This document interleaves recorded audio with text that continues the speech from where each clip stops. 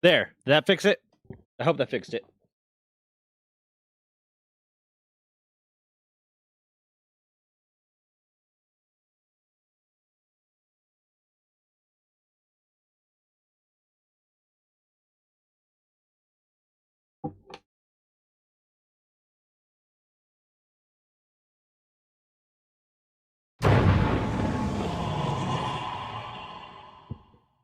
That happens sometimes when my internet like randomly decides to stop fucking working.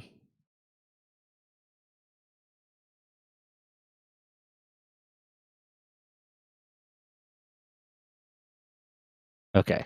So much bookshelf. Oh, hey, bud.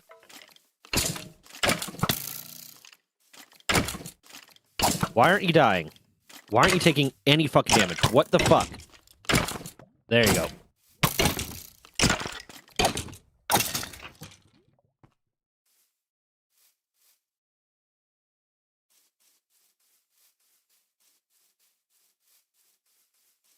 Boop, boop.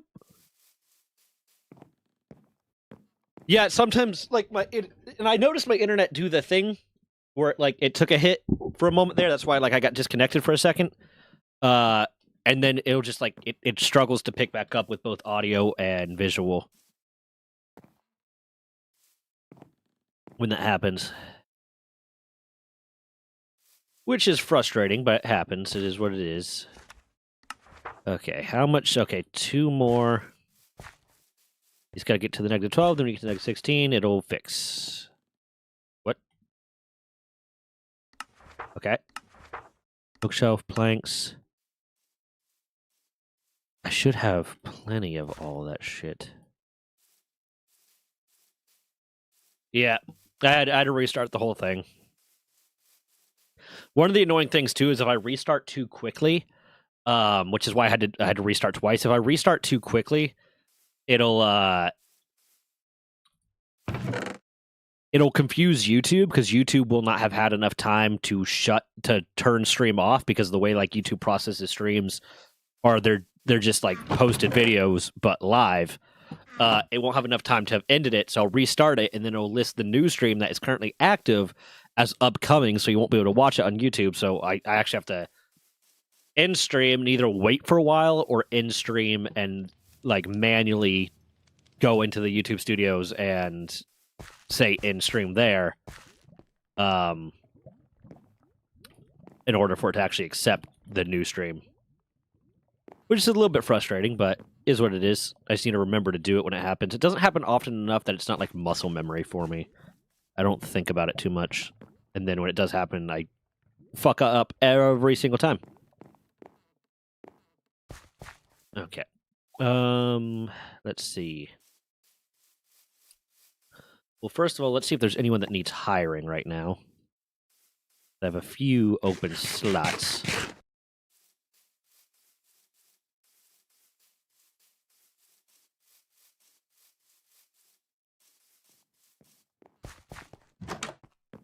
I mostly want people that be good guards right now.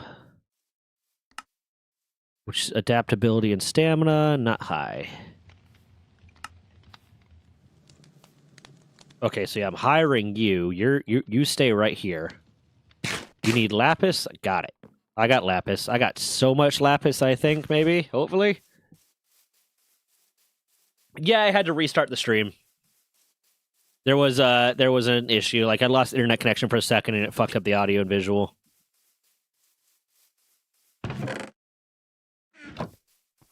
Oh shit, my food. Give me a second. Fuck.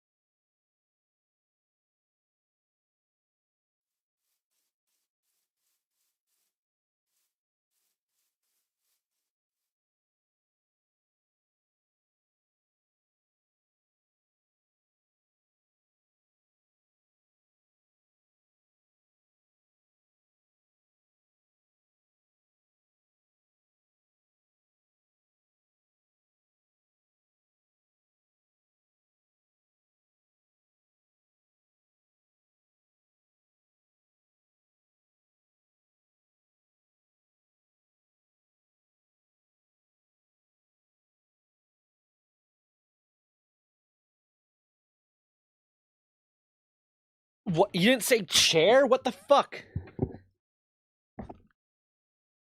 What the fuck, Repexer? It's chair. It's not seat, it's chair. Are you even the real Repexer? You're not the real fucking Repexer. You're an imposter.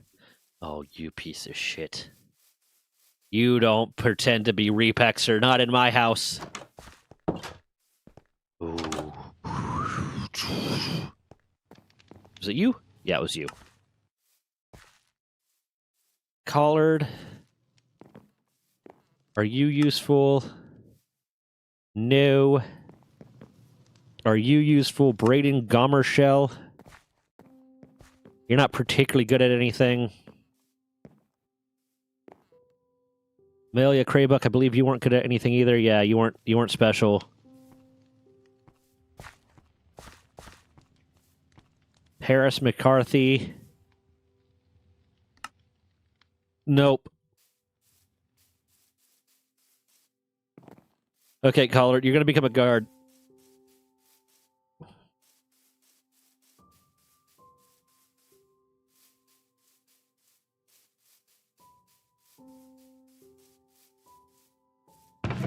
Where's your stuff? Bam, bam, bam. Bam. And I need to give you a stone sword, but I'm also going to give you the iron one for when the thing eventually upgrades. Where's my stone? I'm suspicious, Reap. I'm really suspicious. I don't think you're the real Repexer. I'm scared. I'm startled. I think you need to, like, you know, not be lying to me about this.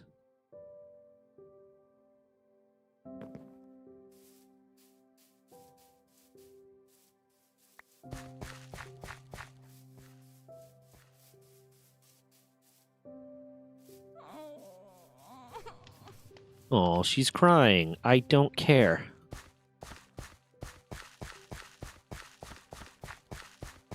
Bam. Bam. Manage workers, hire, show employed, yes. Don't need a forester right now. Recall worker. Right away, mate. I love it's a woman, but the So moment what they will it become be a for you? guard, they become just a weird bandito man. Okay, you got this, you got this. I want to give you both of these. You just kind of do your thing, okay, buddy? I'm waiting for something.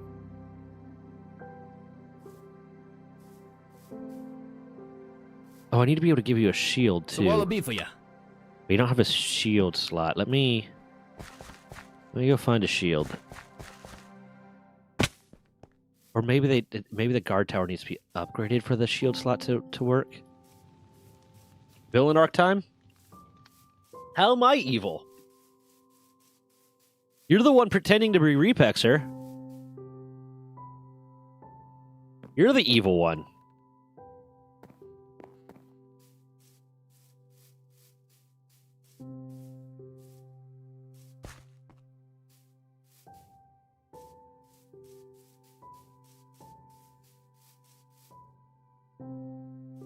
Oh shit, okay, so I need to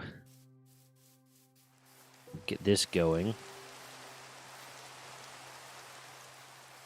Let's clear this.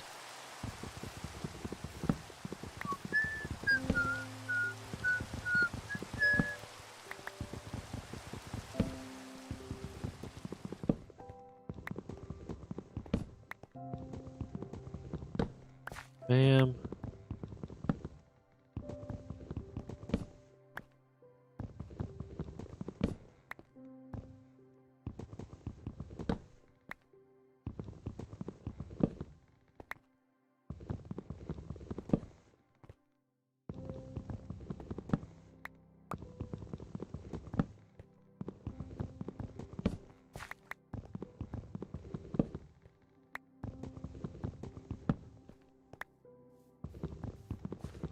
Okay.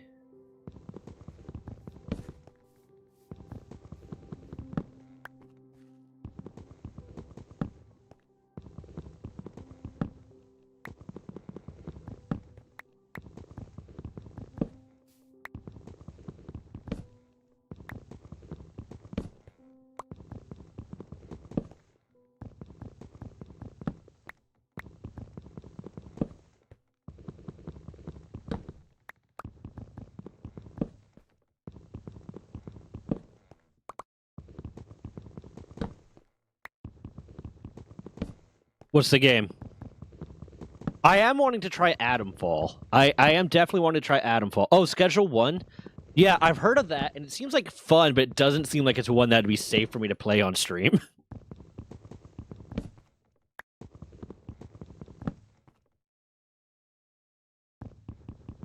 Yeah, I feel like it's not one that I could safely play on stream.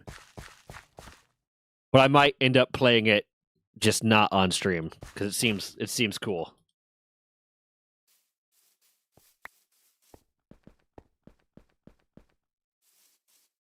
Okay.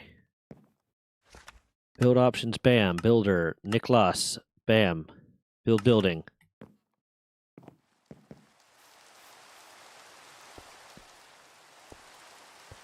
Okay, I don't think I'm going to be able to build the residence there because I think it's going to intersect in a way.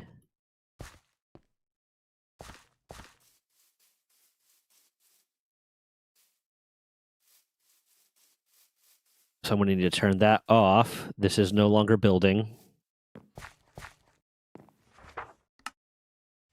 Cancel build.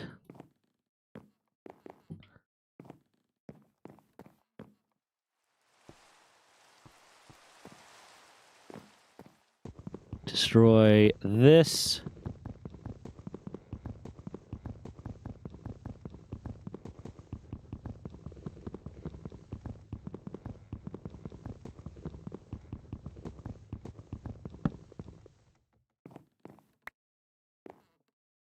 Yeah, I'm gonna turn sing mode back on eventually. I promise I will turn sing mode back on eventually. Just at the moment, I don't feel like it. I'm gonna do it whenever I go back through and actually start adding the new stuff. When I actually like take time to add the new stuff I want to add, because then I'm gonna set a limit to it. Because what I don't want is to have like, you know, an hour of sing mode turned on, and I like to avoid as much as possible denying channel point requests. So I want to set it so that the channel request will, in general, not be able to happen when at a degree that would cause me to start denying them. The only time, like, I want to have to deny requests is if someone does, forbid in-game action thing, and it's when I'm playing with other people. Because with the forbid in-game action thing, the only, like, real limitation I have on it is if it stops me from playing the game altogether, I won't accept it. And if I'm playing a social game, like a group game, and it would screw over my teammates, I won't do it.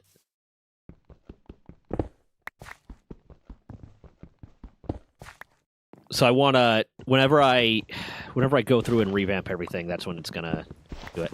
I know, Reprexer, you've been around long enough to notice that I'm really bad at doing those things. It's a big part of it is trying to keep up on the content train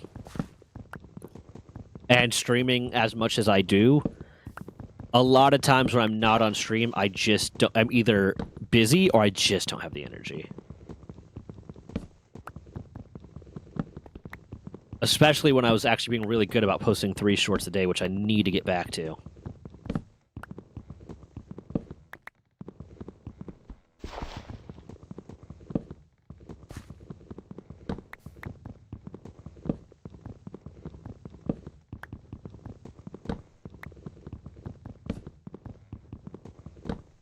I'll be better, Repexer, don't worry.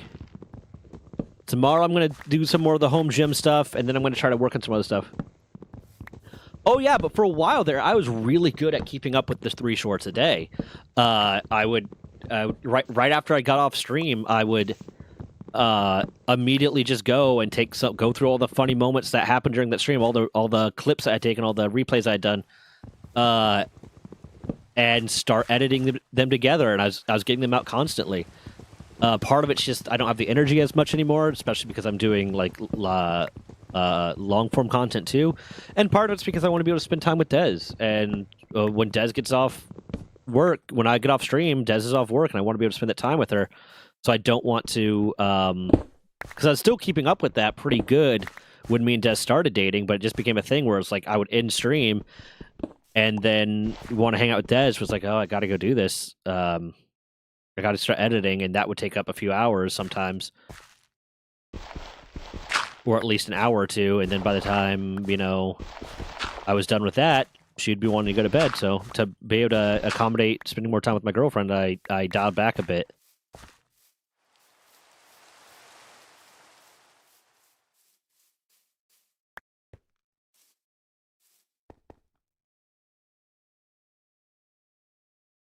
Okay.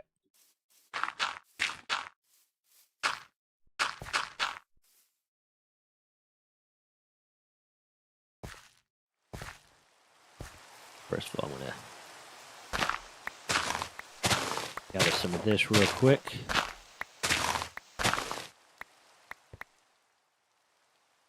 But no, for a while there, like if you go back through my shorts history, you'll be able to tell that like I was putting out 3 a day for like a year.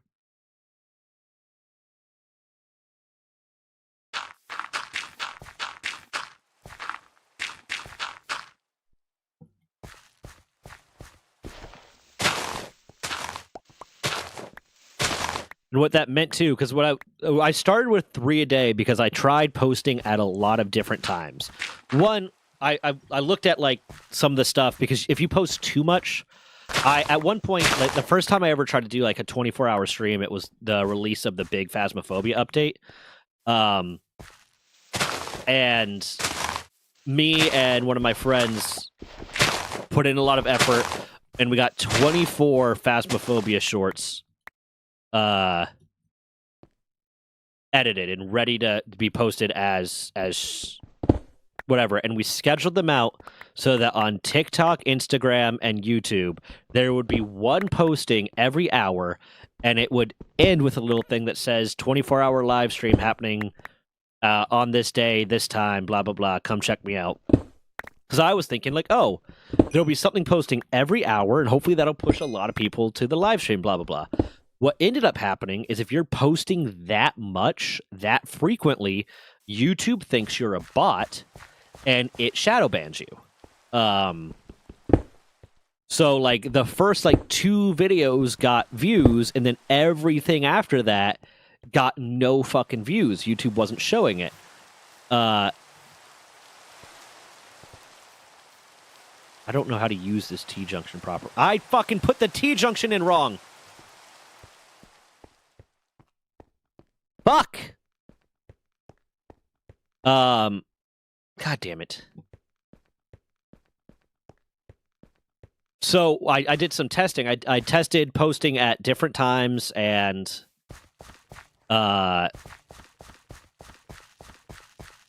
shit, and I looked up and it said, okay, if you post between like 3 to 5 a day and they're spaced out, like the thing I found said, if you post between 3 to 5 a day and they're spaced out, YouTube is fine with that. So I did some testing, and I found out, like, most of my shorts, what was happening was I would post a short, even if it was scheduled like a day or 2 ahead of time. I would post the short, and it would not start getting any real views until about 6 to 7 hours after it posted, and then it would have an hour or two where it would start getting all of its views, and then if it was a short that did really well, got a lot of engagement, then it would get more views past that. But if it wasn't, it would stop. So I realized that what was happening was it was showing it at that it was getting the views and the reach at 6 to 8 hours after it posted, and then it would stop. That's just the way the algorithm was working for them. So what I figured I'd do is I'd do 3 shorts a day.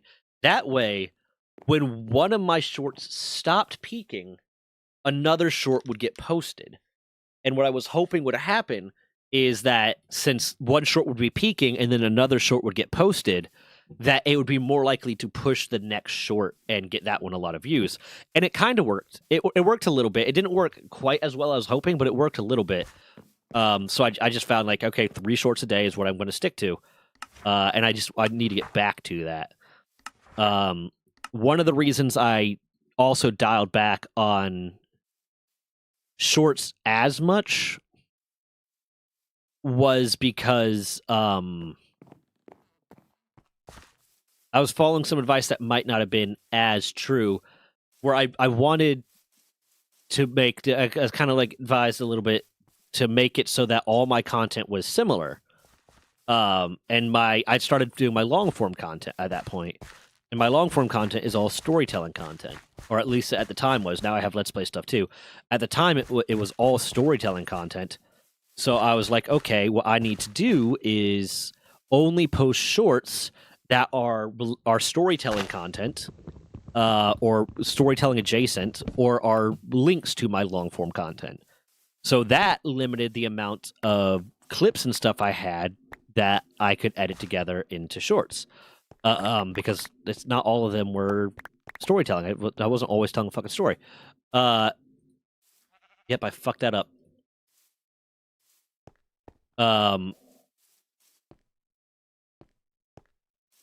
Son of a bitch.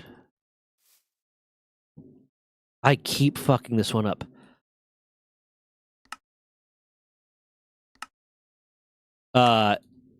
So in that instance, I stopped, and then I got more advice, and like it was like, no, it doesn't really matter. Unless the content's like wildly different, it shouldn't matter all that much.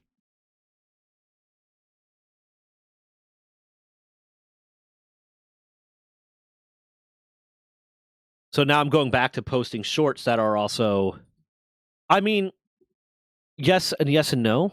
It didn't really change much, I don't think.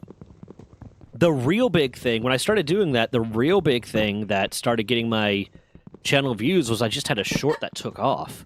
I went from like 200 subs to fucking like 1,500 in a very short time because one of my shorts just took off. That was the real thing that really like helped the channel grow. And then because one of them took off and I had all those subs, I started getting a lot more views in general. But it turned out that wasn't necessarily necessary, limiting my short type. And now I'm posting Let's Play content on my main channel too, so it doesn't really matter as much. So I need to get back to doing 3 shorts a day. And what it's going to be is like, yeah, 1,500. Like in very short order, because one short, and I think, hold on, let me check. I can actually check how many subs I got from that one thing. But I also, like, what I saw too was I got a lot of subs from that one short. Yes, but I also got a lot of subs around the time that short was taking off that weren't from that short. It was the how to navigate video.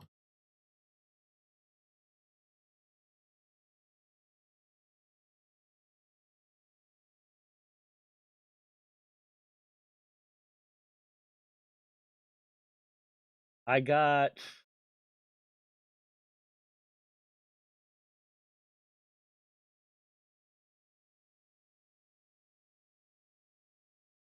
I got 1.4 thousand subscribers from that one video, but during the time that initially started taking off, I also got a fuck ton of subs from different videos.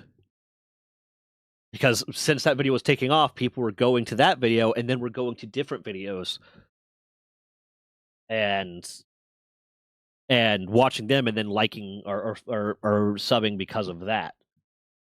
Let me actually look real quick. Look at my analytics, subscription source.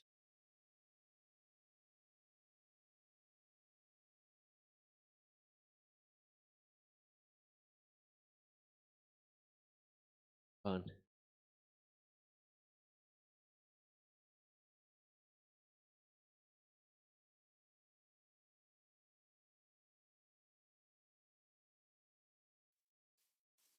Content, subscriber content, secondary metric.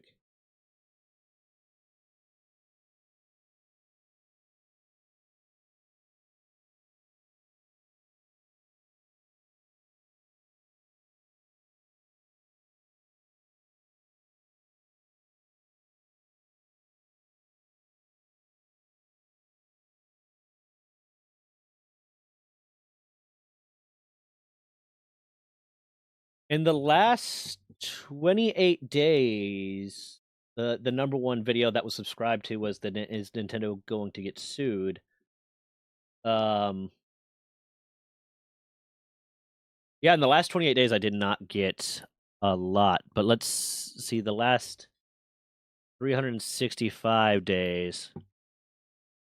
In the last 365 days, in the last year, I got 1,400 subs from How to Navigate, and then during that same time period, I ended up getting a lot of different subs for like My Team Abandoned Me Without Warning, which was the video that was linked by How to Navigate, and then a bunch of other shit. For my family to live here. Yeah, but by far that was the one that got me the most. And I love too, like I wish Shorts watch hours counted for monetization because I got 24,000 watch hours from How to Navigate, but it's also because it got like 2.6 million views.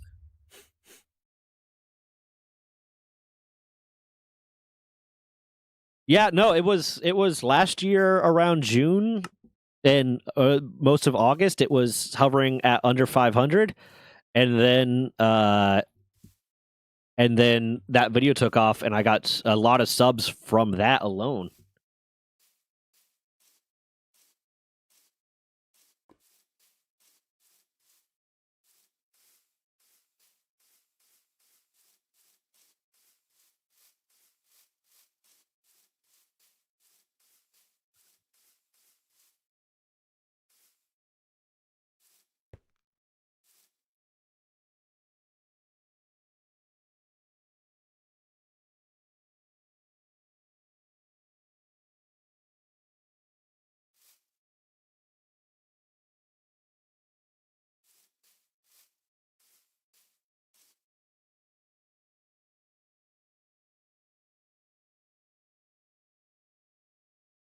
I don't know what the fuck's going on there. Yeah, I'm happy about it. It means that like I'm going to be able to actually start putting out, I'm going to get monetized soon, so I'm going to be able to start hopefully paying my editor to do more stuff, which means I'm going to be able to put out more content, which means I'm going to be able to focus on other content. It's opening doors, and I'm happy about that. I'm really happy about that. Now, if I could just get this fucking fence laid out right. I mean, I appreciate that. I don't think I'm any better than like anyone else really, in any way when it comes to the type of content I make. I just think it's one of those things where it's hard to grow on YouTube. It's hard to grow like that because if you're not already popular, it's hard to get popular.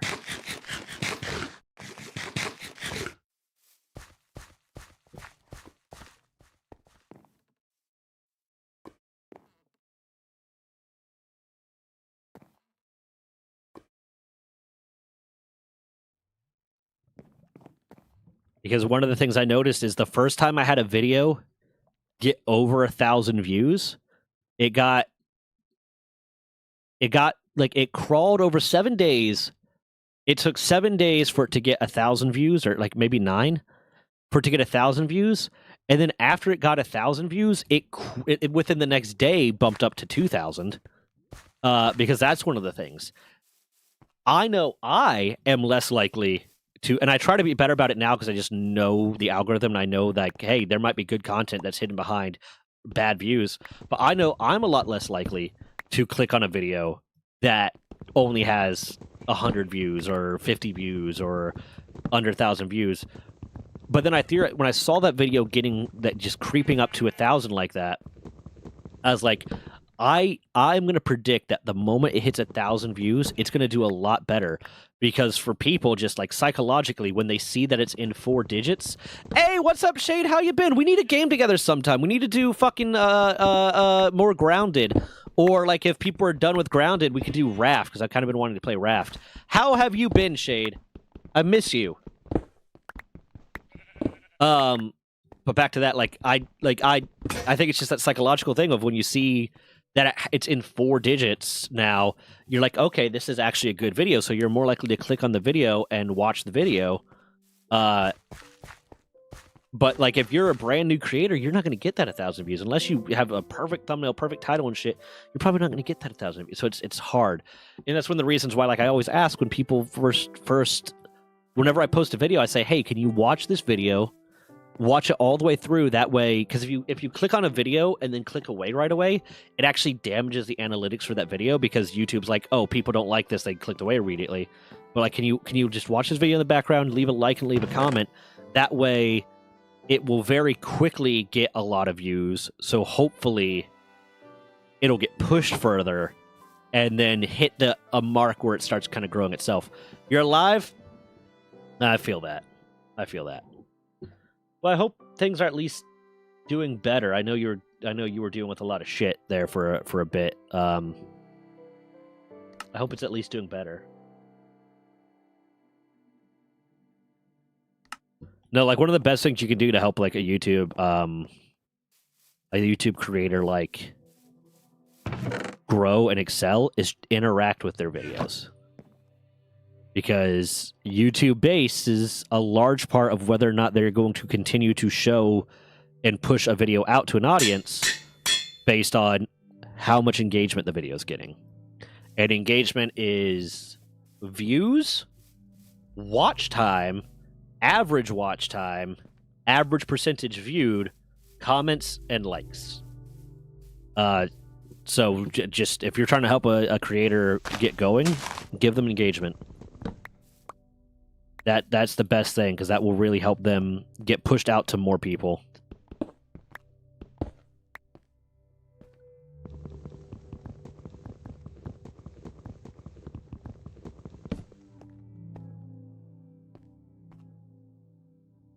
But I appreciate your support, Reap.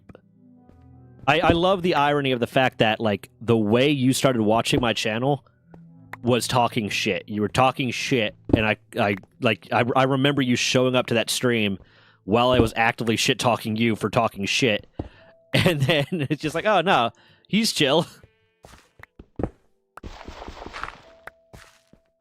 I think that's very funny. Okay, let's make sure I actually do this the right way this time. Jesus. Whoops, it's segment. No, it's corner. T corner. It was funny. It was really funny.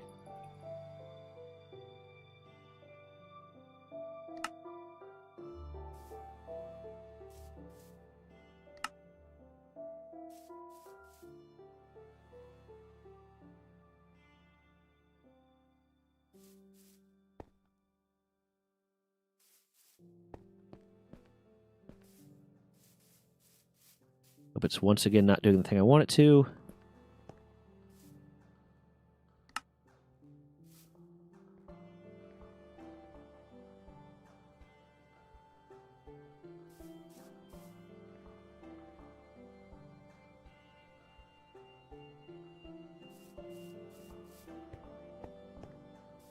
Okay. Yeah, this is the way I want it to go. I think.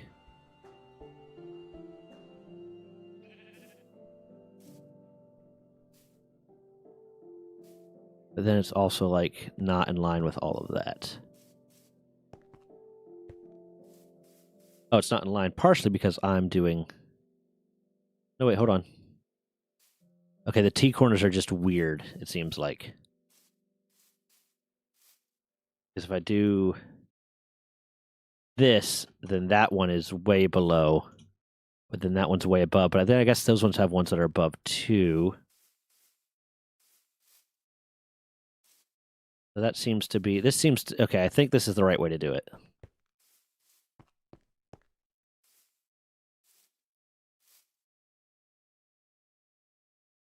Yeah, everything's in line this way. Okay.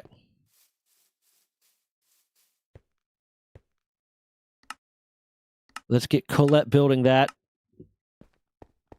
Also, remember that I initially scrolled past you, but I was bothered enough to go back and comment. I mean, that is a legitimate, like, trick to engagement that I don't try to do, but I notice sometimes the stuff that I put out kind of does do that, where I say something, and it's some people do. People intentionally say things that are kind of like inflammatory, and are gonna get a reaction because, again, all that matters in terms of the algorithm is engagement.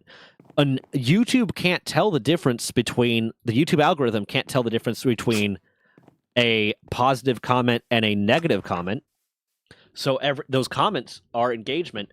And apparently, they don't even differentiate between a like and a dislike when it comes to engagement. So even the dislikes push videos. And it's something that some people do intentionally, where they intentionally make all their content like very inflammatory and stuff, so that people will get pissed off and they'll start commenting on it because that's just driving engagement. Or they'll intentionally say something wrong so people will correct them because that drives engagement. And I don't do that on purpose, but it definitely has worked for me in the past when I've just said something or done something that pissed people off for some fucking reason. And they're like, this piece of shit, this absolute fucking asshole. And then it gets a bunch of comments on it, and then that video does really well. Like, I remember I had a few videos where I was just talking about like a civilian job I had. Oh, it was it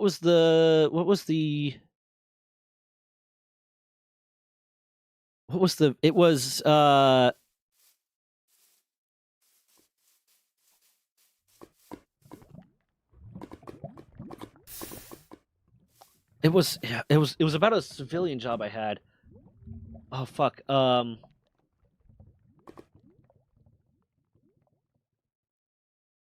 damn it, what was it? Malicious compliance. It was my malicious compliance video. And the long form video, at that time my long form videos weren't really doing great compared to now. But these shorts got like tens of thousands of views, which at the time was fucking insane for me, because there were so many people that saw it. Was just me talking about malicious compliance. If you don't know what it means like when you are following the letter of a rule, like especially with a customer or at work, as a way to say fuck you to your boss or to the customer because they're being an asshole. So like you have a customer that's being annoying and being a dick, or your boss is like trying to say you have to follow this rule exactly, and it doesn't make any sense. So then you just follow the letter of the rule exactly. And I had a video about that, and then I had so many like boomers just pissed off commenting, I would have kicked your ass, you little shit, and blah blah blah. I'm like, bro, you are driving this video so hard. I know you're angry, but this is helping. And I didn't think that would be one that would get a lot of those. I didn't think that was going to be one, because generally like people like enjoy stories of malicious compliance of people saying, yeah, I stuck it to the man because they were being an asshole. But this one had so many people being like, little fucking little shit. It's like, oh hey, okay, good to see you. I'm okay with that. I'm okay with you being this goddamn angry.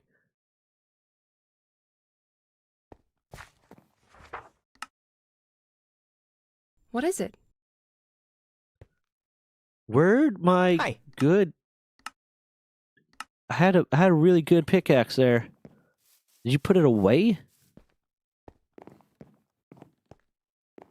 So it's not something that I try to do generally, but it is something that has worked for me in the past. There are and when it first started working for me, it wasn't even something that I recognized was happening, that would happen. I was like, yeah, because like I said, the first time I really noticed it was with the malicious compliance video. I didn't think anyone would be angry about that. Oh, I need to do in the architect's cutter. I didn't think a single person would be angry about that. And since then, there's been videos that when I'm getting ready to post, I'm like, this is going to piss people off. People are going to comment like hell on it. And it's going to get a lot of views. And I'm okay with that.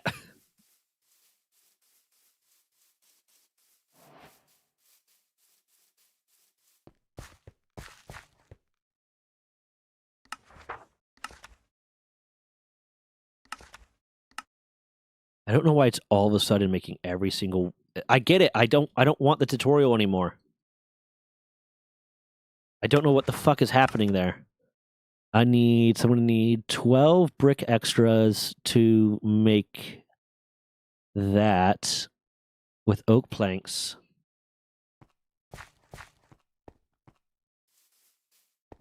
I don't even remember what the video you were commenting on was. Like, do you remember what it was? Because I do not remember. I'm just lost with that one person who keeps calling me a twink. There's nothing twink about me. I don't know what that fucking is. I don't know why that came about. And at first, like, my first reaction to it was like I almost like hid the guy on the channel because I was like, is he being like? Because I was wondering if he was being like homophobic. But then it's just like I was like, no, I don't think he's being homophobic. I'm gonna maybe he's just joking around, whatever. It's because it's not really homophobic, and I was like, I don't know what to do about this. And then it's just like it kept happening occasionally. I was like, this is, but it was never hateful. It was never like a hateful thing the dude was saying. He was just like, get that twink back in here. I was like, this is kind of funny. Like, I'm enjoying this. This is just goofy shit. So like when he would appear in stream, or when he would appear in comments, I would like be hesitant to react to him because I didn't want to, like, I was worried it was going to go down a line. But at the time, he was just saying goofy shit that was funny. I don't know where the fuck that came from. I don't know, like, where all of a sudden he's just like, yeah, that twink there. Like, bro, dude is big, muscular, fat, and a deep voice. I don't know where the fucking twink shit came from. It was yeah, that dude's weird. I'm pretty sure, but I can't confirm that he is. I need to ask him. He's Donks in the Discord server right now. Call me Donks in the Discord server because on YouTube he's I'm Donks.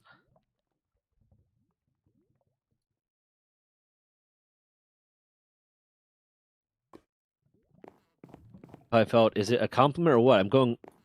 I'm more of a bear. Yeah, exactly. Like it was so. It was so.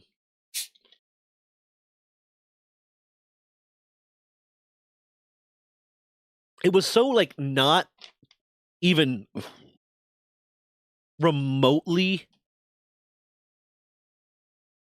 relevant. Like him like, because if you were a Twinkie dude and you had appeared on stream and you were a Twinkie dude and he was like, get that twink back here and blah blah blah, I might have been like, okay, knock it the fuck off. You're objectifying him, you're sexualizing him, you're doing whatever. But the fact that you're not, I was just like, I don't even know what's going on, but I'm kind of getting a laugh out of it. It's kind of funny. Where's the bricks? Did I already use all of them? Am I going to need to get more?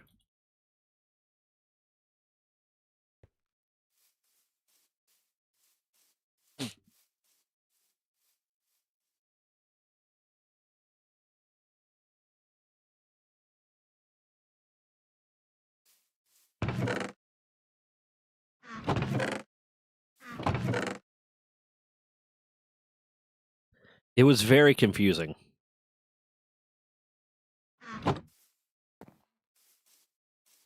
as long as you know yourself, Stack.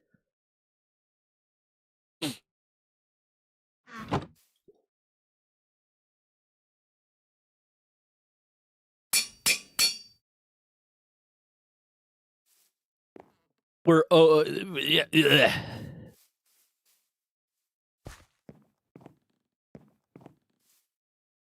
Maybe a power bottom on occasion. No shame here, man. You do whatever makes you feel the most happy. Whatever gets your butthole the most happy, buddy.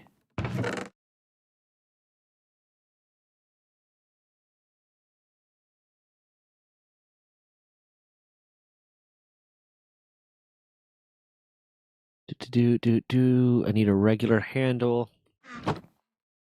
I might pop over to Fallout 76 here in a minute, Stack, if you want to join in and we could share some stories.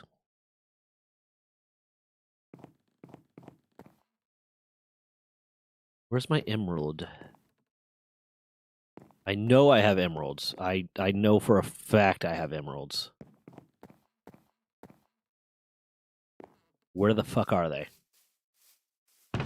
Well, fucking install it. You're gonna have a minute.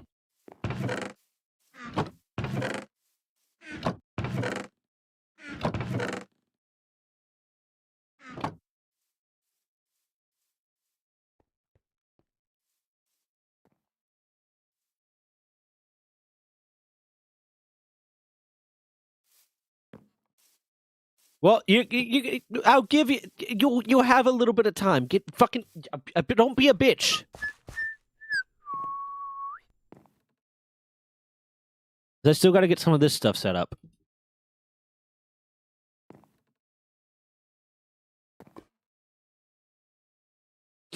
Won't be able to fix that until the end of the month. Fair. And then you'll be getting a really good computer. So there's that. Oh, shit. Okay, there it is. I didn't even need to make a new one. Okay.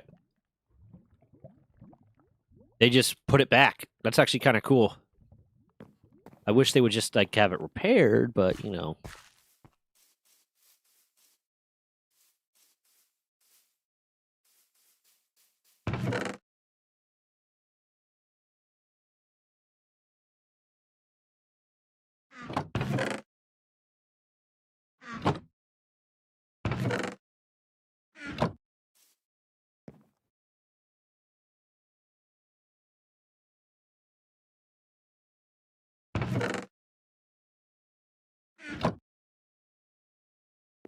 Bam. I need this to repair that. And then this to repair that. Then I'm going to throw a diamond on there. I'm going to get you back to work. Okay. Wow. You are so wise. That was a fucking weird way to say that, my guy. I guess you don't have to be on Fallout. You don't have to be on Fallout while I'm on Fallout. But, you know.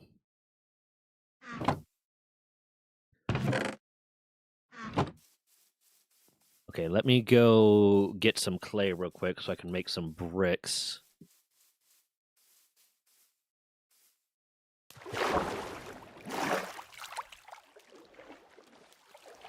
There's my potatoes and carrots.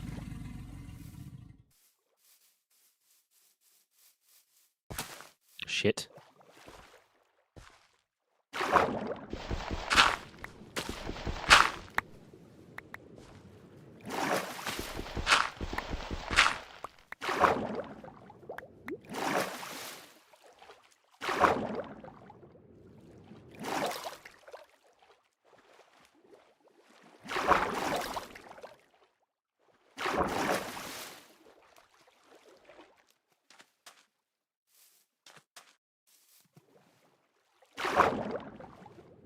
That's clay, that's salt.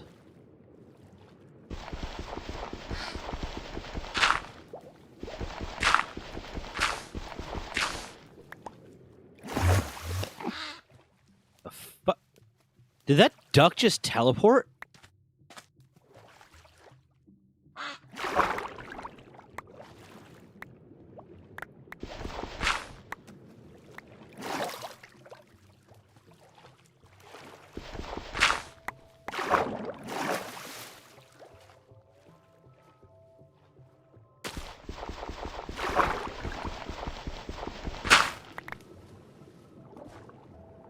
Okay. I'm not going to bother harvesting those yet.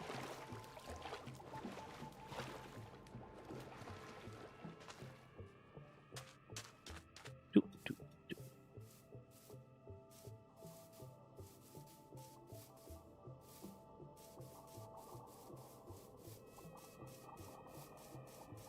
Boop, boop, boop, boop, boop, boop.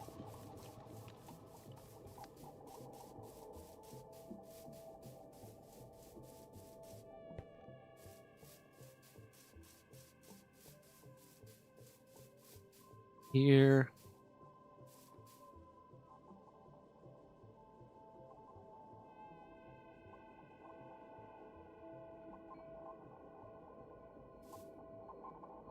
I have 8 of these, so 4 sets of 16. Bam. Bam. Bam. Bam. Okay. Well, those are cooking. I'm going to get the wall set up to continue growing. And once I have the university stocked and ready to go, I'll hop over to 76. If you want to go ahead and pop into I guess, waiting room, and I'll pull you in when I'm ready. Or hop into center stage, because I'm not even in center stage yet.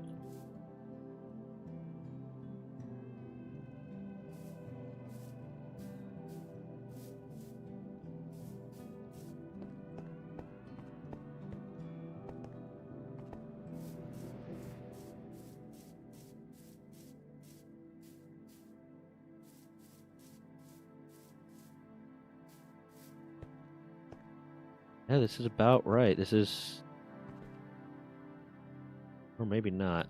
Well, these T-corners are weird.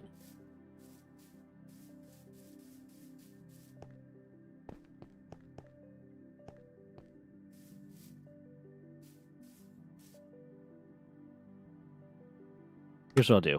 I want to check to see what the corner looks like.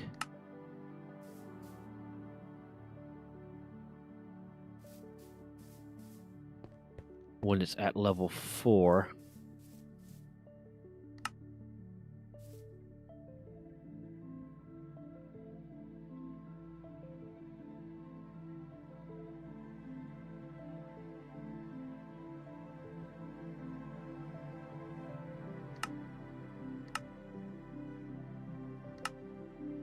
Corner.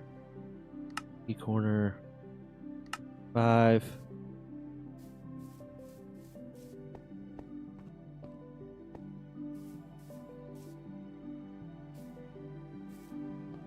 So the walkway is here and here. Okay. Segment 1. Actually, segment 5.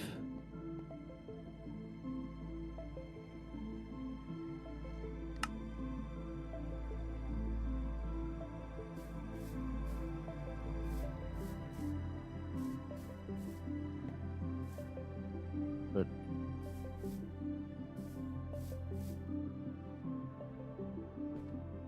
because then,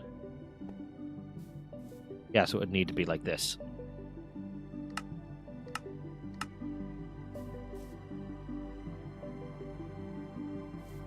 No. Wait.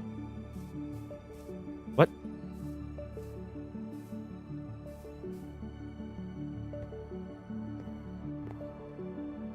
Okay. Fuck off. Well, I guess, yeah, then it lines up with all of this really well.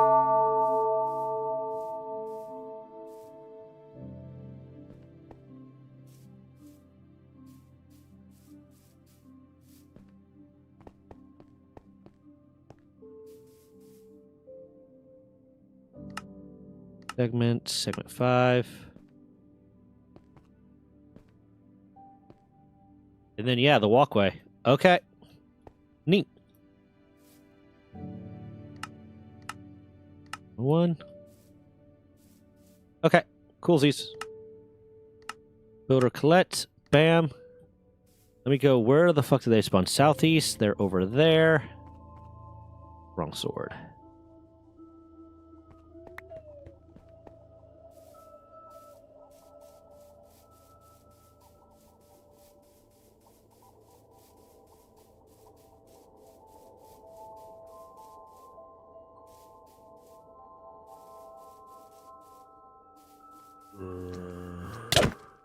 I'll be back. The barbarian raids have been getting bigger, but not significantly. Not more than I can handle. I do need to make my guards stronger. I'll be back. Especially, I need to get them so they're actually using the fucking shields.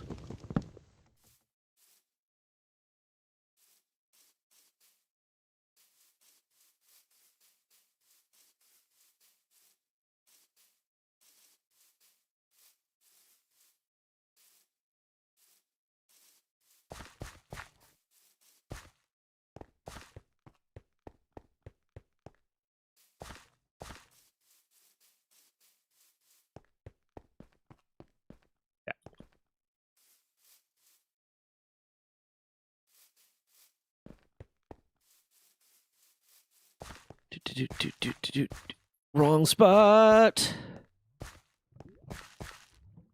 Okay, those are done.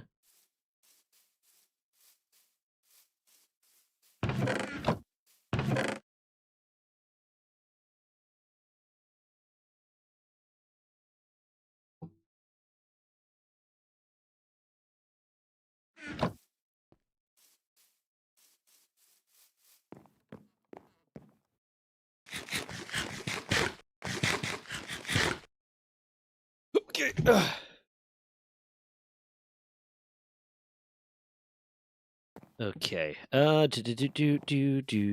to collect those. I'm also gonna need some oak wood. Let me get that first.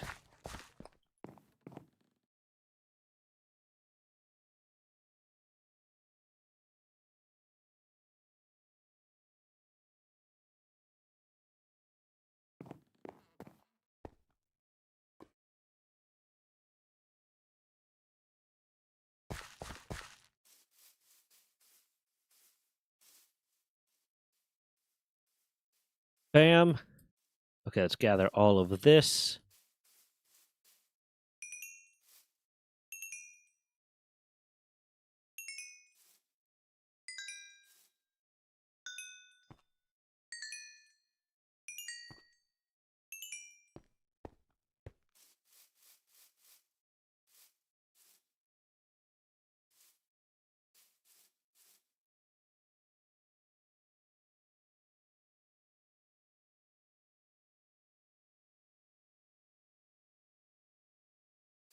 Okay. I think it's like 84, which means I'll need like 21 of them. Okay, I need 12 of them. Like this. And then we're gonna need. It's 83, but it's in increments of 4, so.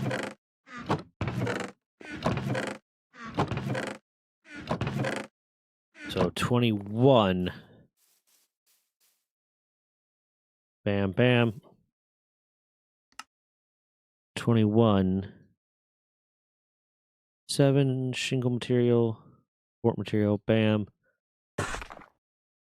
Okay.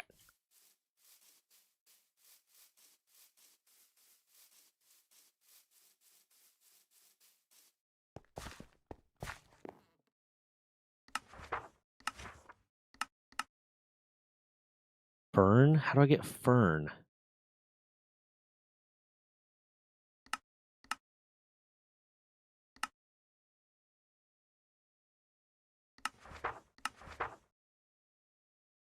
I have so much frame paper too. I don't know why it doesn't keep up with that. You know, I need to put down the final set of chests.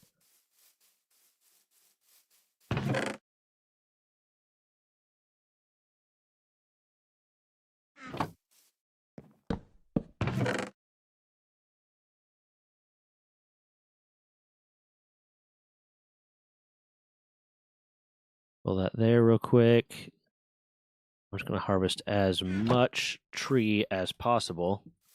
And then I'll hop over to 76 here in a second stack if you're still there. Once I got tree and got that replanted. So I want to try up 76. I don't know if I'm going to be on 76 for long. I kind of want to play repo again. But they just recently did the goooo update to 76, so I kind of want to do it.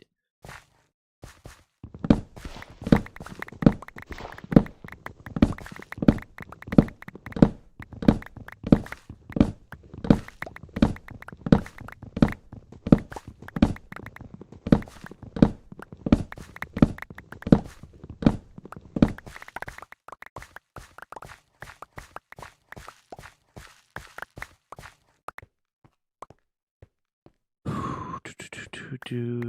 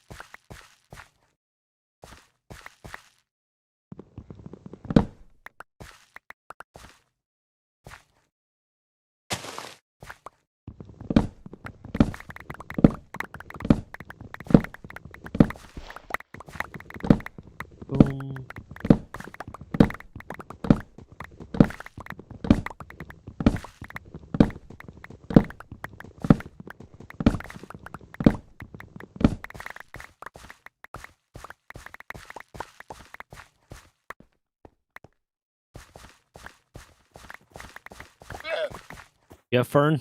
You don't have fern. You have cactus, and I kind of need cactus, but I can go back to the fucking desert biome and get cactus.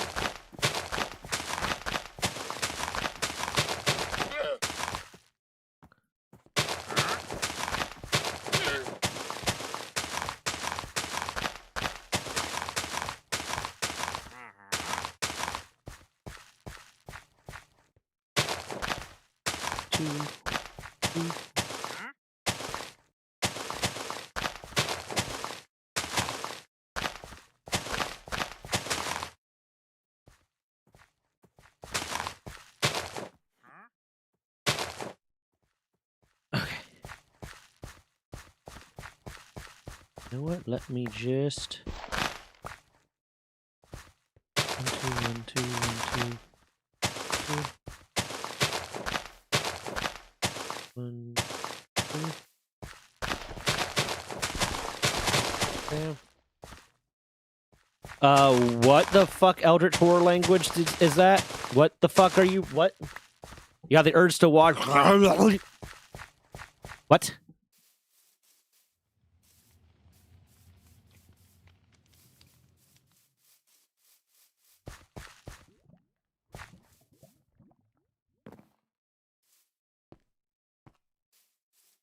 Well, I knew it was Russian. I'm more so, like, was trying to ask what the fuck the word is.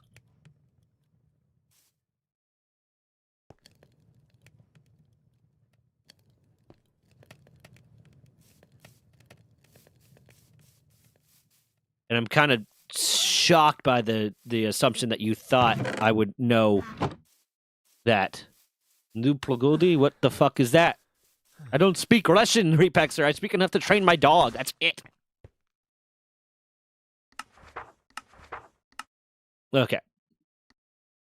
It's Fallout time. At least for a little bit. I'm going to try a little bit of Fallout. Again, Fallout 76. If I can get back into it, because I did enjoy it a lot. Bam.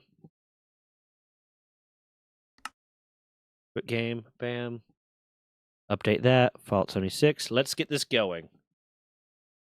I hope all the atoms that I should have gotten from being having Fallout Plus that I never ended up answering are still around.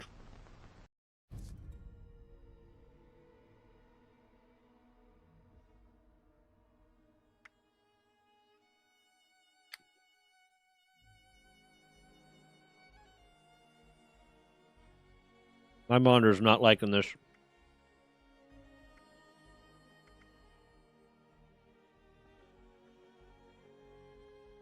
It super does not want me to have Streamlabs and Vault 76 both up at the same time. Okay. What? Okay, English translation, my guy. English.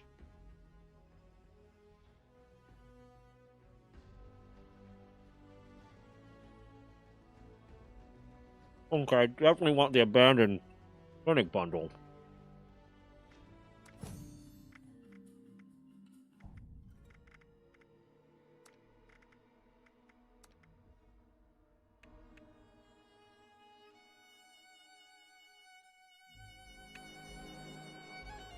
What?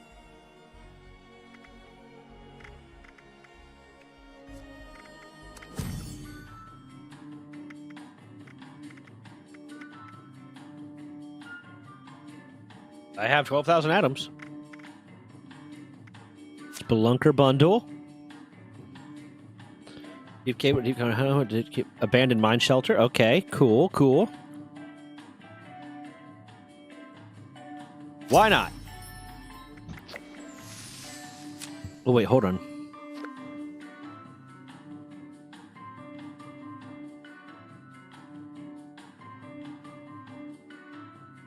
Air military vehicle set. Fight for freedom assured. Undetonated bomb.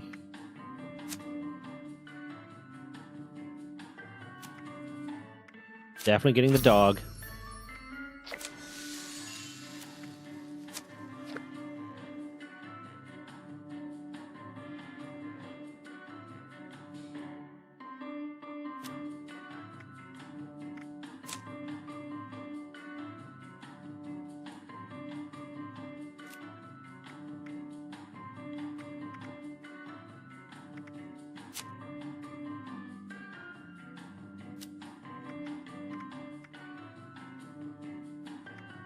You can't see anything? Hold on.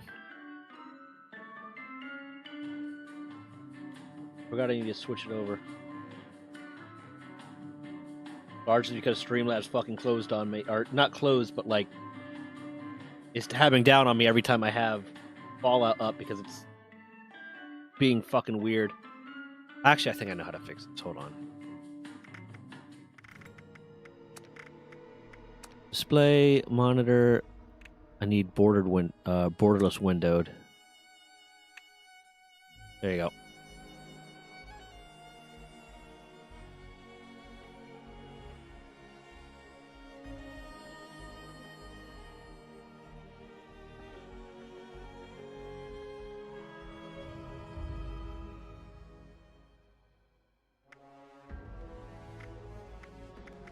Hold on. Borderless window.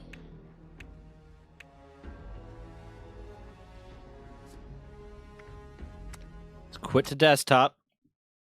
Do it again.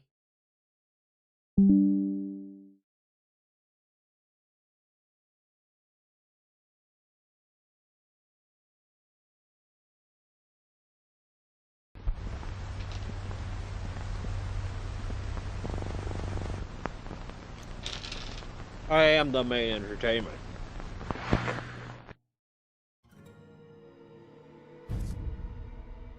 Okay, that fixed it.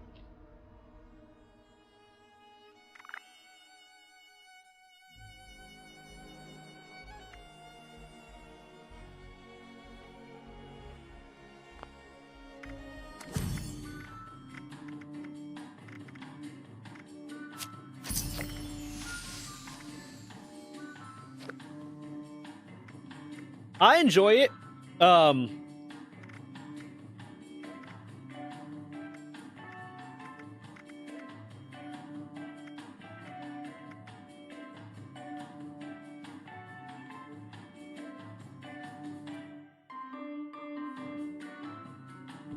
To me, Fallout 76 is kind of like the Club Penguin of Fallout games, and that's how I kind of like to treat it.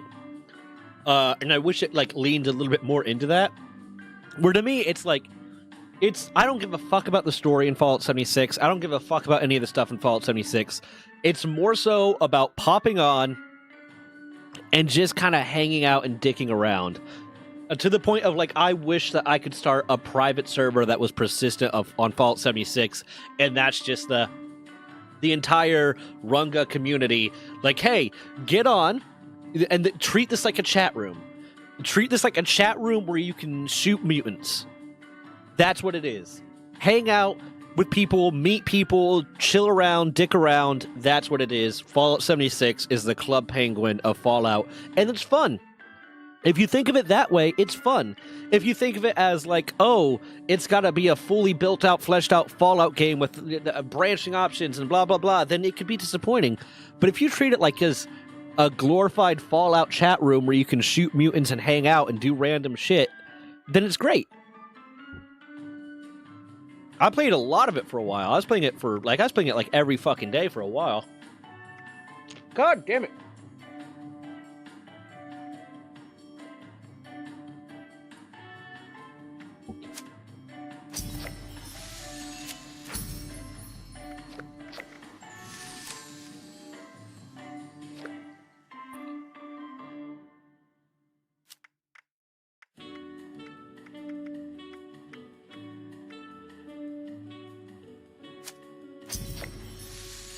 Thank you, Repexer.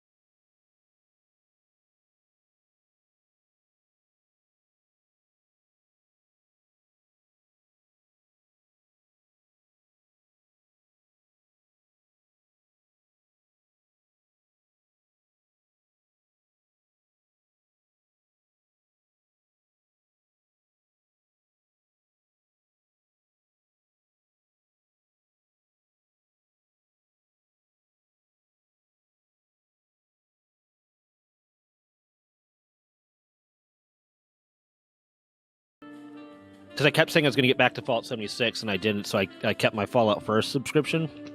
So I have so many atoms saved up right now. Yep.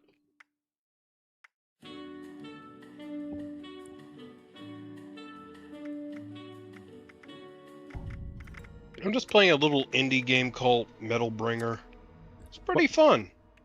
Metal Bringer? Yep. Fuck is Metal Bringer?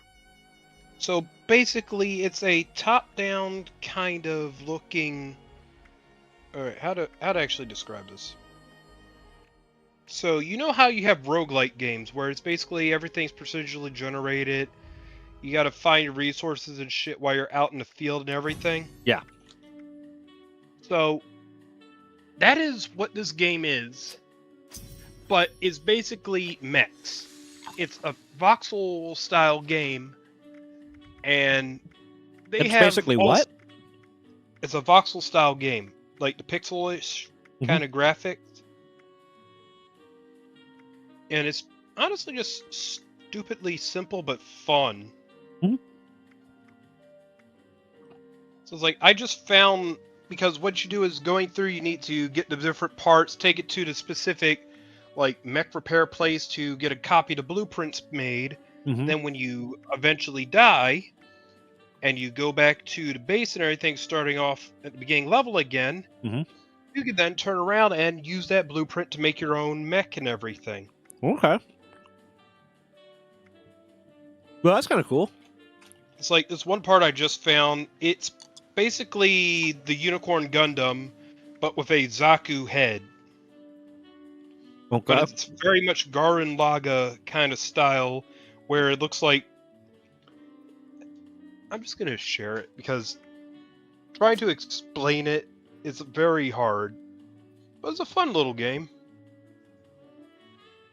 Okay.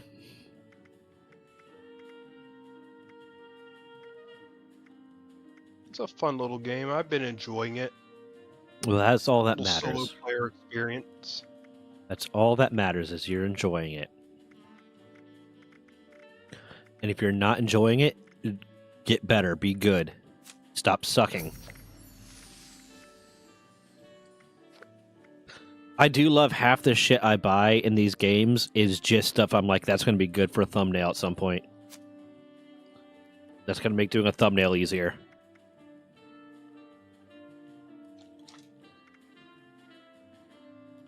Right now I got various little, like, app discs and everything, because your character is basically a little machine, and its effects that it does is it repairs the mech that I'm in, as well as my little guy that I am. You're just a little guy. Well, you literally have your little droid self where you look like some kind of You're Bomberman, Mega Man just looking thing. a little guy. Oh boy, more puzzles.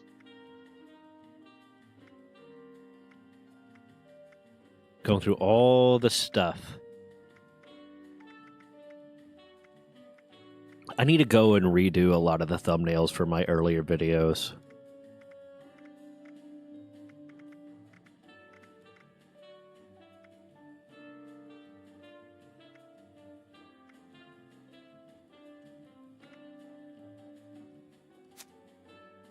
I like this.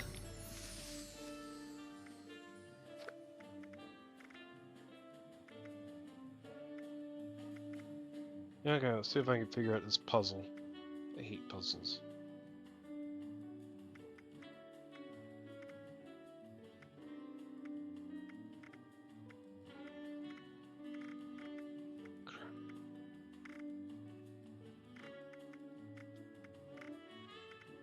Hey, what's up, Venom? How you doing?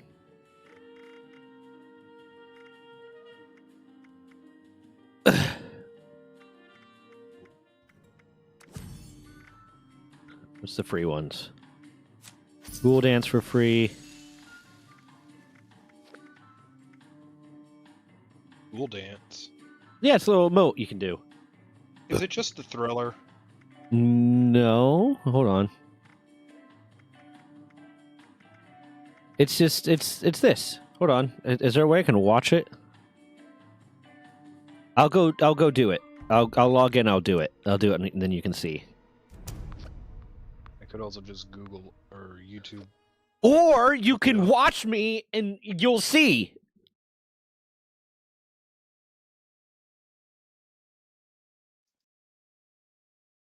Ah, fuck! That's how angry you made me, Stack. That's how fucking angry you made me. He's just an angry little man.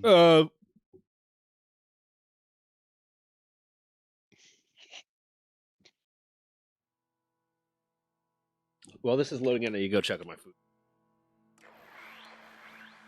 Your burrito is nuked.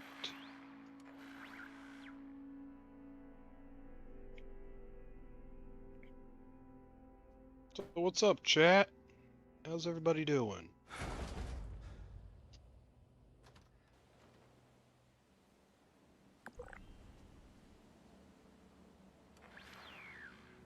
Zach's gonna load in, and a Deathclaw's gonna come and kill him.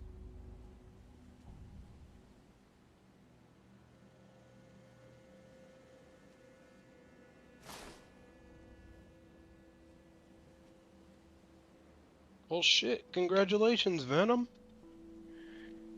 Yeah, my last 2 weeks have been kind of shitty. My company's been doing stand down for inventory and crap for the year.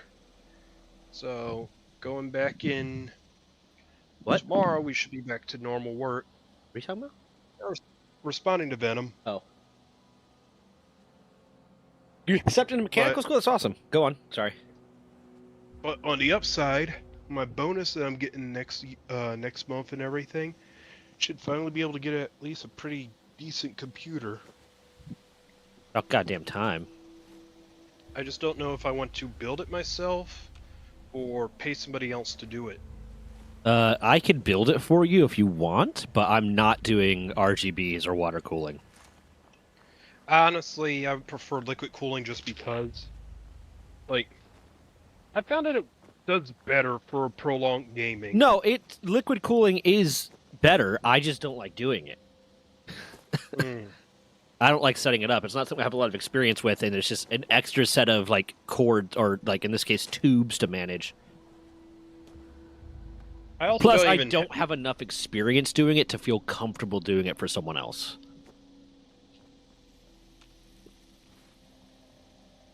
Yeah, that's fair enough. But honestly, I was just going to figure out like a pre-built thing, maybe switch some like graphic cards and stuff like that with it. We go with like a pre-built setup. I mean, there's places where you can they'll build it for you, kind of thing. You buy the parts and from the website, and they build it for you. I think Newegg does that. Yeah, it's the other thing. Also, is like I prefer to have somebody to where if something goes wrong, It's can their point a fault, finger yeah. and yell at them. No, that's honestly like my next computer. I'm because I want water cooling and I don't like doing it. Or liquid cooling. Let's get it right. Liquid cooling. I don't know where the fuck I am. And I don't like doing liquid cooling. You're right by the shooting range for the scouts. Oh yeah, yeah. I remember because the last time I got on, I was getting a thumbnail for a video. The last time I got on Fallout 76, I was doing it was so I could get the thumbnail for the video where we were talking about stupid people on the range. Yeah. That video did not do as well as I would like, and I think a large part of that was because the game was grounded. And grounded's kind of not really in the algorithm right now. Yeah. Okay. I don't even need anything fancy for the water cooling. It goes to the reservoir, it goes to the CPU, and it goes right back. That's it. All's got to be.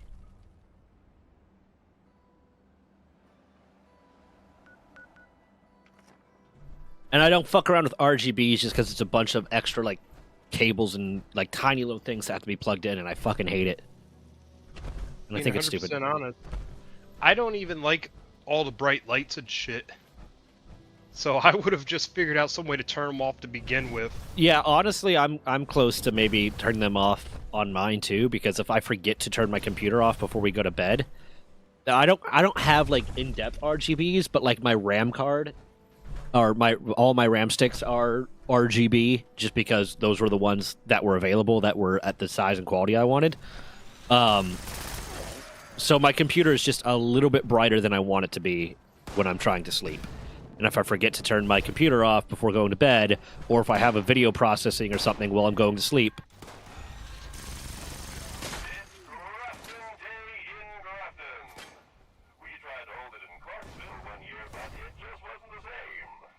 No, I can understand that. yeah.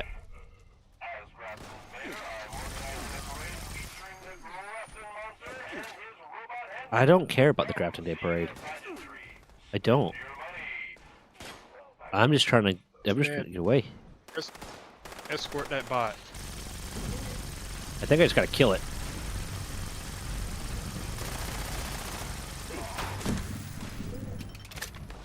Oh fuck, here we go.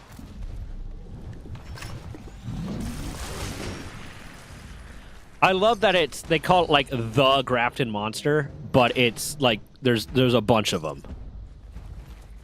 Okay, that was quick. Okay, can I just fucking fast travel somewhere, please, to get away from all this shit? Where's my... There you are.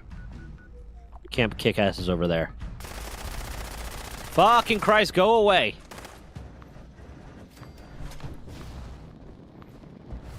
Since I've spawned in, I've been getting shot at. But no, I do not blame... Oh, there you go. I do not blame you for wanting water cooling. It is a lot better. Especially for the longevity of your computer. If you're doing long sessions of gaming. It's just not something I have a lot of experience setting up, and I kind of hate it the few times I've tried. But, like, I'm probably going to, the next time I get a computer, I'm probably just going to buy one. Pre-made, because save me the fucking every build I've ever done has had either a part's been defective, so I've had to send it back and get it RMA'd and get a new one, and then that takes time, and there's always been just something fucking annoying happening that I've had to deal with, causing problems. Hold on.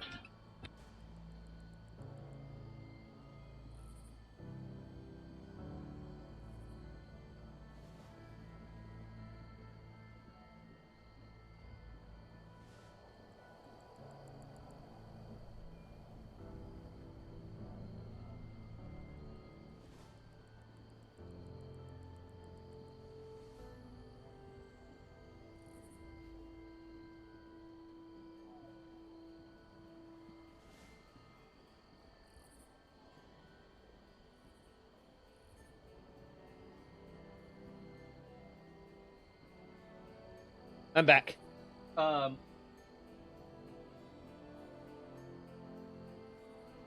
but there's so much validity in that of being like, listen, if I'm gonna buy this thing, I'm gonna do this thing, this very expensive thing, I want someone to hold accountable if it doesn't work, and I want that someone to not be me.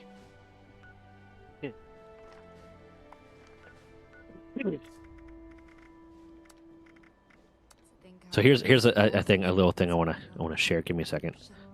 Oh my god, just fucking.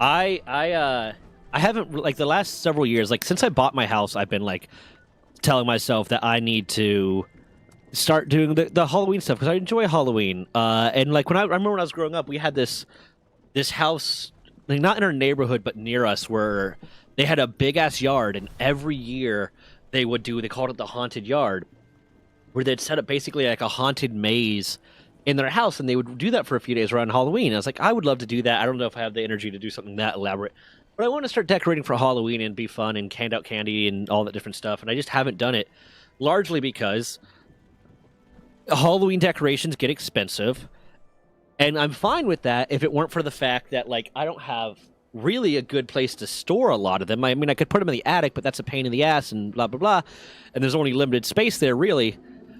So it's like, am I willing to put in the money to do that and then have to store them and then have them take up space and blah, blah, blah. But I decided next year I'm going to do it. And next year I am going to do Halloween solely because I discovered these candies. These candies are little gummy eyeballs. They're fucking delicious. And I want to hand them out. I want to horrify someone's parents when their kid pulls out a gummy eyeball and just eats it in front of them. Mm. So I'm going to do Halloween next year, and the only candy I'm giving out is gummy eyeballs. Hold on. They're a little bit of a pain in the ass to open, though. So, my access to Newegg just got blocked. Why? I don't know. Our systems have detected unusual traffic from this device. Please check our policy and agreements for more information. Feel free to click this link and give us feedback. You have a VPN on? No. Because I've had that happen to me sometimes, and I just changed the browser I'm using. 1 second. What's up, love? Mom sent us So socks. I said hi. Stack says hi. Why did she, like, both of us? Okay. My mom sent us Easter-themed socks. Oh, that's cute. Okay.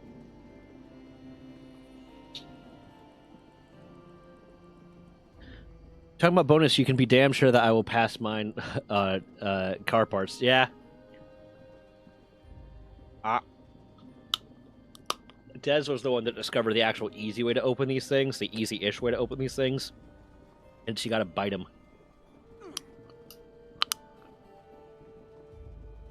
I was trying to open them with like knives and scissors, and it's hard. And she just, went full feral and.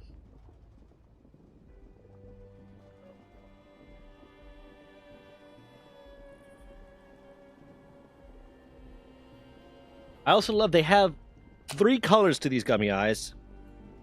And what do you think those 3 colors are? They're gummy eyes. One of them's blue, one of them's green. What do you think the third color is? Red. Yes. That's red. Fuck you. You gotta go with the weird kind of emo vampire red eyes.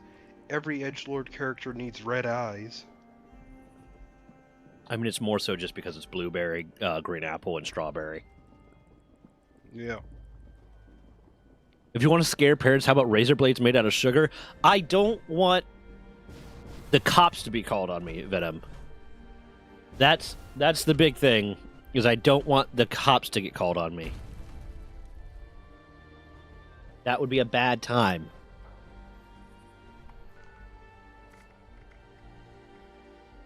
I don't even know what I'm doing right now. Hold on.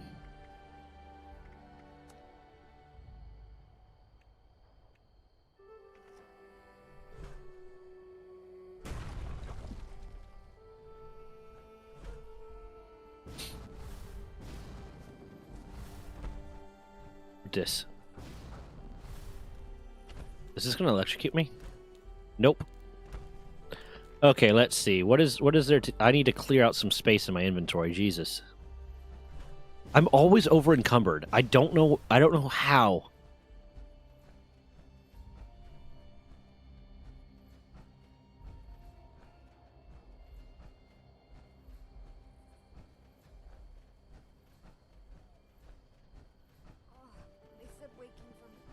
Exhibition.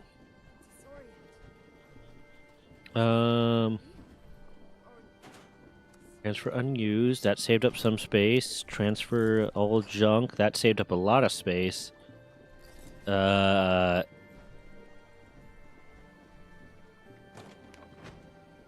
then, okay, weapons. Which ones am I not using? I'm not going to use that. Not going to use that. Why do I have so many weapons? What? I have a bunch more weapons than I thought I would need. Well, whatever. That saved me up some space. How do I... Bam. This is my weapon. Cremator. Okay. Hold on.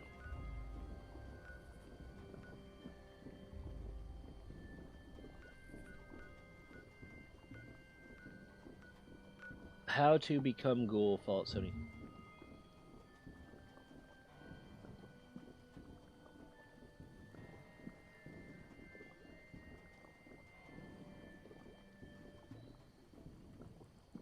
Base which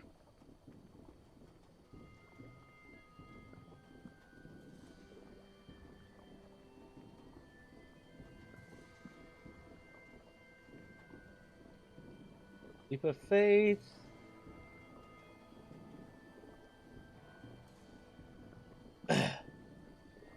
I gotta listen to a distress signal. You ready to watch me turn into a ghoul, Stack? I mean, you can't get any uglier. Ha!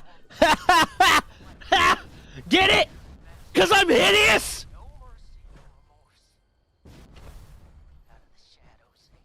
Of course, now you gotta start talking your ghoul voice. What's my ghoul voice? Hey, smooth skin. You just sound like you're a chain smoker. And then there you go. Make it a little more raspy. And then there's your ghoul voice, smooth skin. You just sound like a douchebag, dude. I don't know what the fuck that was supposed to be. You just sound like a fucking asshole. You sound like a massive piece of shit. What are you doing? Like, why are you? Why are you? Is honestly the best. Why? I'm the one ghoul from Good Neighbor. Which there's a lot of ghouls in Good Neighbor. Exactly. You talking about Hancock? Because you're not Hancock. You're not nearly smooth enough to be Hancock. Hancock wasn't some little twink boy. If Batman was a douchebag, Batman is kind of a douchebag. Don't pray to God. Pray to me.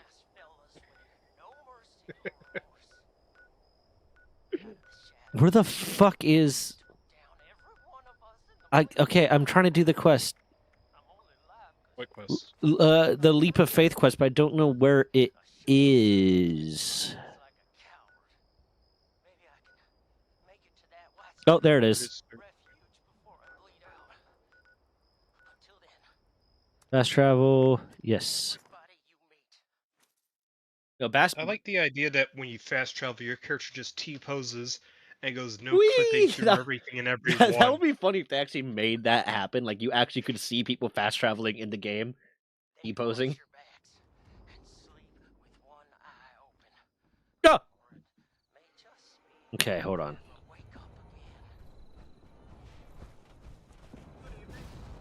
What the fuck is going on over there? Oh, I think it's a Scorch Beast.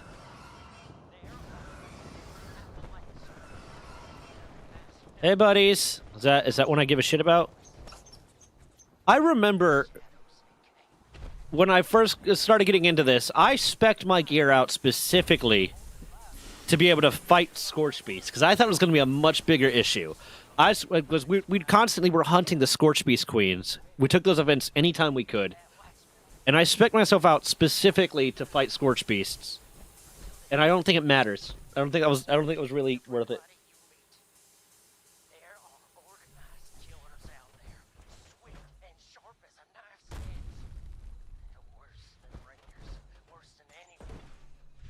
I hate that my apartment's foundation is sinking. I think you should just leave that apartment, dude.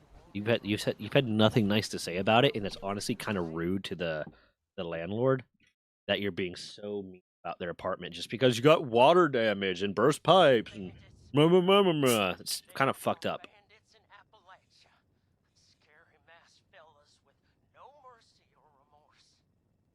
If you are saying anything, I can't hear you. Fuck. What I said was you need to stop bitching about your apartment and be polite or leave. It's mean to your landlord to constantly be complaining about things like a water pipe burst and all my property was damaged. But dude, do you know how much stress he has collecting your check every month? Chill the fuck out. They don't have any stress. Someone has stress. They go through a third party for it because they themselves have no stress about it. Well, it's still mean. I'm doing well. Happy to brighten the day of a fellow stranger if I can. Well, thank you kindly. You've been dropping the down dear day. I don't care. I don't care. Like I said, I do not give a shit about the quests in the story in Fallout 76. I just want to become a ghoul. Lie, I'm one of those bandits here to finish the job.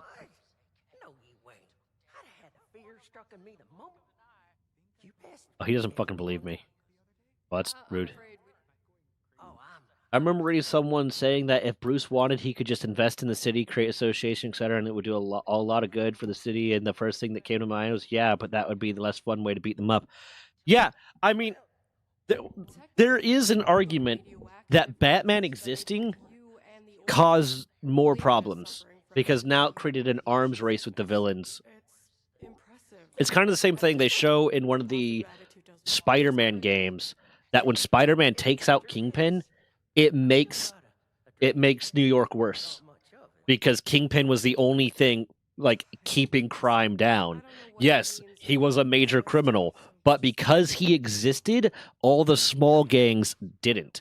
Once he got taken out, all the small gangs started rising up and causing more chaos in the streets. At a certain point, there's an advantage to saying like, this, yes, you are evil, but you are keeping more evil away from us.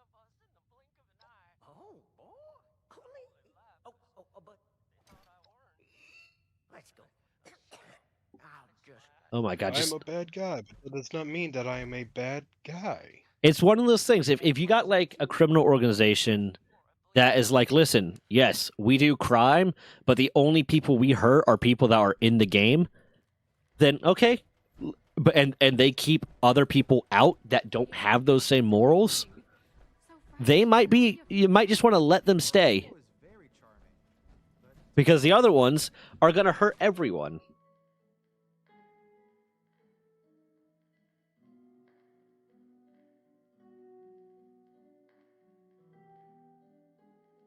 Oddly enough, do you know the origin of the Crips?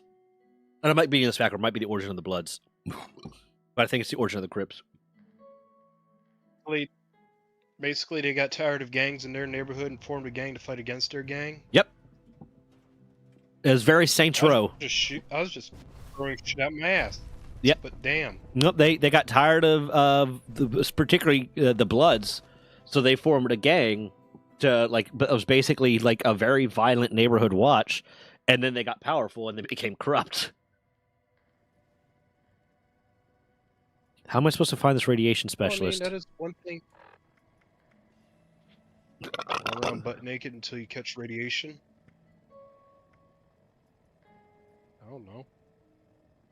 You know, you're not going to be able to be in your power armor, right?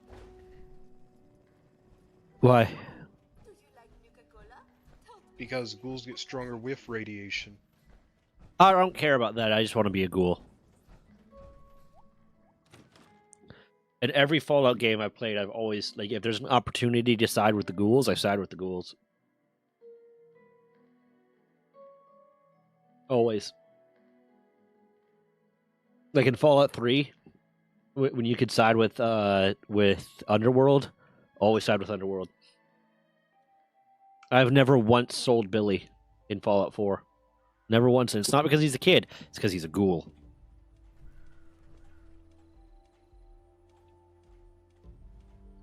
Apparently this is an escort quest, and that's the problem. Where the fuck is this guy?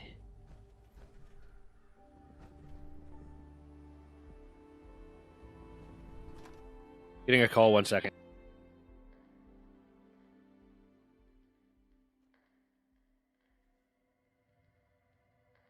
Hello, we would like to talk to you about your car insurance.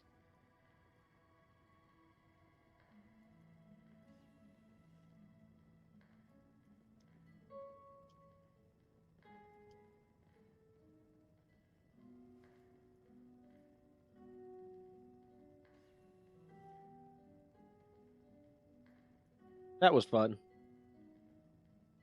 What is this frozen for? It's like the Penguin. The Penguin is, yes, a criminal, but he keeps the integrity of the criminals in city in check, expects super criminals, of course. If the Penguin organization goes down, Gotham goes down with it.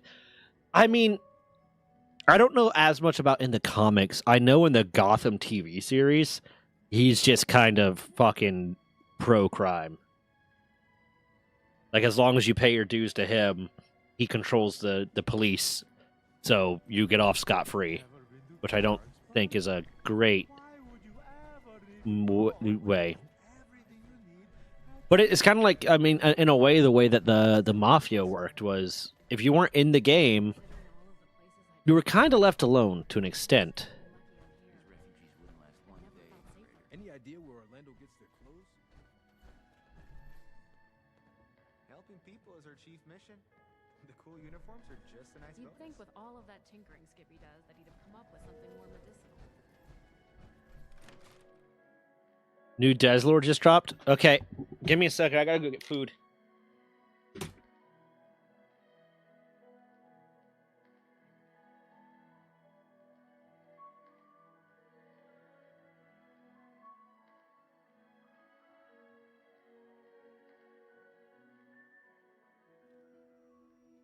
Alright, chat, while he's gone, let's just spam hydrate.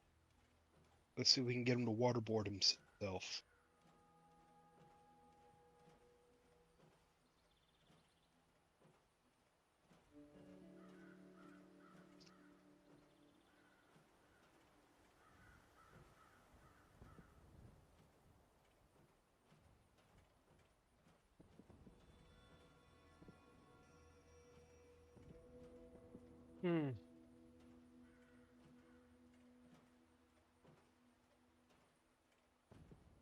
It will be nice once I do get my new computer. I can actually start streaming a bit.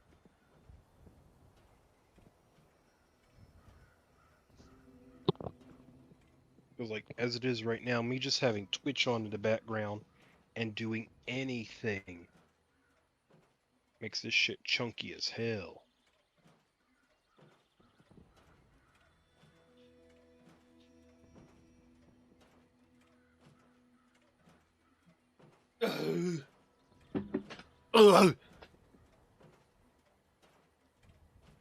The Penguin is the guy you don't want to mess with in Gotham. I mean, that and Joker and Solomon Grundy and, like... I mean, yeah, I know Penguin is the crime boss. Like, the major, most crimey of crime bosses. Okay, 3 hydrates.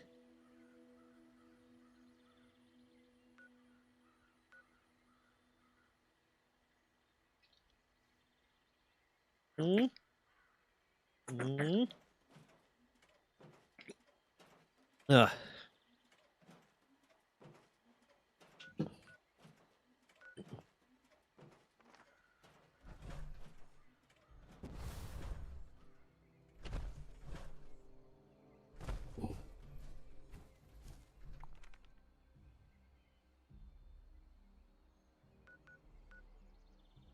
Okay.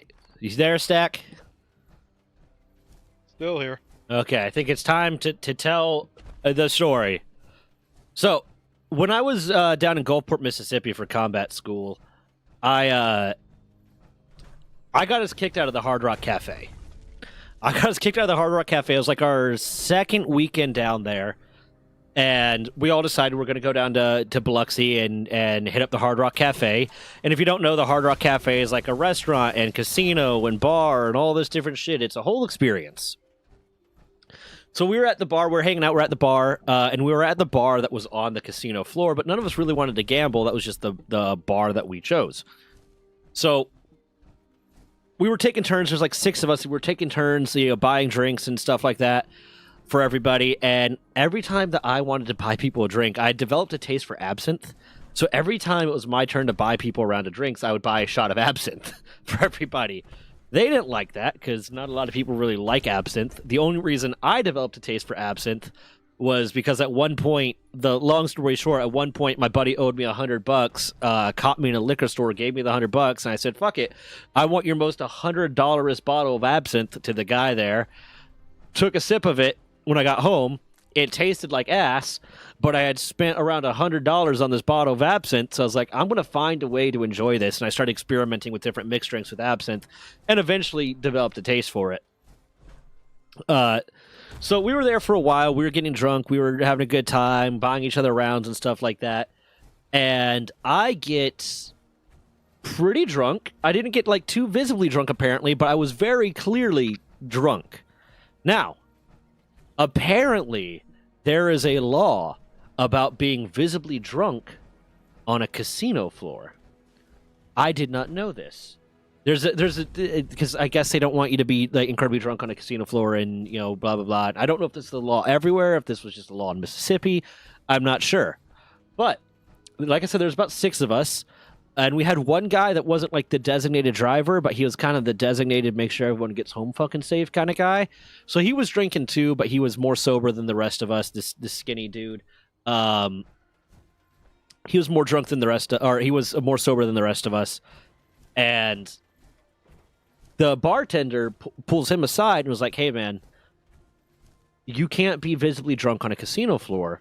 This bar is technically on the casino floor. Your buddy over there, he's not being an asshole, he's not being belligerent or anything, but I have very clearly overserved him, so I'm going to have to ask you guys to leave." He comes up to me, he finds me, and he's like, hey, man, hey, Johnston, the bartender just said that, we're on a casino floor. You can't be drunk on a casino floor. He asked us to leave. I was like, oh, okay, fine, whatever. I get it. It's fine. I'm probably getting pretty close to the vomiting point anyways. And I very nearly did get to the vomiting point. It was one of those on the Uber ride home, my head out the window the whole time so I didn't puke in the girl's car. And we gather everyone up, and we're getting ready to leave. We're walking out. And as we start walking out, me and this dude notice that there was a guy following behind us. And he was, in a nice suit and well-dressed and stuff. We're like, oh, that's probably the fucking, the manager or the floor manager or whatever, making sure we actually leave and we don't stay on the casino floor because we were told to leave. This other dude, one of the nicest guys you ever met, my buddy T, one of the nicest guys you will ever meet, would do anything for you, so polite, even when he drinks. Incredibly nice guy, he just wants everyone to have a good time. But there's one thing about him. One, he was built, he was jacked and, very handsome dude. But one thing about him is he would still be the nicest guy in the world when he was drinking, but he was also ready to fight anyone for no fucking reason when he was drinking. Like, any slight insult. And he wouldn't be angry about it. He wouldn't be aggressive about it. He wouldn't be like, hey, fuck you, man. He'd be like, okay, let's fight. Let's go. For any reason. So as we're walking out, I call attention to the guy that's following us out, to my buddy B, who told me we had to leave. And he says, I think that's the manager. I think he's just making sure we leave. I'm like, okay, cool.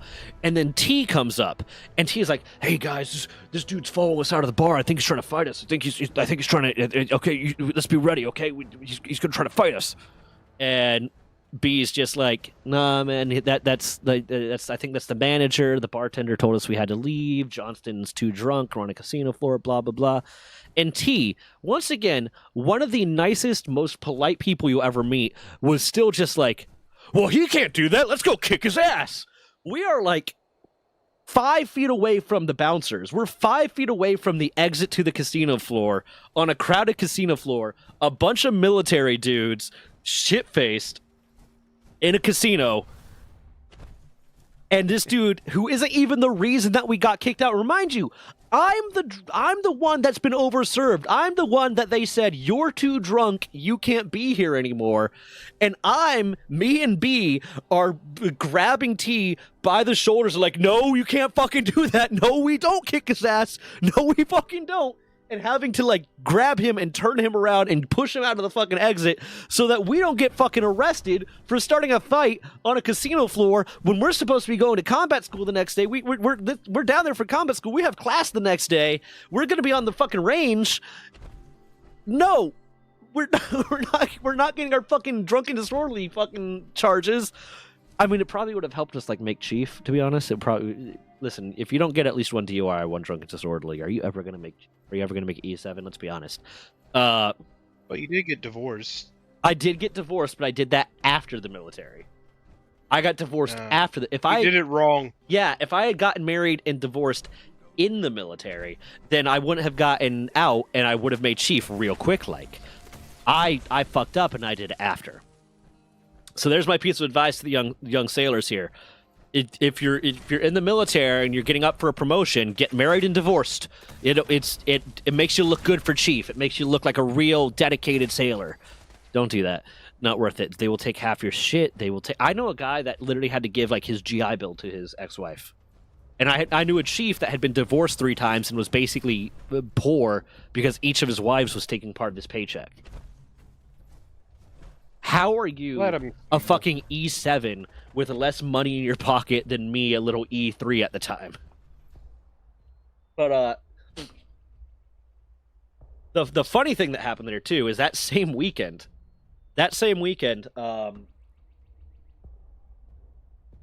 funny thing there too is that same weekend that we almost, had to pull T off of beating the shit out of the manager. Because let's be honest, that dude probably would have won the fight. Like he was a jack dude, but he would not have won the fight against the manager and all the bouncers, and we would have had to join in. So it would have been everyone getting their asses kicked, and it wouldn't have been a good time for anyone. That same weekend, the lieutenant that I talked about, that on land nav, I told this on one of the videos. I told a story about how my one pretty boy California lieutenant during land nav freaked out because he ran into a spider web, and freaked out because he learned that snakes are in the woods sometimes, and was just like really, really not meant to be outside at all, and somehow got into the military.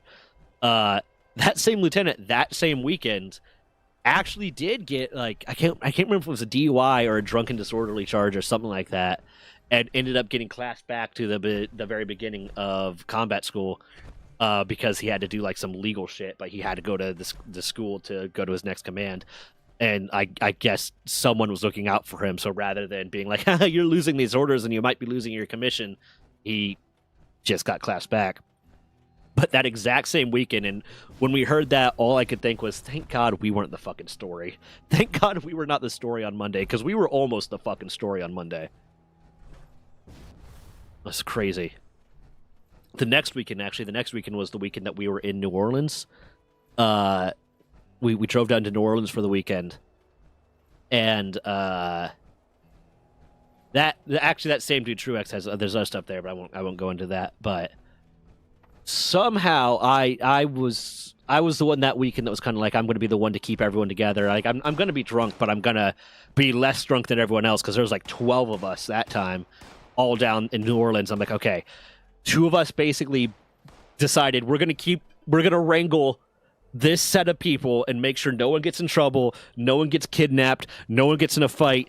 Like, everything's going to be good. We're going to make sure everyone gets home safely. And that was a fun time.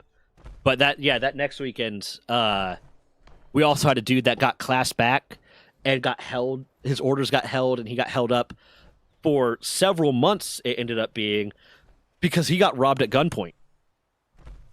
And because he got robbed at gunpoint, which is a wild thing to happen to you when you're going to combat school, you're taking the class where you learn how to handle your weapon, you learn how to handle yourself in a gunfight and shit like that. That's what the whole purpose of it is getting prepared for that. Now, does it really teach you much about handling having a gun pulled on you or getting shot at?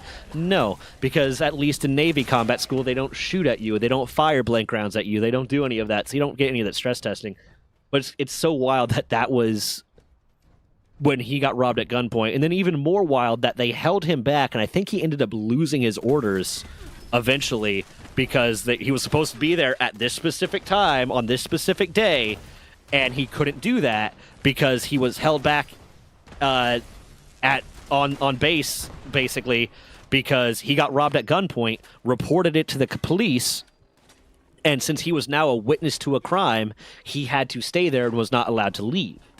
So he actually ended up losing his orders, and I don't know if he ever I know he was there for like a few months, and then I kind of lost contact with him, waiting for all this shit to happen, because he got robbed at gunpoint.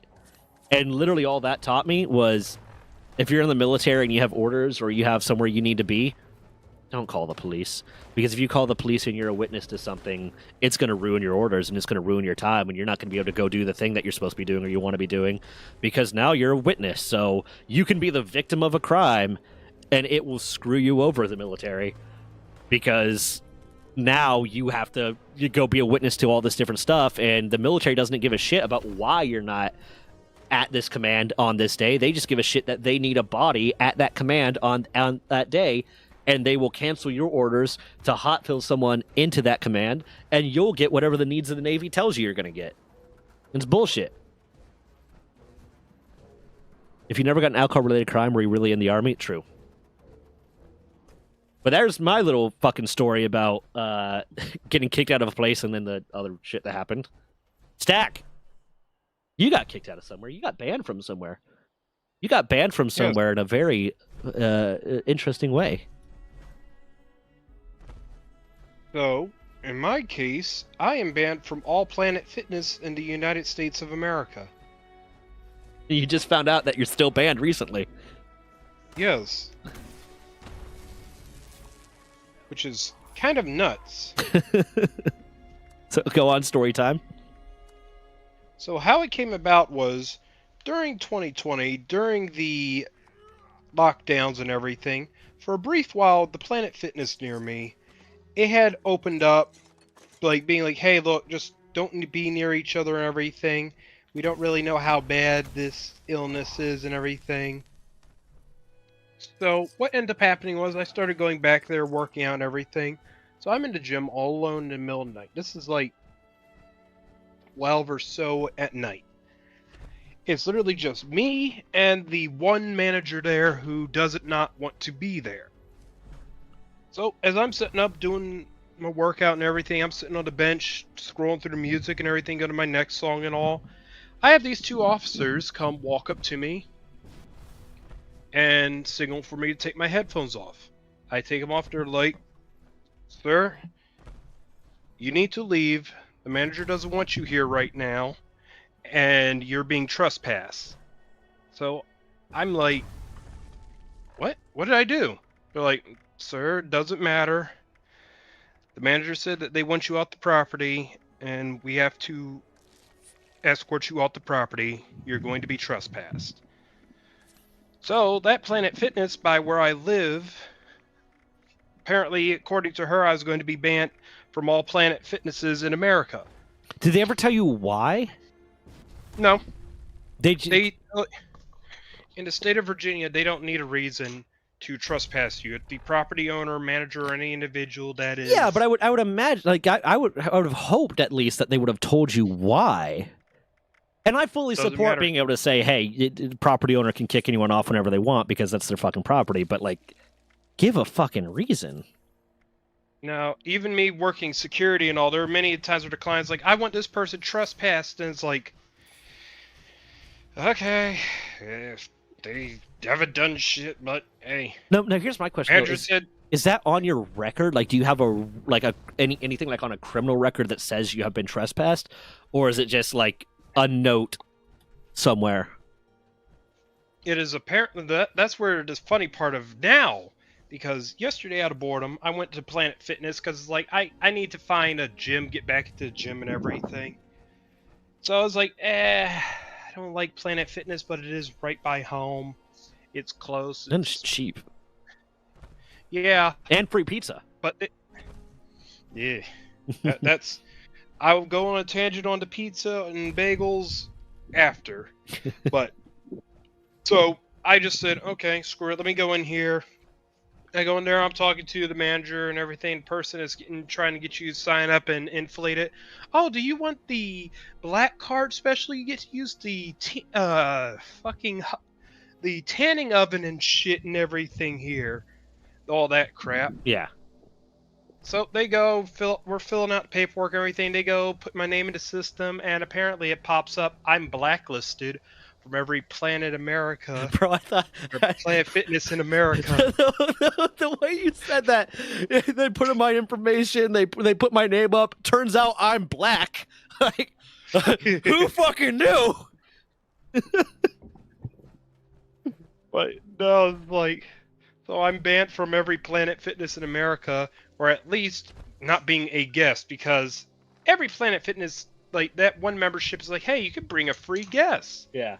I guess they don't give a shit who they are. So that'd be my only way of going to a Planet Fitness. Not that I want to. They Get don't one. have enough free weights. Yeah, they really don't. I I worked think out a that may Planet have been Fitness why. like twice. I think honestly that may have been why I got kicked out the first time. Because since I was the only one in there, I was taking all the weights just to get a good workout. I mean, you kind of have And to. at that time, it's like at that time, my warm up was like 150 pounds. For what? And then when I'm For actually what exercise? for everything, that was just my warm up. So you were curling 150 pounds. You were single arm curling 150 pounds. Were you? Was that what you were doing? No. It was for everything. No, 150 dumbbell. pounds. You were For- curling 150 pound dumbbells. Not dumbbells. You know what the hell I mean. Barbell. Whatever it is. Get my your brain, shit together. You can't say for everything. What are you wrist curling 150 pounds? Huh? Huh? Are you finger No. curling 150 pounds? Oh, it's 150 for everything. Wow. You know what? I can only wrist This is- curl 75. This is stolen valor. This is stolen gym valor. You lying piece of shit. How dare you? What are the first three I will- letters on I your will pick Planet you- Fitness ID card? Huh? I don't know. They give you just a generic barcode I don't shit. fucking know. Like, I'm just being an asshole. I will bench press you. Yeah, but I'll bench press you easily, and you're heavier than me. So, I don't think you will. how much do you weigh? 248. I bench press 365. Hmm. Yeah, yeah. You can change your mind on that one. I warm What are up you, with like- 225. And what are you like about 180? I'm like 205 now. I was at the end of 2023. I was 180. Actually, in 2023 I was 169, and then in 2024 I gained like 30 pounds. Something like 200, 205 maybe. I need to start my weight loss again. I'm planning on like getting real heavy about it soon.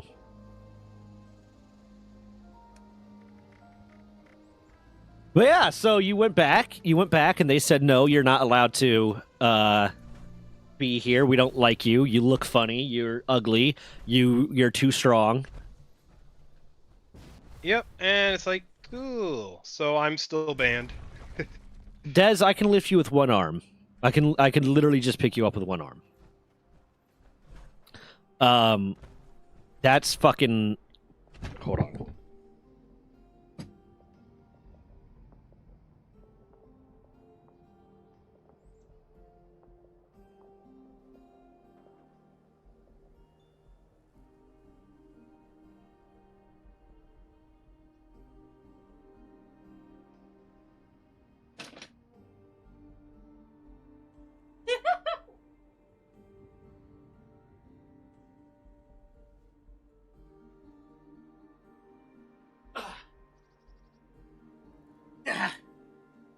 Of my throat. Don't blow your back out, old man. Bitch. She said I couldn't pick her up with one arm, so I did. Alright, don't throw your back out, old man. Oddly enough, it didn't hurt at all.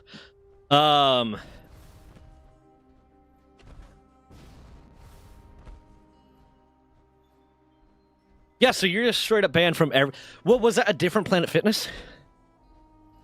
No, it's the same Planet Fitness, but apparently it's just yes. Database-wise, I'm banned. It's like, cool. Because when you sign up for a Planet Fitness membership, they put your social in and all that shit. Yeah. So apparently it's for my social, I'm banned. It's like, I Damn. think I gotta. I wonder if it's because Planet Fitness is a franchise, which means there's different owners for every one.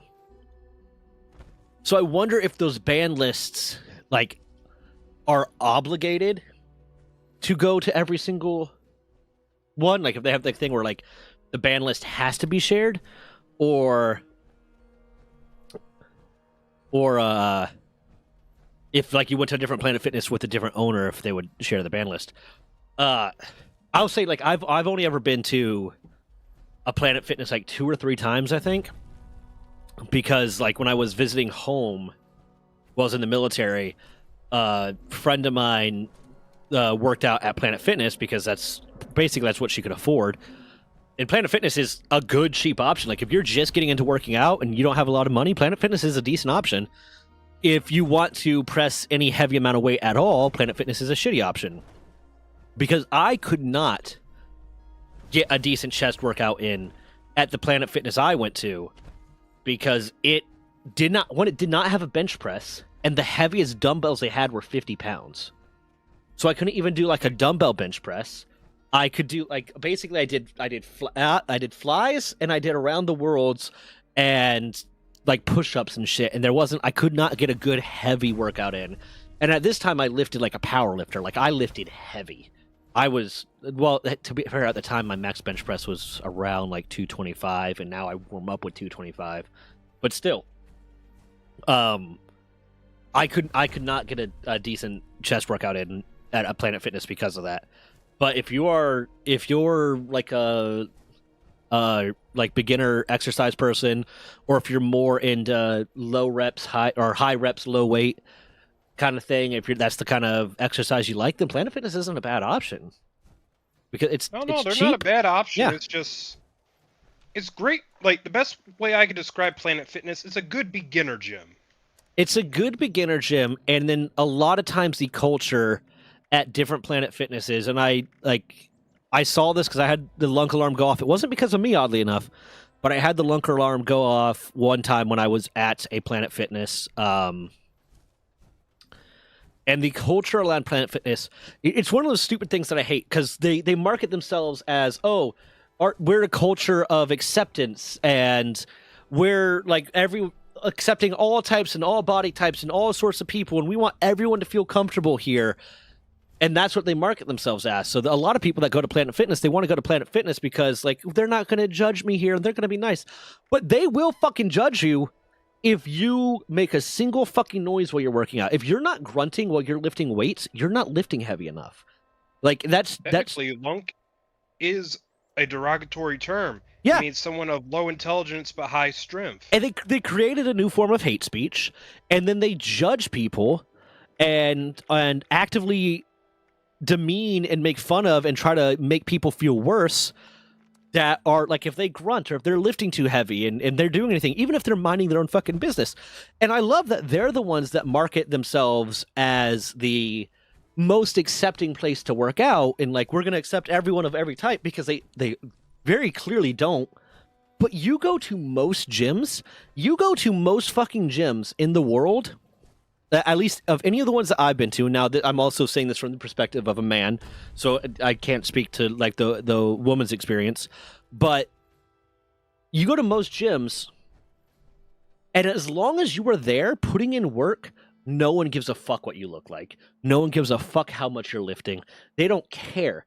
As long as you're not sitting on equipment on your phone the entire time and taking up equipment and not actually doing anything, no one gives a fuck. To the point, like, I say this to people that are like, I want to get into the gym, I want to start working out, but I'm embarrassed, I don't know what to do.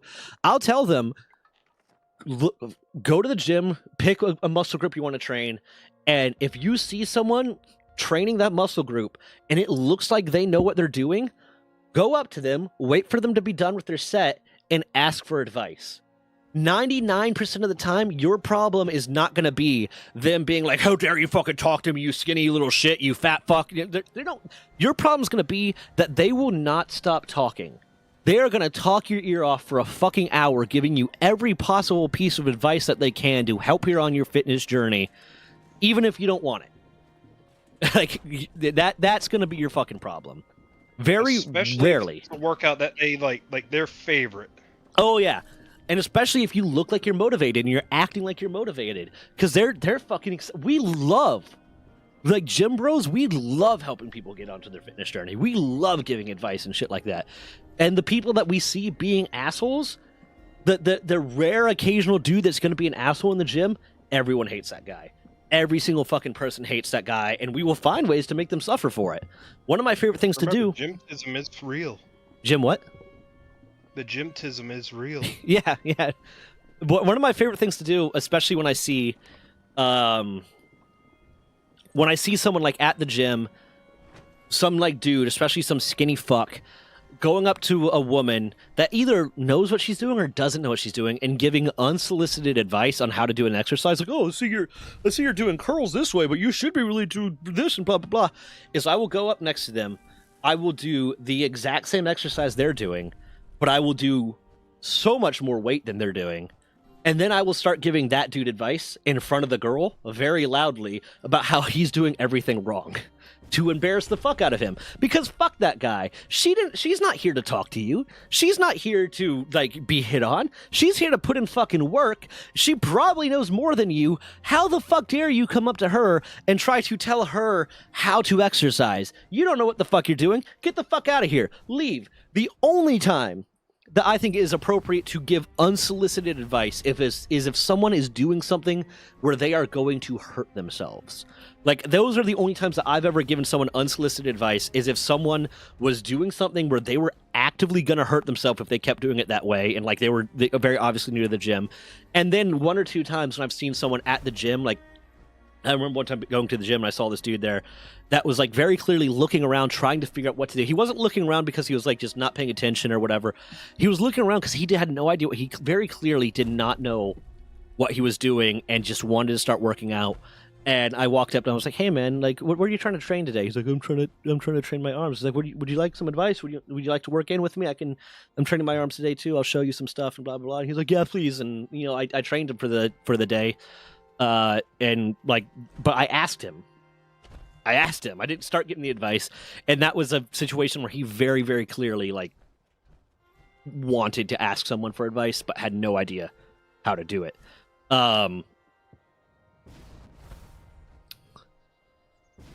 So that's like the only situation, and that's how you'll get in most gyms. You'll get people that understand gym etiquette and they respect gym etiquette, and they're not going to do that obnoxious shit. And the guys that we see that are being like that, we're going to fuck with. We're going to find a way to fuck with them. And 90% of the times, the ones that are being obnoxious are like the fucking teenagers. Summer break is the worst time for the gym. Like, there are 2 really bad times for gym bros. And that is January, because all the New Year's resolutioners are showing up. January 1st is great. No one's in the gym on New Year's. But January 2nd is awful because all the New Year's resolution people are there. They have no idea what they're doing. They're taking up all the equipment. But at least most of the time, they're trying to put in work. Summer break is awful because then you have all the fucking teenage assholes that are off school and are showing up to the gym and being fucking obnoxious and turning it into a game and spreading over in packs of 10 and just... I hate it. I hate them. I hate them so much. But 99% of the time when I see someone being an asshole in the gym, it's either some fucking teenager or some skinny dude trying to hit up some chick that does not want to fucking talk to him. And everyone hates those guys. Everyone hates those guys. And people are going to make it a problem for them. So don't feel shy to go to the gym. Don't feel embarrassed to go to the gym. If you're trying to get to the gym and you don't know what to do, you want to start working out, you have no idea what to do, most gyms now will offer a free personal training session or 2 if you sign up for a membership. Take that. 2, if you don't know what to do, pick a muscle group that you're training that day. 1, Google. Google and YouTube are great. Bodybuilding.com has some stuff. But pick a muscle group you're training that day and ask someone. Wait until they're done with their set. Don't be pushy. And like, if you see someone like, "Hey, you're doing this. Hey, I'm new. Why are you doing that? Like, I'm trying to figure out what to do. Like, do you have any advice? Like, you seem..." Because 1, you're complimenting that person.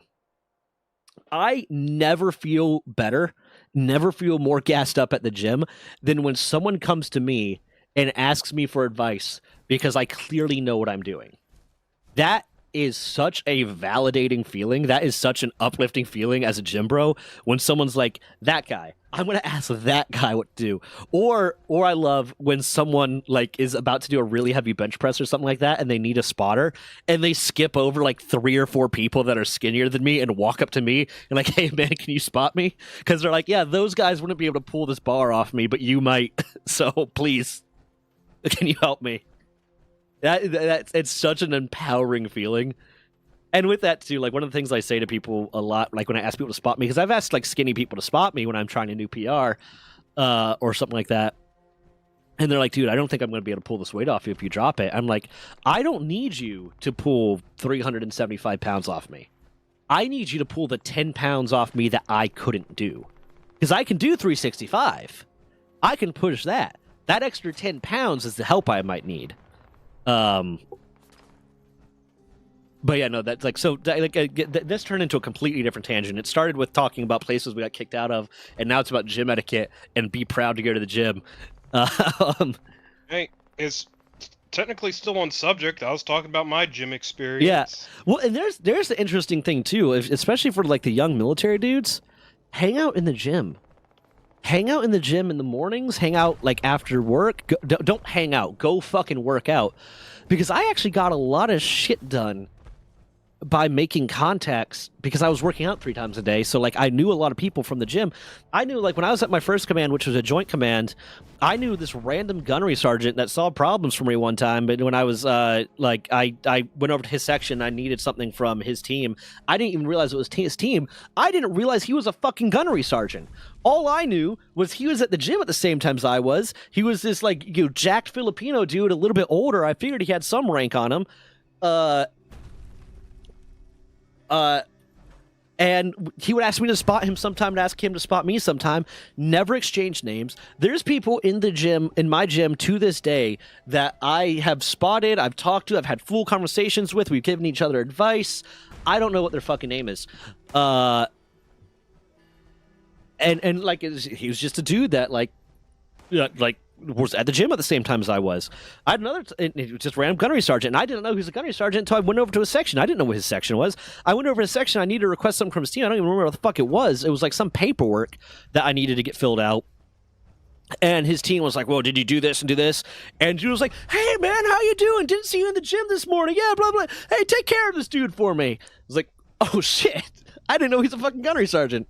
Got shit done for me. I had another time I was requesting basically supplies from this other team, from the supply department, I guess. And I did not realize that another one of the guys that was in the gym in the afternoon was in the gym, that me and him would spot each other all the time. He was really big into training his legs, and I was really big into training my chest. So he asked me to come spot him when he was squatting sometime, because this gym was laid out where like the bench press and the squat racks were right next to each other. He'd ask me to come spot him when he was squatting. Sometimes I asked him to come spot me when I was benching, because we were always in at the same time. No idea what his rank was. Still don't know his name to this day because I forgot it, but did not know his name at the time. Didn't know his rank. Didn't know shit. Go over to supply, and he's the OIC. He's the suppo. He's in charge. I'm trying to get this request. I'm trying to get some shit. I think it's going to give me some hassle. It's going to give me some trouble because I'm asking for a lot. And he's just like, hey man, how you doing? Blah blah blah. And you getting big? And what's your bench press looking like? Blah blah blah. And it's like, hey, what are you over here for? I'm like, oh, I'm just trying to get this done. I need to get this all this different shit. He's like, don't worry, we got you, man. He did not know shit about the integrity of my work or who I was as a sailor or anything, but we worked out together. We were gym bros together. We spotted each other. That's a bond of blood. So he hooked me up. I've gotten a lot of shit done from contacts I've made in the gym. It's wild. And don't be afraid to fucking talk to people. Well, don't have fucking conversations in the gym, but don't be afraid to ask questions. Don't be the dude that goes to the gym and literally is just interrupting everyone's workout. And if you are going to have a conversation in the gym, get off of your equipment and go stand somewhere where you're not in anyone's way. Or I've had full-on conversations while working out. Like, we'll switch off where we're working in with each other and talking. That's fine.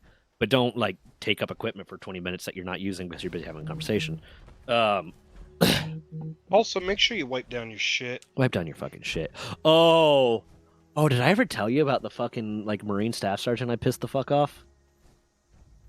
It was, like, 2 days after I got out of the Navy. It was 2 days after I got out of the Navy. Oh, I love this. This was fucking fantastic. I pissed off this Marine Staff Sergeant so bad. I didn't even know he was a Staff Sergeant at the time because, you know, the Marines, they'll go and they'll work out with, like, they'll take their blouse off, but they'll still have their uniform pants on and their uniform shirt and everything. It's disgusting. Yep, Yeah, I hate that because you guys come back smelling so bad. But like it was 2 days after I got out of the Navy, but I got medically retired, so I still had base access and I could still use base facilities. So I was on the base gym. And I go in, I'm doing like either around the world or dumbbell bench press, I can't remember. I know I'm using a free bench and I know that I have dumbbells.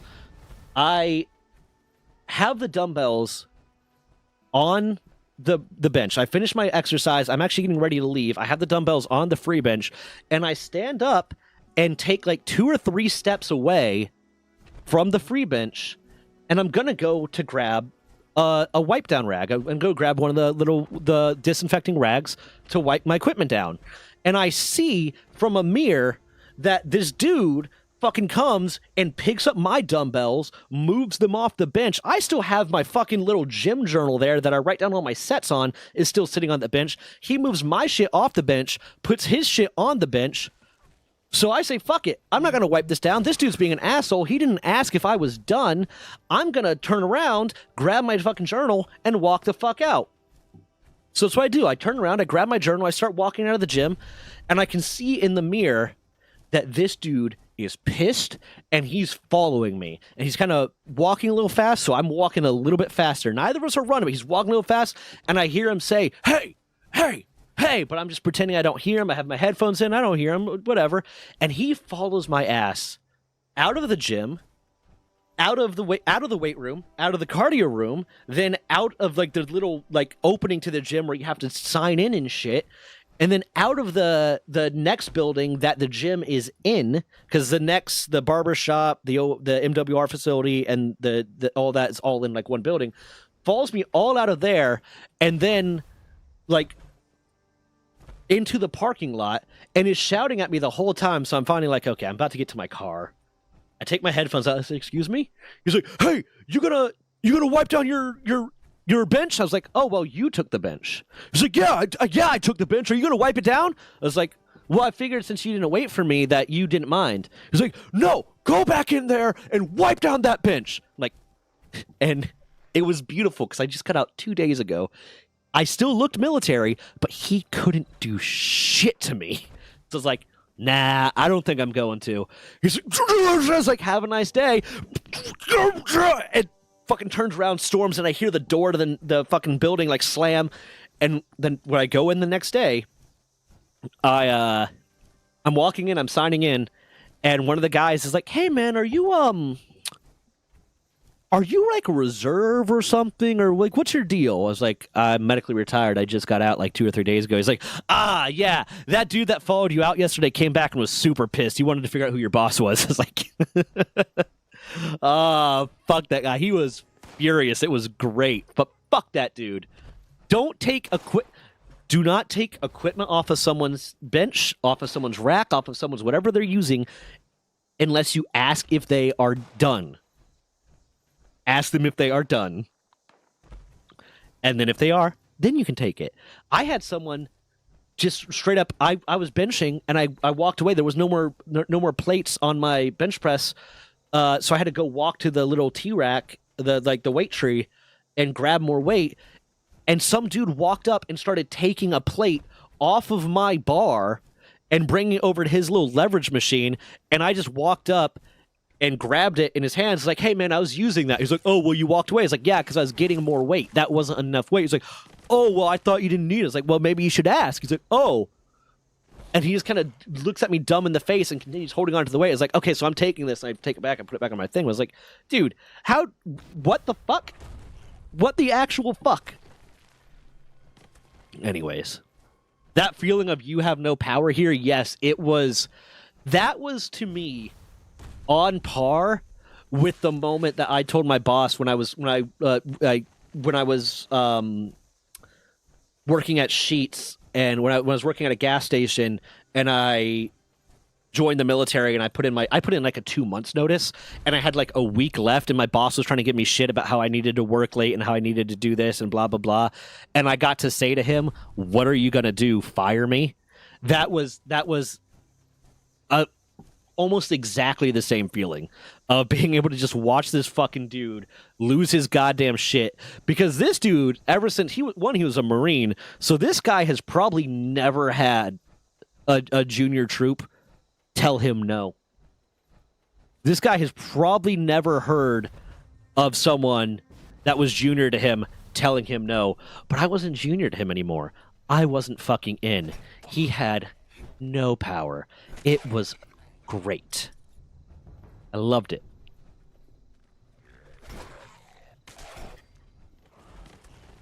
But that's that. It is always fun telling him to fuck off. What?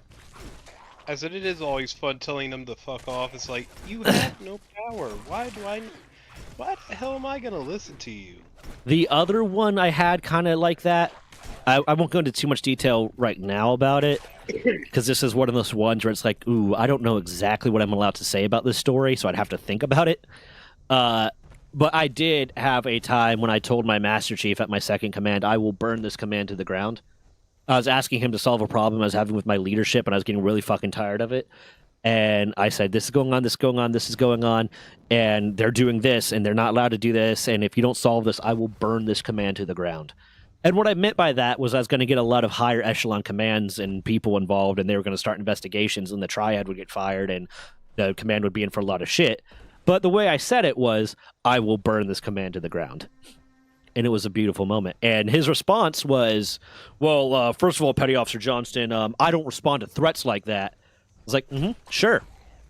I get back to my my office building, not office building, like it's hard to, it's not, it was a room. It was the room that was the office, but there was like, I'm being very specific here because it wasn't like it was my office. There was like 5 of us in that one building, in that one room, I mean. It wasn't like my office. Typical. Yeah, basically. But I get back into there, and my LPO is, because I didn't tell her where I was going, is like drilling me about, oh, where are you going, Johnson? What are you doing, Johnson? Where were you so long? You should have been at work, blah, blah, blah. You should have been working. And I was like, I'm sorry, I had to go to the bathroom. I lied, and blah, blah, blah. And she was like, well, I need you to go run to this person and talk to them and do blah, blah, blah. And was after she got done drilling me. And this was like only a few minutes after I got done talking to Master Chief. And so I walk out of the office, I'm walking down the hallway, and Master Chief is walking down the hallway. He's like, hey, Johnston, how about you take the rest of the day off and go home, and you come back tomorrow, and I'll talk to you tomorrow morning. I was like, okay, Master Chief, I just got tasked with something, I gotta go do something. He's like, no, I'll talk to LS1 about this.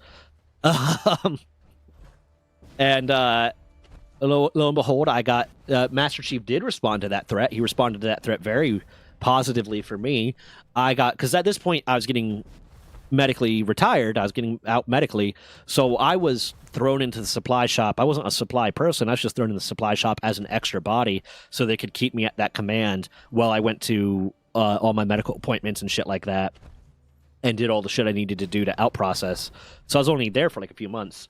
I was only in the supply shop for a few months. But what they did, but I still worked an 8-hour day.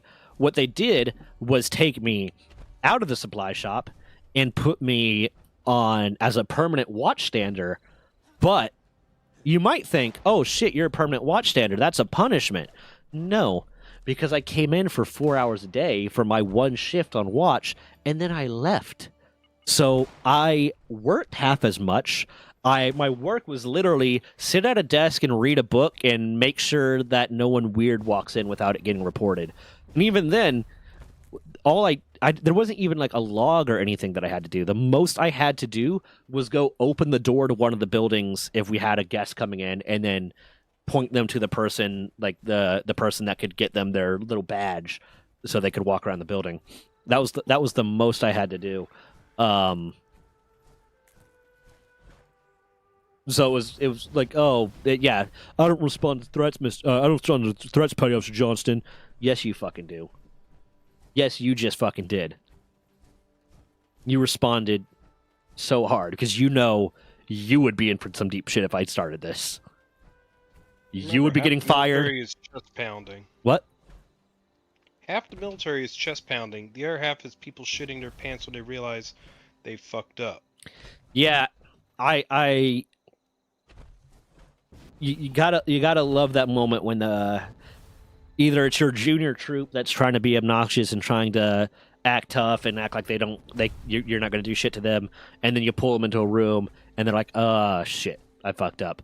Or when it's that, senior that's like, especially this happened a lot with the army when I worked with the army, of you get that senior person that's so used to just soldiers falling in line and doing whatever they say because they're senior so they're right and blah blah blah, and then you start questioning them, but you do it the right way. You do it. You don't do anything wrong. You don't do anything that they can punish you for. You say everything respectfully, and then you just start taking shit a little bit higher and a little bit higher, and they can't do shit about it because they were the one that was wrong. And that was the one thing I like, because my shitty staff sergeant that I talked about, at one point was like, one of these days, Johnston, you're gonna come back. You're gonna, like, when you get to like one of your commands down the line, you're gonna thank me because you're gonna learn that I made you a better sailor, and all this shit that I'm putting you through made you a better sailor. No, it didn't. But the one thing I got out of her was I learned how to royally fuck over my boss the right way. I learned how to play those politics. I didn't learn shit about how being a good sailor, about good order and discipline, because she didn't have any. But I did learn how to play the political game of the military and fuck over my boss and do it the right way where I'm not in any trouble, but they might get demoted. That's what I learned. Fuck those people. But yeah, no, there you go. There's the story of getting kicked out of the Hard Rock Cafe and banned from Planet Fitness, and then, the extra rant about gym etiquette that we went on, and then some other military shit. So there you go.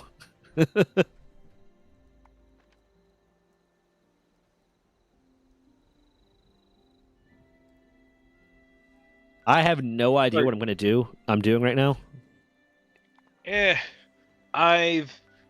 I'm just putting on parts and everything in this game to where I'm just doing gear runs because it's a roguelite.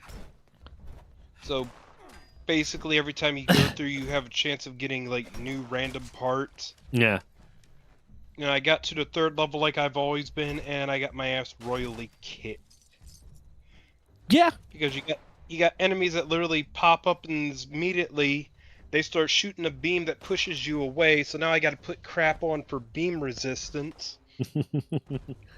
I do but then enjoy those games when they're not like Dark Souls-esque, but that it's like, okay, I learned what I need to do to get to level 2. Okay, now that I'm at level 2, I learned what I need to do to get to level 3. Okay, so I got to restart and got to plan for that. And it's like oxygen not included for me. Every time I get to a certain point and oxygen not included, I'm like, oh, I should have planned for this. Okay, start over. Then plan for that, and yeah.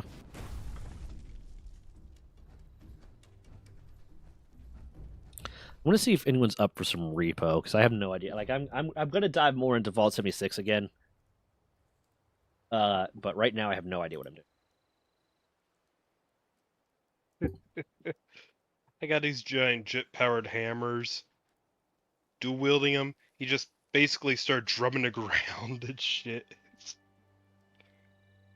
This game is fun.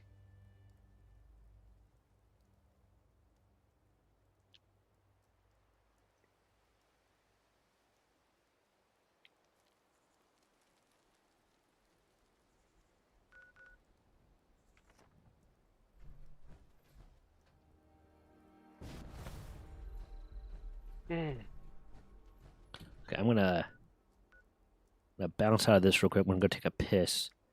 And then if no one's in for repo, I might do a solo run of repo and see how far I can get. I gotta go take a piss real quick. I'll be right back.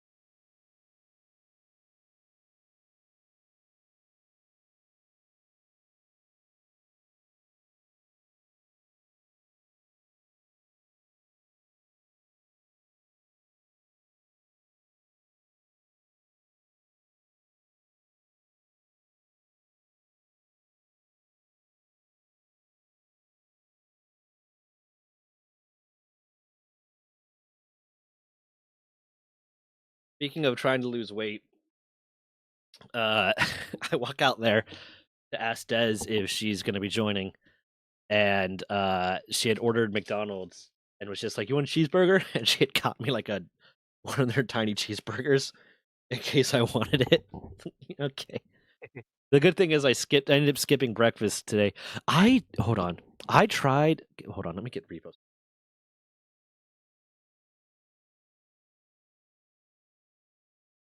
You gonna start?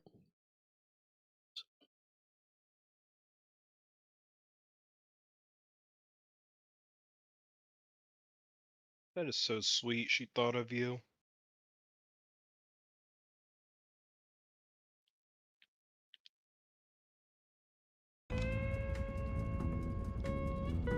Yeah, what's it feel like to see a relationship that's loving and happy? Huh?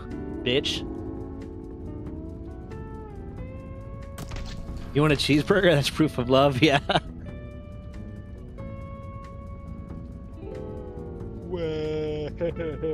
No, okay, so I tried because I'm so picky about the supplement company brands that I use and the supplements that I use because I've had some that have just been fucking garbage. Like I bought into this brand at one point because they had an amazing like advertising campaign. They had this like ARG advertising campaign, and it was a new brand that's coming out. It's called like Outbreak Nutrition or something like that.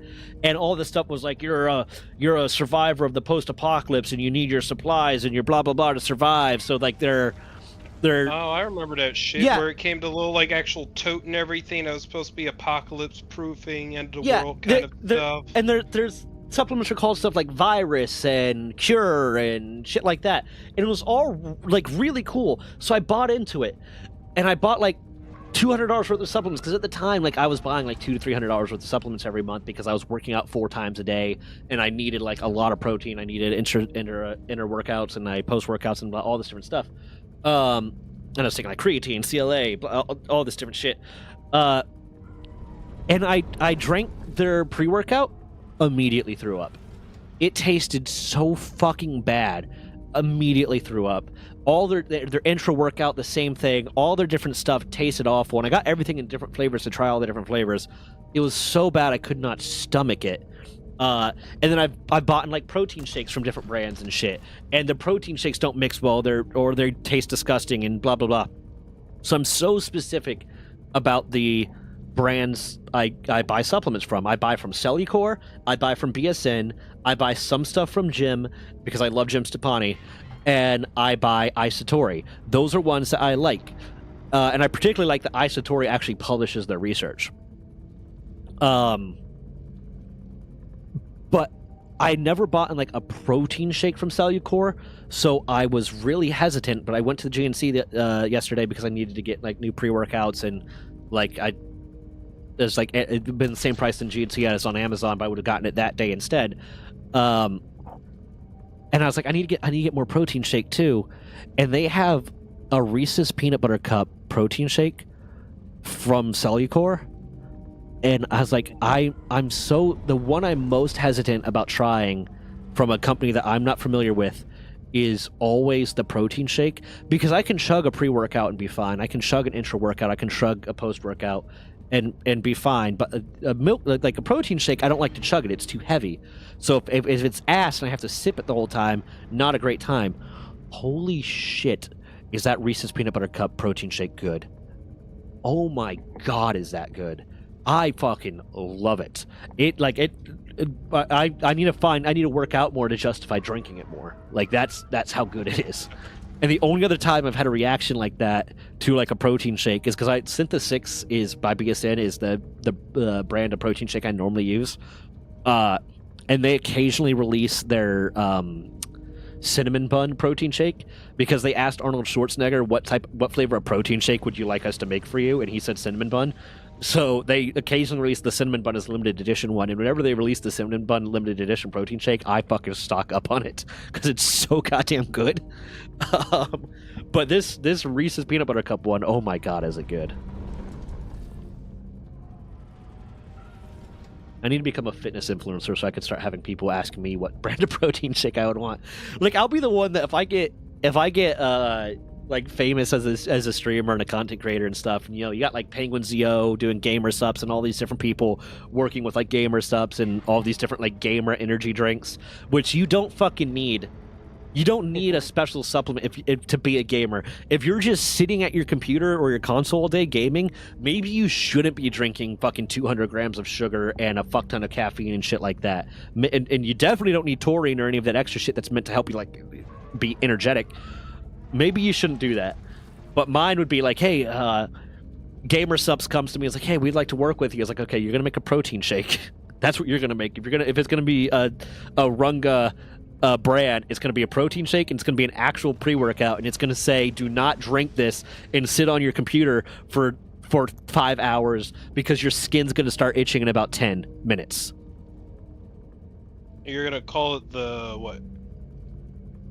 What's your favorite flavor? Like favorite fruit? My favorite fruit, I like watermelon, but I don't tend to like watermelon flavored supplements. So my go-to, what it would be is I would be like, I would tell them, get the formula that Cellucor C4 had in 2012, and that's what I want in it.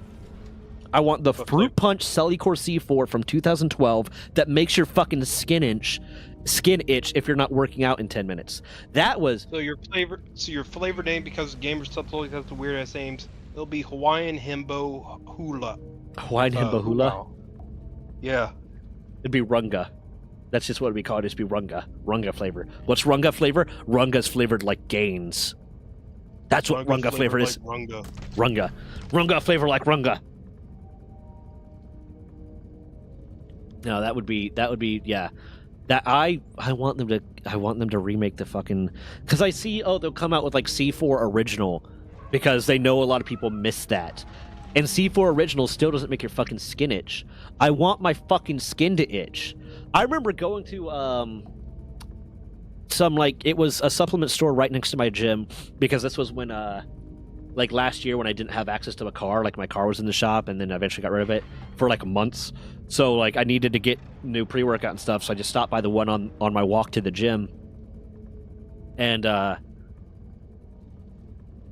guy was like trying to go real salesman with it and was like telling me, oh yeah, what do you like? It's like, well, I really like Cellucor. I'm a big fan of that. It makes the stuff that makes your skin itch and all that. And he didn't understand that what I meant was I like the skin itch. So he's like, oh yeah. So we got this. We don't have Cellucor, but we got this thing. And you know what? It doesn't have the stuff that makes your skin itch in it. So I think it's better. It's like, no, I want that skin itch. I want my skin to fucking itch. Because what that skin itch was if I didn't start working out intensely fast enough, my skin would itch. It motivated the fuck out of me. I loved it. I remember in A school, though, getting ready for a battalion run, and one of the dudes, Aponte, comes up to me, and he knew that I'd started working out a lot and that I used Cellucor C4 and all this different stuff because I talked about it. And he comes up to me and was like, hey, Johnson, he's kind of like jittery, real jittery because we're going to warm up for the run. Real jittery. He's like, hey, Johnson, hey, man, so with that Cellucor, with that C4, is your face supposed to itch? Is that supposed to make your face itch, or am I having an allergic reaction? I was like, yeah, the face itching is normal. Did you take C4 before a run? He's like, yeah. I was like, how much do you take? He's like, I took 2 scoops. It's like, oh, he had never used it before. He had never used a pre-workout before and was about to go on a 5-mile run having taken C4. And I was like, oh, it's not good. And I walked him up to one of the petty officers that was leading the run. I was like, hey, Aponte here just down 2 scoops of C4 pre-workout, and I don't think he should be running right now. And they're like, oh, yeah, your excuse from the run, go to the gym, work that off. Because one thing you shouldn't have before a run is a fuck ton of caffeine and stimulants.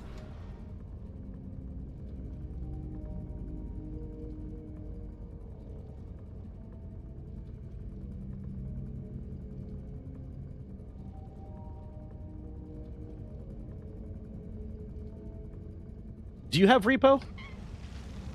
Nope.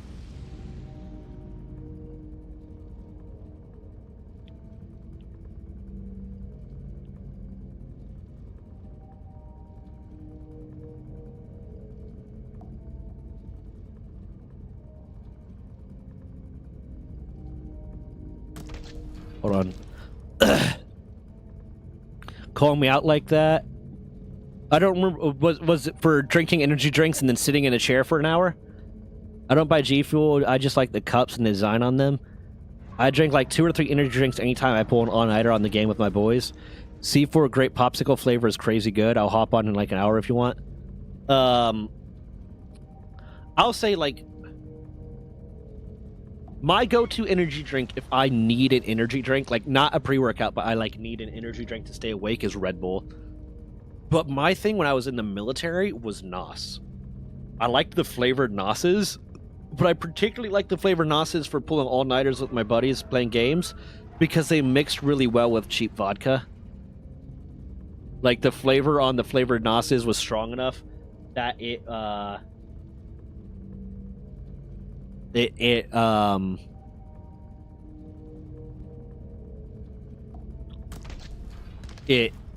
canceled out the cheap vodka flavor, so it was great.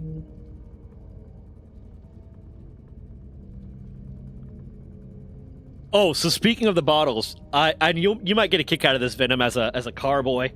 I remember when I was like 20, I was dating a girl from back home. I was stationed down in Florida, but I was dating a girl from back home. So we would have Skype calls all the time. Those were our dates. We'd have Skype calls like every Friday, and I was pulling an all-nighter like on the Skype call with her. So I was drinking a bottle of NOS, and it was in the old school bottle that was meant to look like a container of NOS.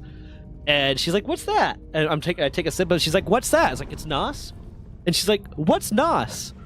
And I decide to be a little shit and like, "Oh, it's like, it's a fuel that makes cars go really fast. You ever watch like Fast and the Furious and they hit the button and they start going really fast? It's that." I figured like, if it works for cars, then it'll probably work for me, right? And she starts freaking out like, no, you shouldn't be drinking that thing. It's probably not good for you. Oh my God, you're going to get so sick. I'm like, no, it's fine. I'm sure it's fine. I mean, my stomach hurts a little bit, but I'll be fine. Oh my God, please stop drinking it. Please stop drinking it. And like, I let it go on for a little bit. Then she starts like full on panicking. And I'm like, babe, I'm sorry. It's not, it's an energy drink. It's based off of that. It's fine. I'm fine. I'm not that stupid. I am stupid, but not that stupid. A little offended that she thought I was that stupid. I would just drink fucking NOS. Everyone you've dated knows you're a himbo. But I'm also smart. Are you? Yes. You're intelligent. Smart and intelligent is it's not fuel venom, but it's like you know what it is. It's like an additive. I don't know exactly how to categorize it, but it's an additive that makes car go faster.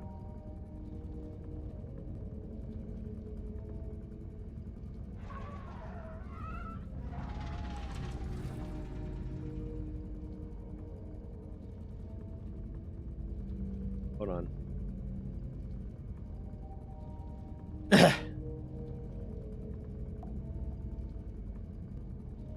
Okay, hold on. Now, post that in the guillotine, Des. Post that meme in the guillotine.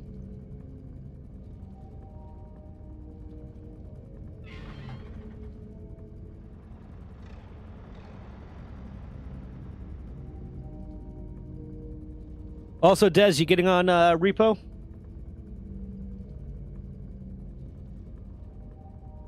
I gotta go yell at her out there. She's not gonna listen. Oh, that was Des.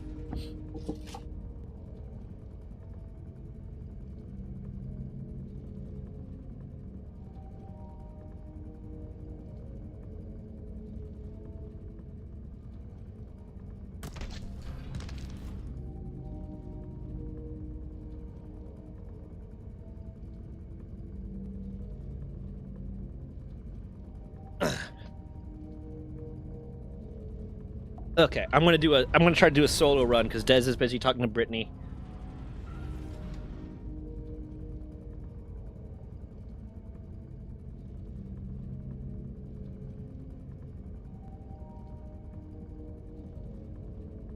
My notifications on my phone just keep fucking piling up because I hold on.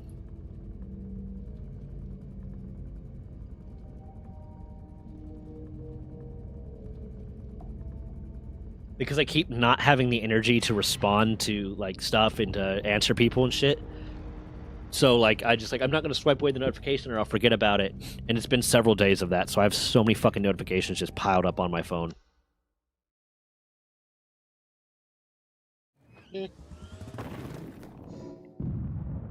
One of I my have a favorite bad things. habit. What? Go on. I was saying I have a bad habit of that too. One of my favorite things, Venom, you might get a kick out of this. My dad has a Corvette. That is my Corvette. It's the one I'm going to inherit. It's a '69 Stingray, and he had it souped up for a long time for street racing. Because when he lived in California, he enjoyed a good bit of street racing. Well, he had a buddy that also enjoyed street racing, but had a family and couldn't afford to have, a sports car and a street racing car. Or a sports car and a family car, so souped up his minivan for street racing and had like a NOS canister set up in his fucking minivan. So would go to these races. Like my dad tells the story, he would go to these street races and like his car was so like optimized for street racing despite being a minivan that he would be whooping the shit out of all these people that would think, oh yeah, I got him. Great. Minivans are a fucking excellent sleeper car. Yeah. Nobody expects them. And the fact is that if you're talking like late 90s minivans, most of them had a V8 standard. So it's like, shit, that is a lot of horsepower, not that heavy of a frame. Yeah. And you just got a lot of space optimize inside. it, you're good to go. The ultimate sleeper. You want to know why I needed such a big car? Because I needed a big engine. Okay, let me find a video, because Fuck! there's a video of a guy who, he's quite literally, he's just sitting there, and it ends up happening as somebody comes up to try to rob him, and they get a few shots off, he steps on the accelerator, and he's like 8 blocks gone in less than 3 seconds. Oh, speak of sleeper builds, do you know that dude? He's the he does Facebook reels and stuff like that. He's always wearing like a beanie. Has got like dreadlocks. And he does like react stuff. He looks kind of like the one jellyfish from like Shark Tale. Yep. Have you ever seen his video where he talks about sleeper builds? Because that dude is fucking jacked. That dude is fucking jacked.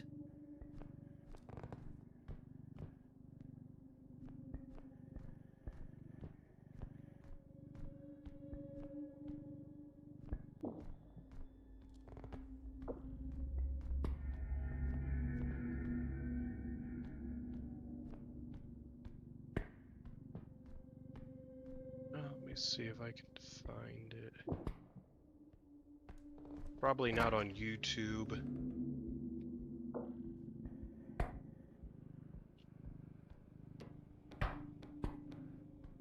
Is it being nicer to me with damage because I'm by myself? Although it did fucking destroy my base, so...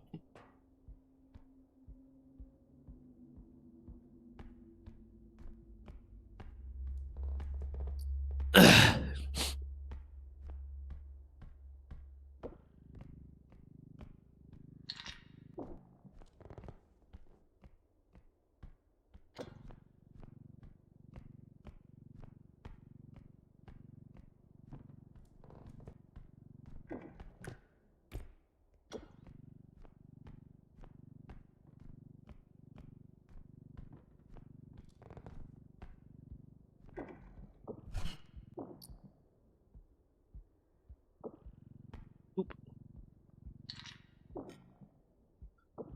Oop.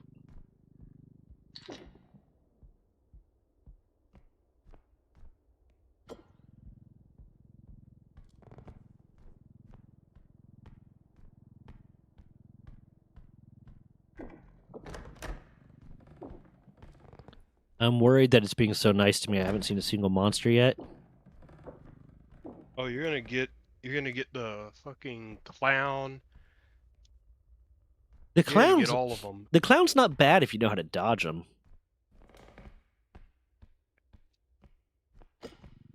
Like I've seen Randy basically fuck with the clown for like just to hold it off from us for like long periods of time, just juking it the whole time.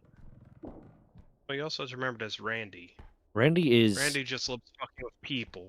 Randy's just good at games. Randy's just good. Randy's just really good at games.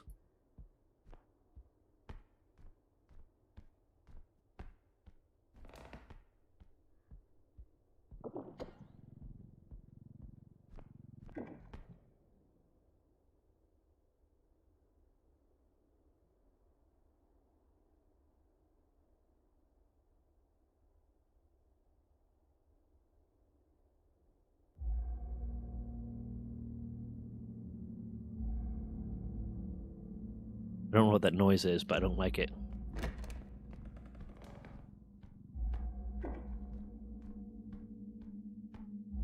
Oh, don't like that.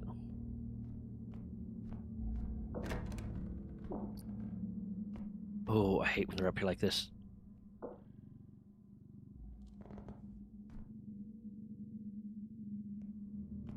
I can't find a video.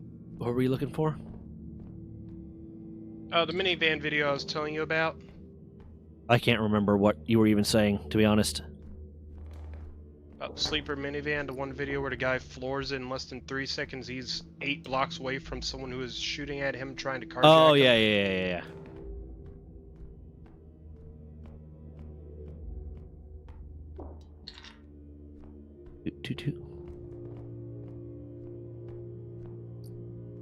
If it weren't for that vase deciding it wanted to break for no reason, I'd almost have a perfect run.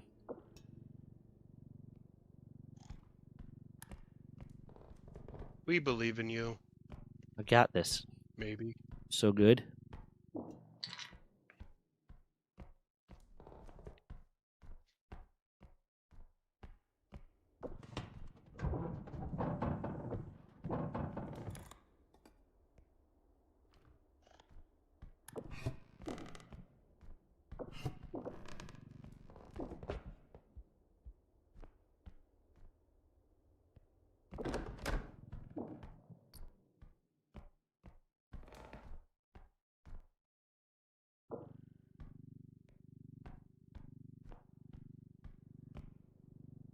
Toot.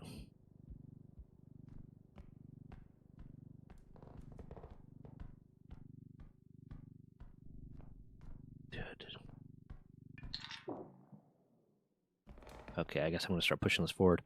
I was worried I was going to have to run from a monster in any moment, so I didn't want to push this too far forward, but now it's getting dangerous to carry shit back to it.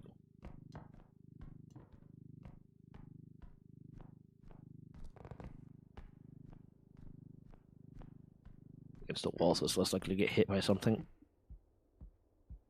To come back on NOS, NOS is nitrous oxide system. If I'm not wrong, NOS is a gas that is so cold that it compacts the air entering the engine to boost the horsepower. I don't remember exactly how it works. All I know is that it allows more oxygen to mix with the fuel to allow for greater combustion. I'm not exactly sure. My dad explained it to me one time. I like cars. I'm not a car guy in the way of knowing really well the very specifics of how they work. I just appreciate cars.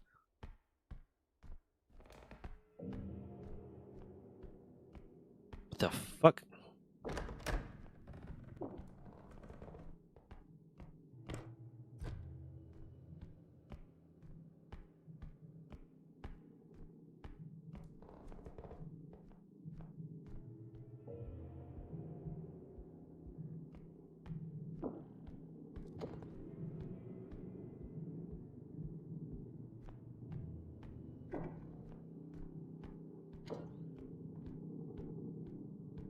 Oh, screamer.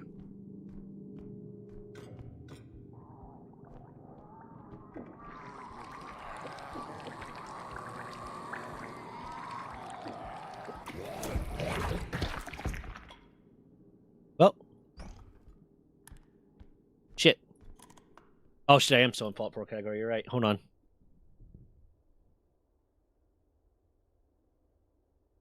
Or Fault Zone 6. I hate that because repo has the dots in it. When you're changing the category, you have to type in the dots.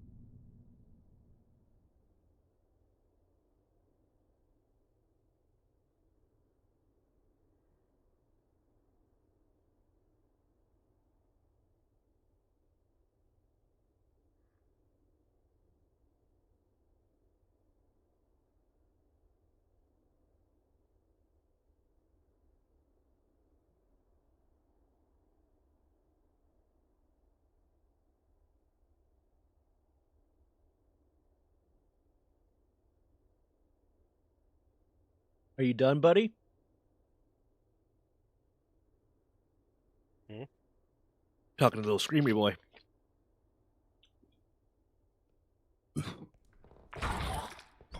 Oh, yeah, he's done.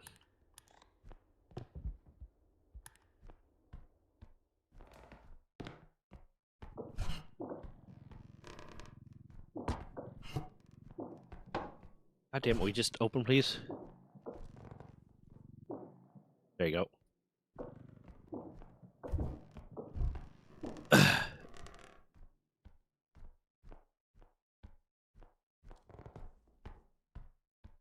My favorite videos with them.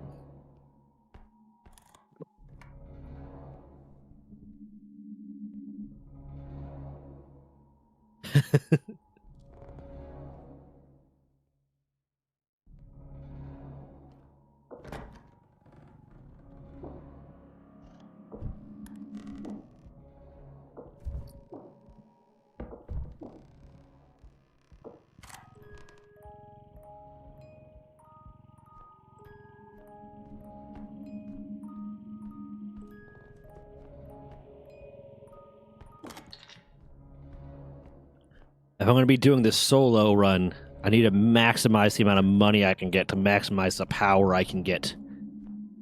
So I need to up my strength a good bit and up my health and also have tools.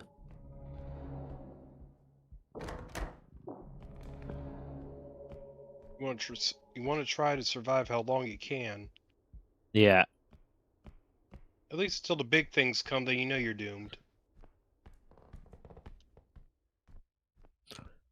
When it gets to the point where I'm dealing with like 2 or 3 big things at a time, I'm definitely going to be fucked.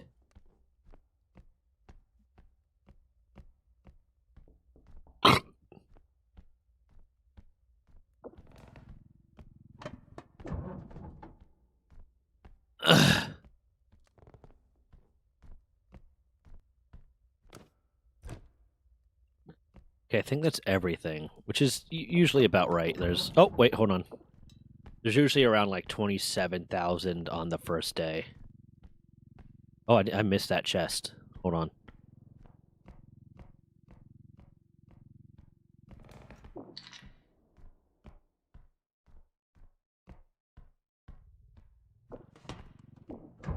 Nothing in it anyways.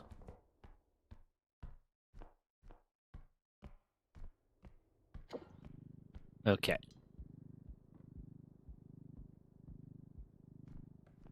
Do.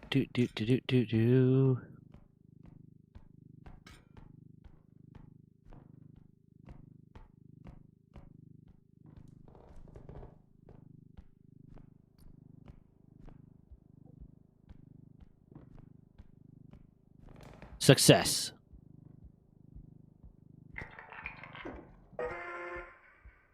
I think if you make it back with 100% health, it should give you a temporary 10 bonus health.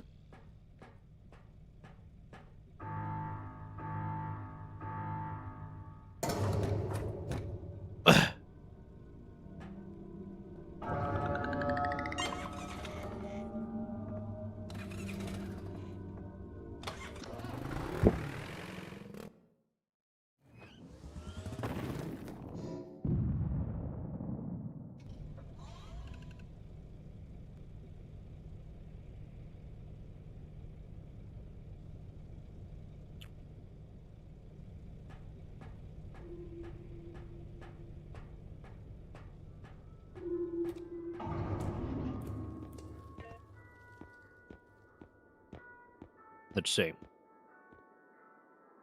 Strength, definitely.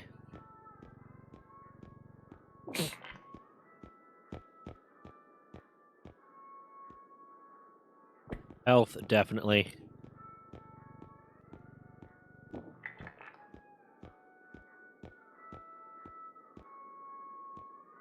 Sprint speed.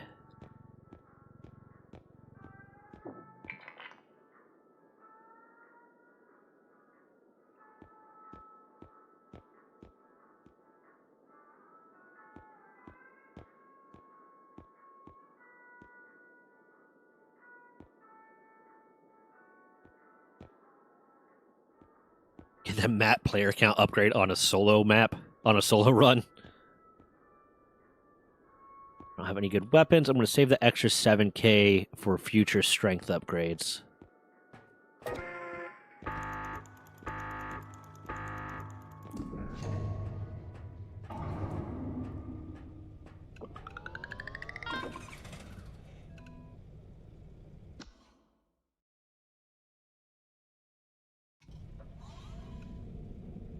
Bam, bam, bam. I'm fast, I'm strong, and I'm healthy.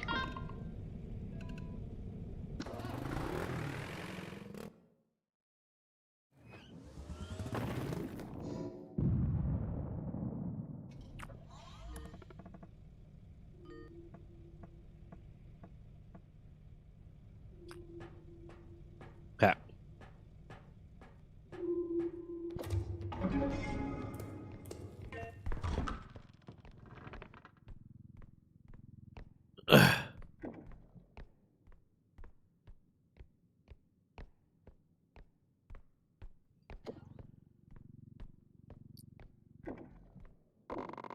I crying over this potion so much. Can even wish how tasty this potion is.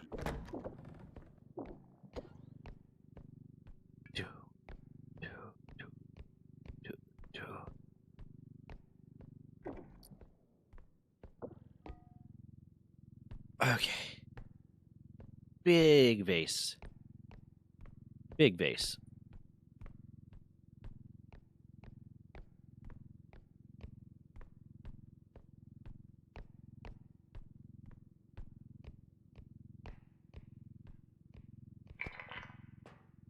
Big vase.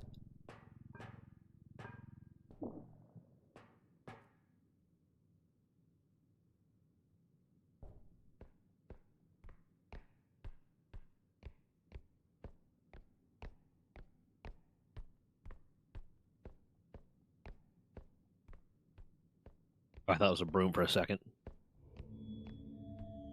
Don't like that.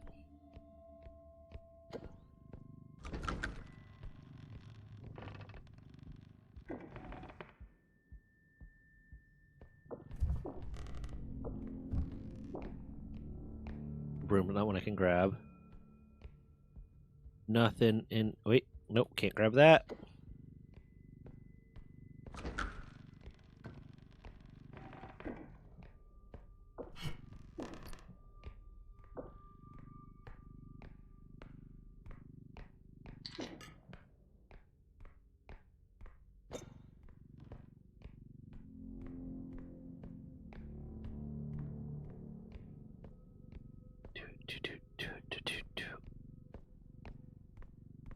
Ugh.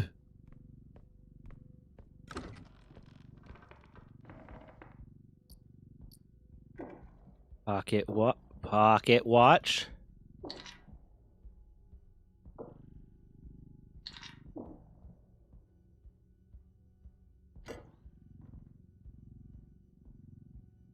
Wait, hold on. Is this one of the... Oh, no, it's not one of the movable boxes.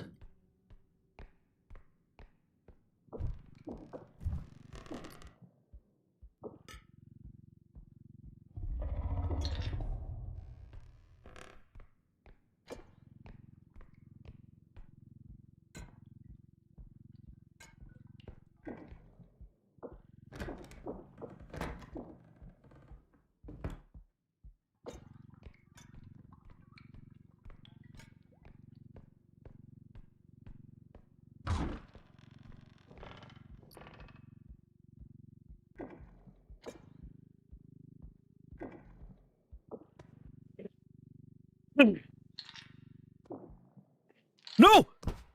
Oh, it didn't do. Oh, it did do damage. Fuck. Fuck! Stop!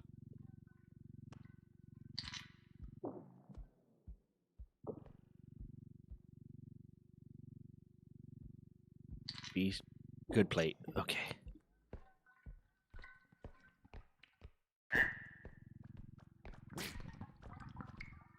Please don't duck. Please don't.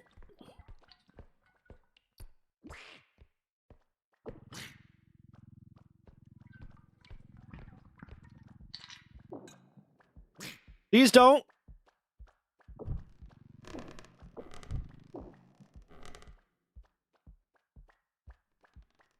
I'm gonna take all this fragile shit back too.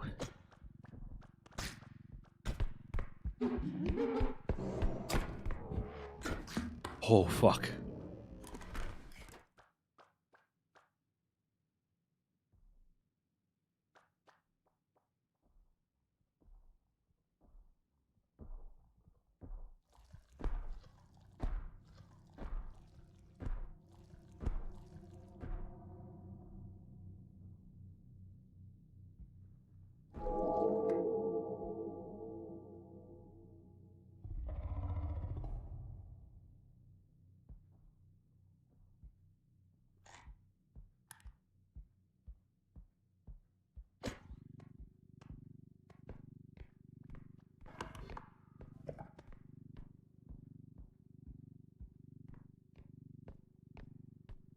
Oh, shit.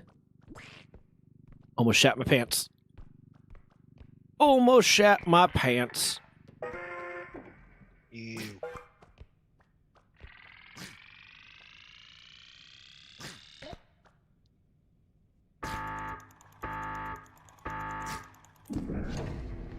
Managed to kill the duck. Nice. Dude, chuck it down the hole. No, I got it crushed. I got it crushed in the extraction point. Yeah. Nice.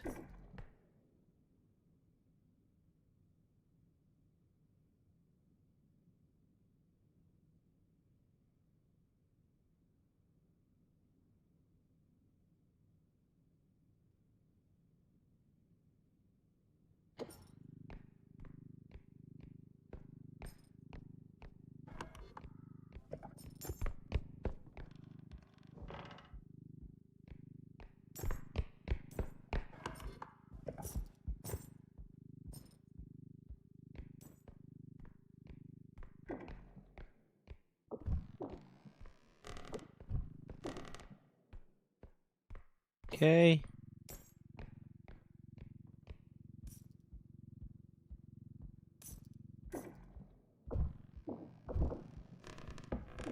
Class of 87.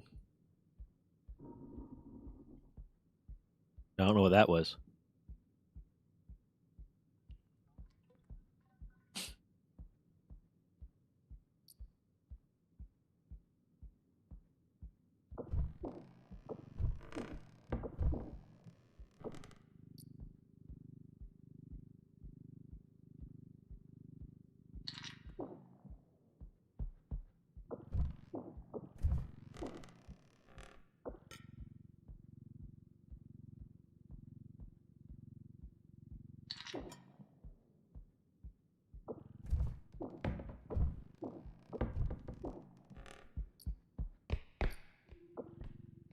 Ugh.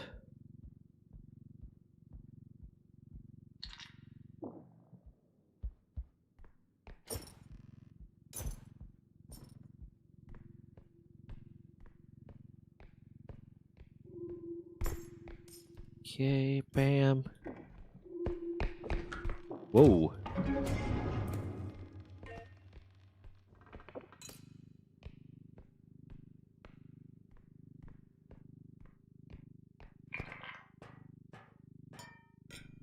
Okay.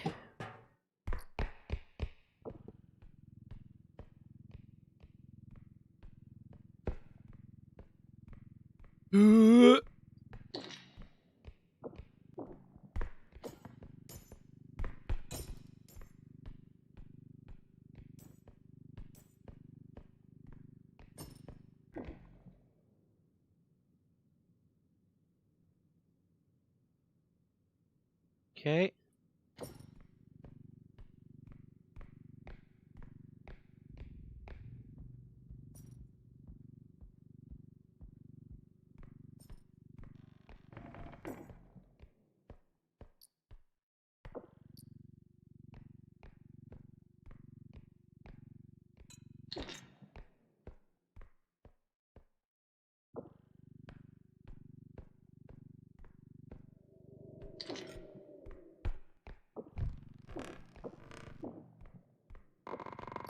I keep crashing on this potion.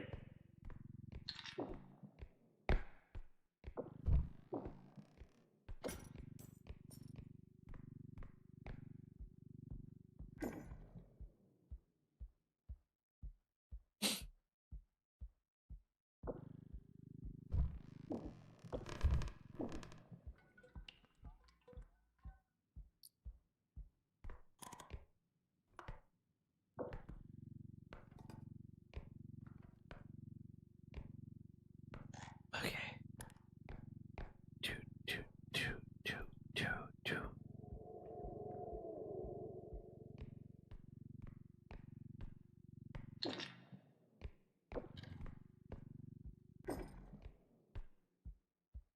Did I already go down this way?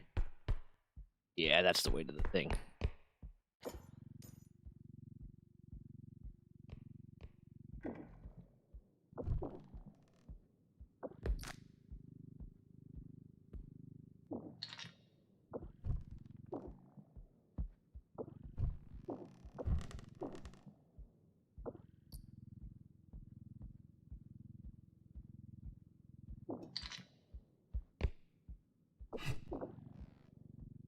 I think there's.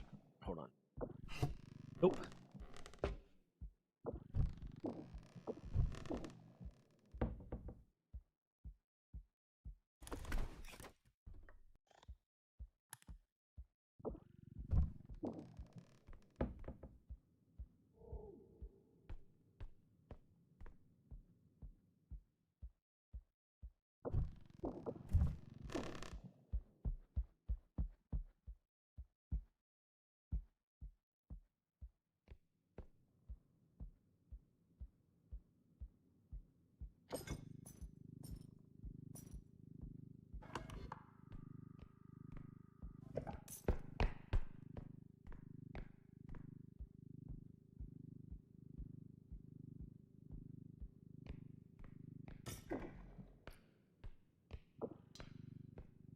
Ooh.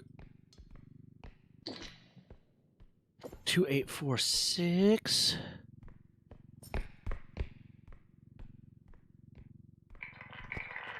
Bam.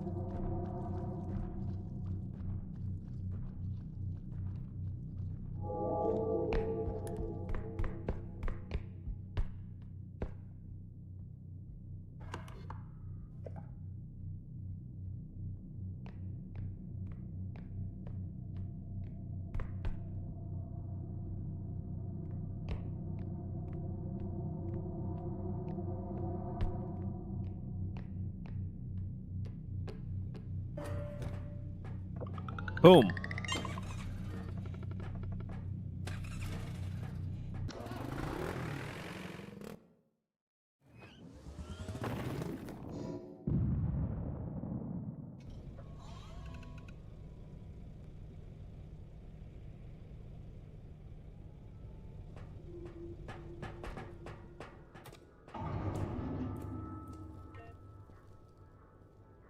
There are no more strength upgrades still. That's bullshit. Extra jump.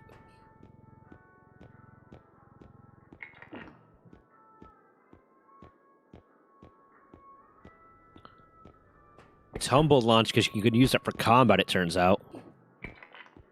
Go straight in ninja mode.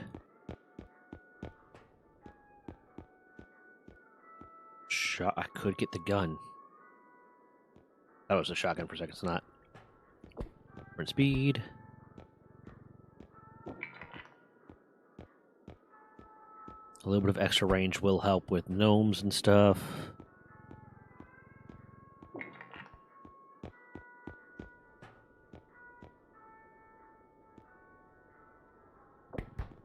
And then stamina.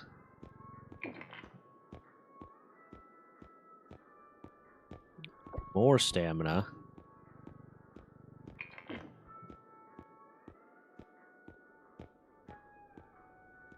More speed. And yeah, a 50 just in case I get hurt.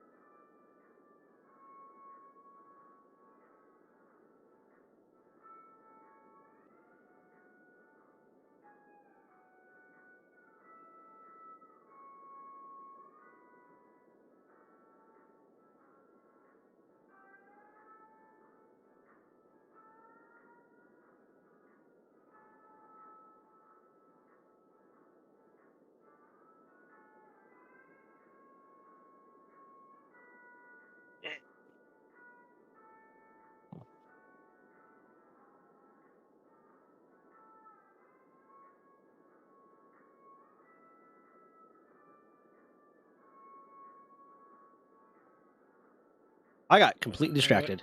What? Yeah. I was fall asleep. I was like, damn. Maybe you should go sleep. Yeah, I need to take a nap. Now you go sleepy sleeps. Where do oh yeah, I haven't activated it yet. Run. Be right back. Alright. Go take a nap. Go sleepy. Alright. Later, chat. Y'all take it easy. Later, Zach. Take it easy.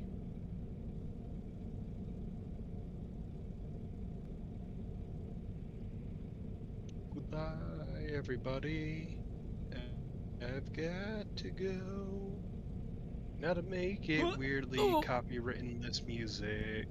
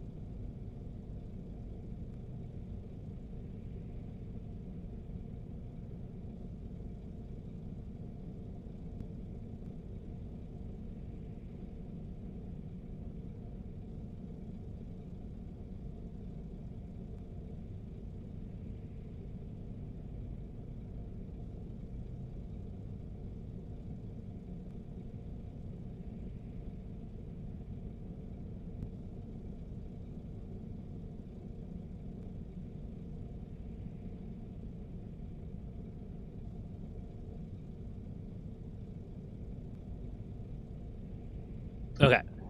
I'm back. Boom, boom, boom, boom, boom. How do I actually... Here's the thing. I've had the tumble launch before, and I don't know how to do it. Hold on. I'm going to Google that. How to tumble launch repo.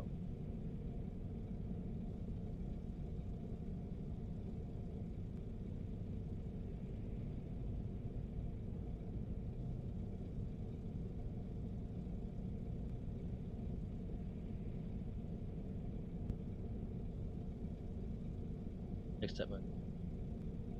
Use the base number, but this player upgrade takes the next step by increasing your launch distance.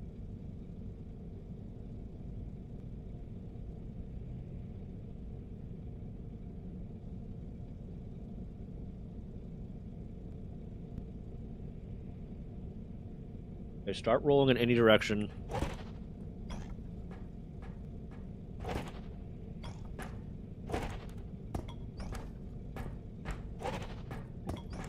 It's not working. Maybe I actually have to be in the game?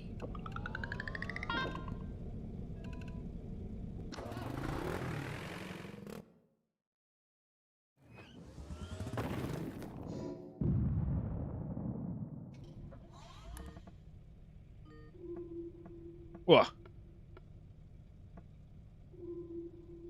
Okay.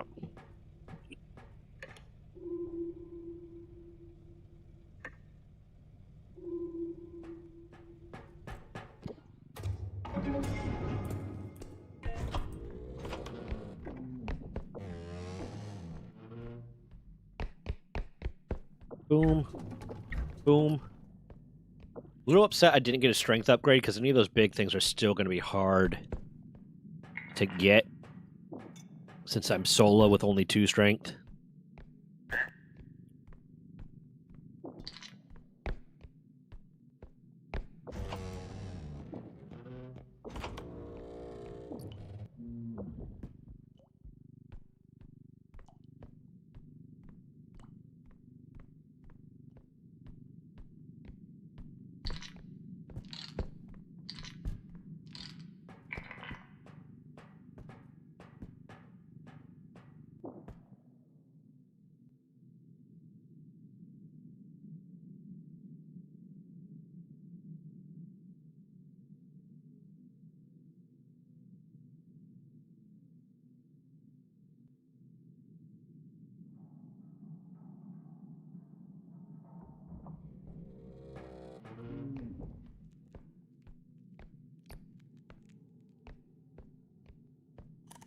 P. Diddles.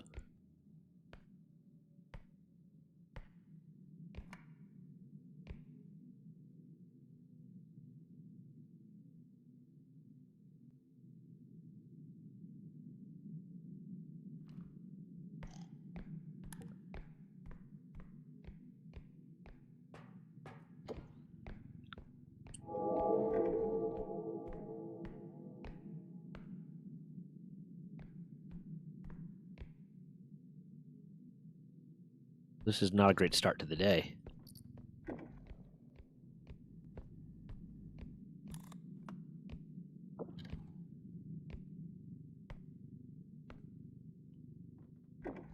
That reach really is.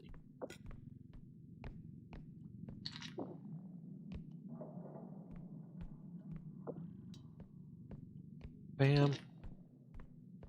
I don't have the strength to fight the Rugrat by myself either. I think you need 2 strength upgrades for that, and I only have the 1. And even with just the 2, it's kind of a pain in the ass.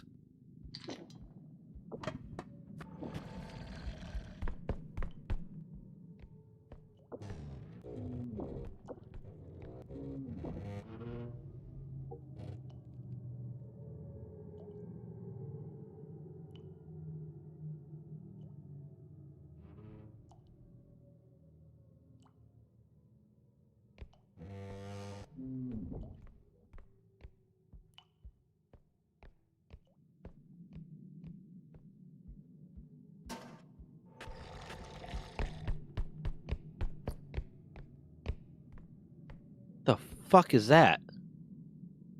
Oh, that's the eyeball!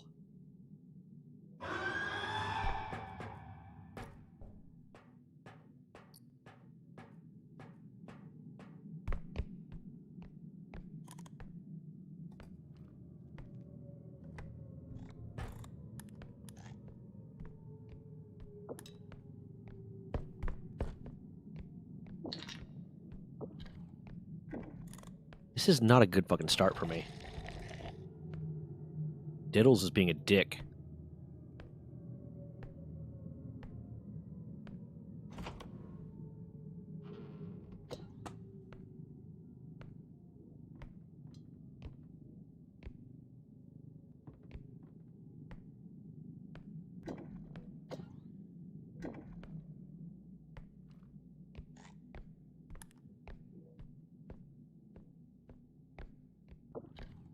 I can survive from a hit by the Diddler and even partially recover from it, but I won't survive 2. Where the is there 2 of them?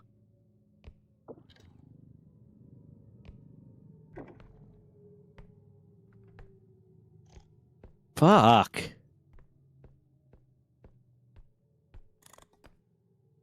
Okay.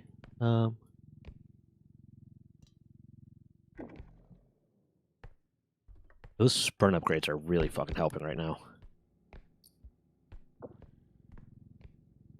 Oh my god.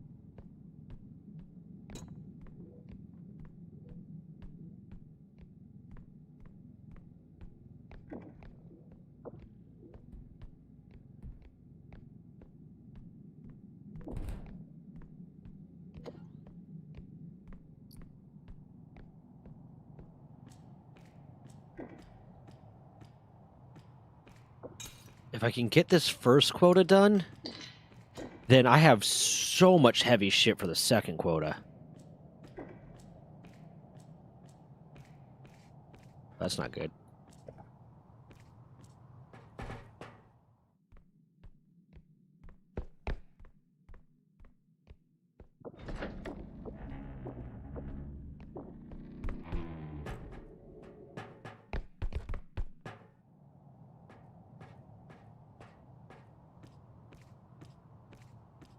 Nothing there. Let this recharge.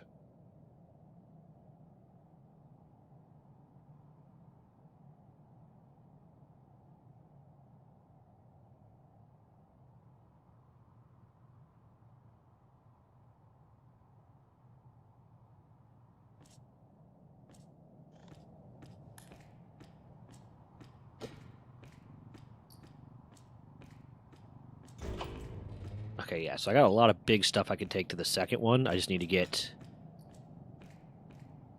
another 4,000 ready to go.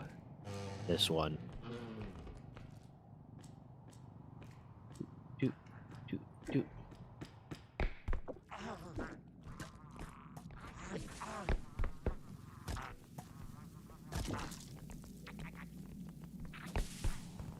I want them to stay away from the big things. I want you to stay away from the big things. That's my only goal right now. Is keep you away from the big shit. Okay, didn't do any damage to big things. Hey, what's up, Triana? How you doing?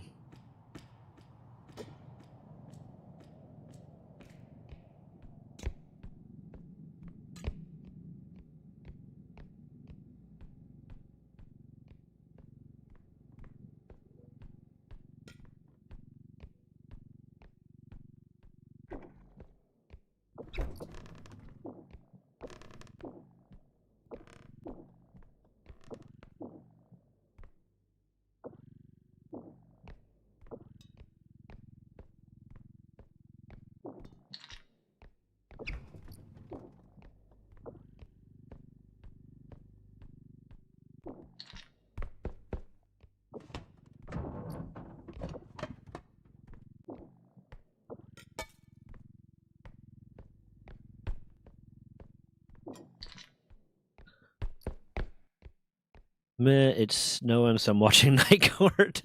Fair. Wait, where are you that it's snowing right now? I guess there are parts where it's still snowing. It's because we're in April. I'm just so used to my entire adult life living in places where it did not snow in April.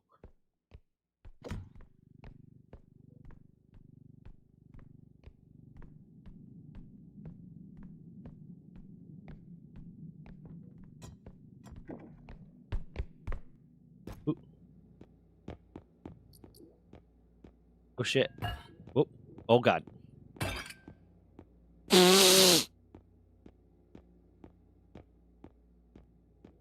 Okay.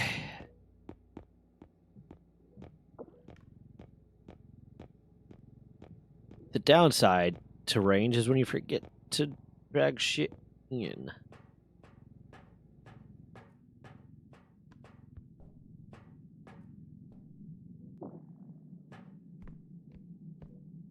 Am I safe to go? But there is a whole thing over there I can check.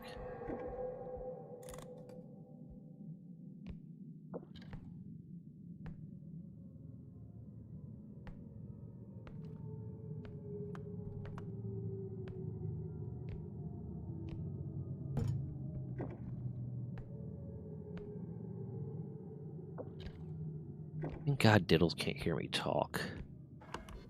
I'd be talking.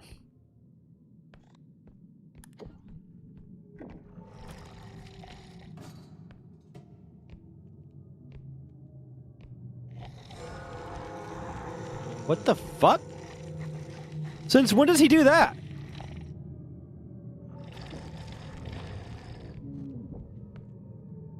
Diddles, I need you to leave.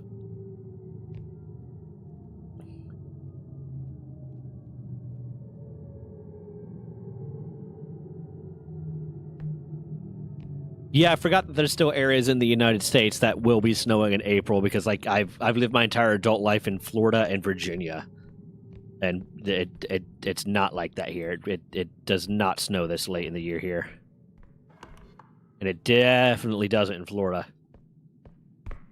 God damn that dude!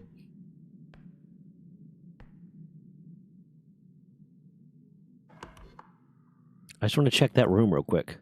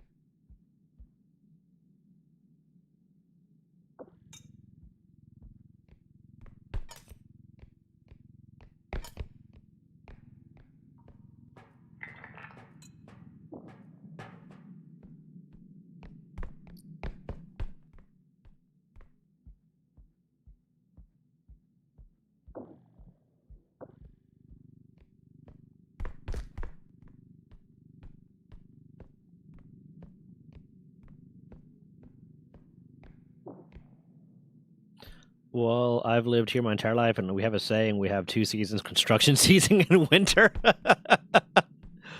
Fair.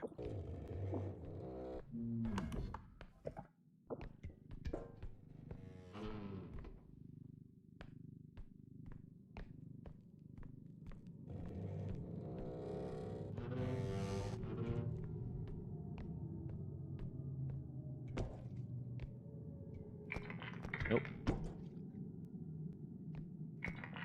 Oh, that's okay. That's actually perfect. It's just under.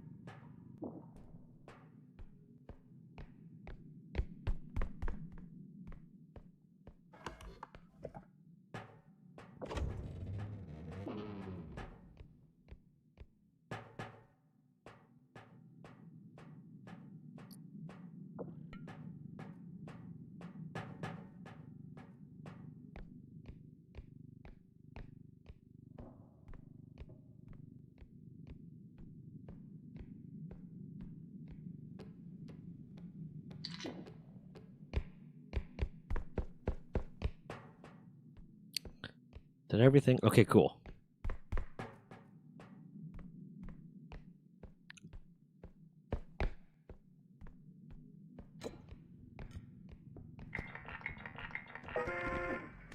Nope. Okay, that's good. God, I'm doing good.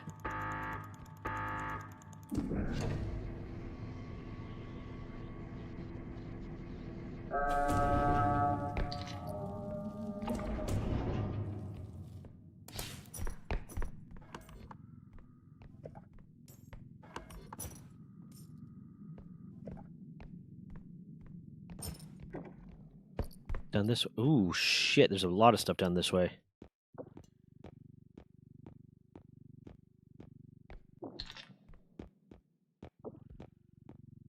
If I can get at least one of those really big ones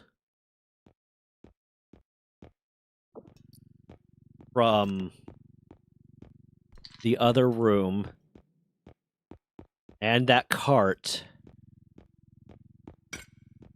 onto the thing, I should have 100,000 at the end of this day, which will be enough for gun, maybe?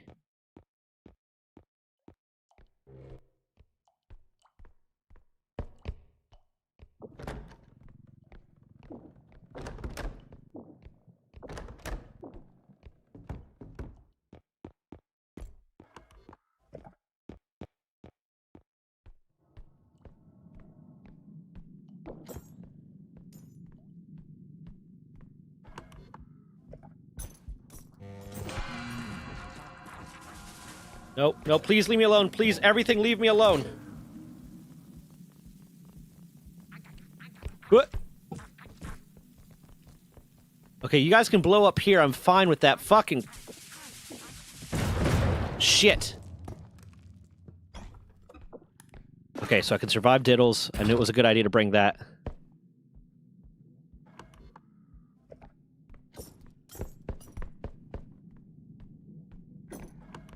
Did I ever even end up going downstairs? I don't think I did. Oh, wait, no, I did.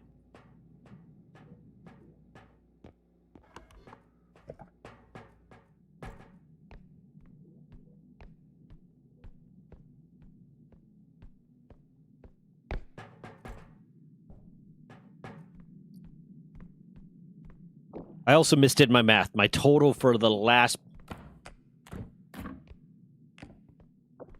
Well, bounty was 40,000, not 40,000 over.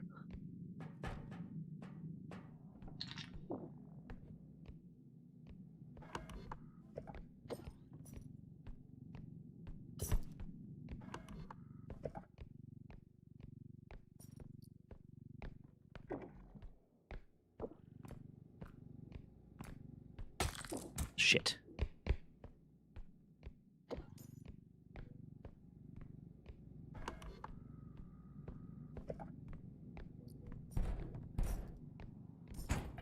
Diddles is moving stuff around and I don't like it.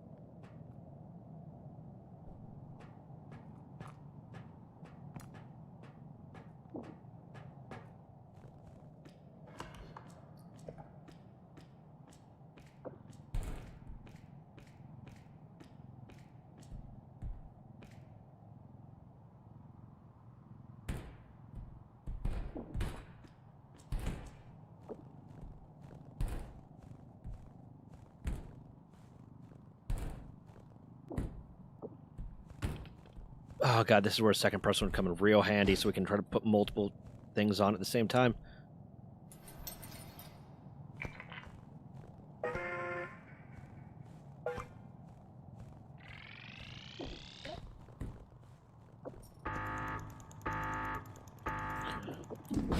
Fuck!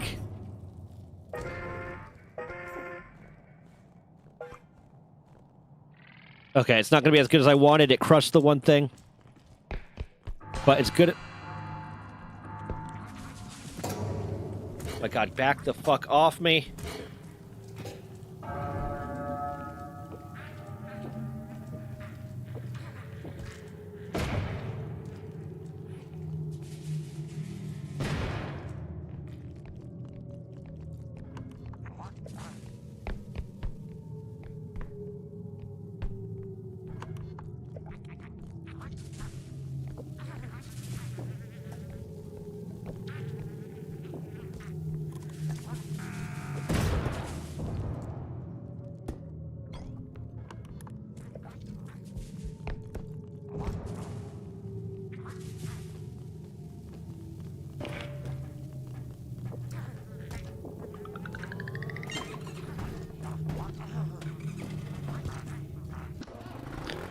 Oh, thank God. There's a town we live called Orange Cone Land. Bro, that's basically the city I live in. There's constantly roadwork and shit going on. That was tense. That was upsetting.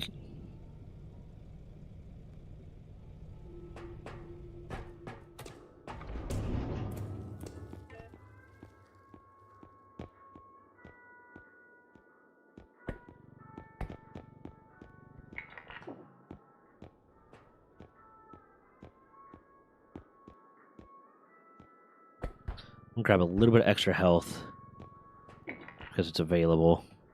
It's not too expensive. I don't need more range. I already got the tumble lunch, right? Yeah, I got the tumble lunch. I'm going to buy 25 pack, and then this 100 pack maybe. Or, hold on. I want the sword. I want to take the...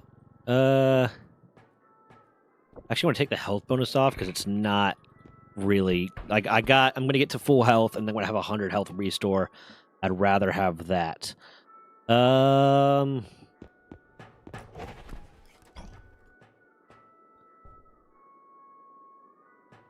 Okay. Works for me.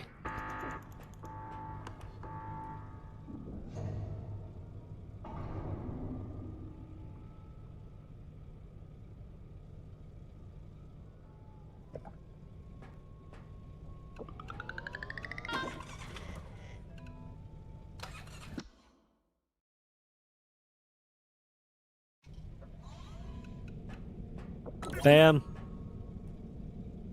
Bam. That's gonna go here. That's gonna go here. I'm gonna finally fucking use the sword properly.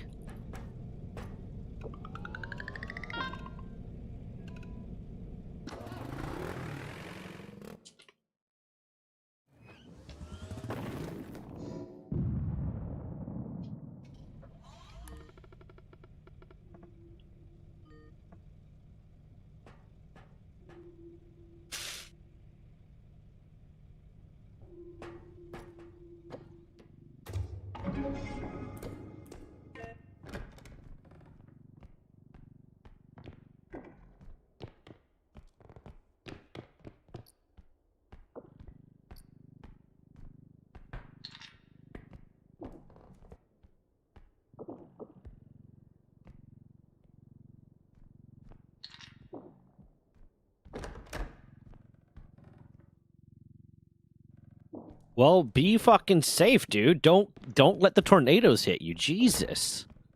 You all right, man? Like, do you have a place to like go? Do you have a I know like in Oklahoma, where some of my family's from, they have like everyone has like a storm cellar kind of thing when the tornadoes come.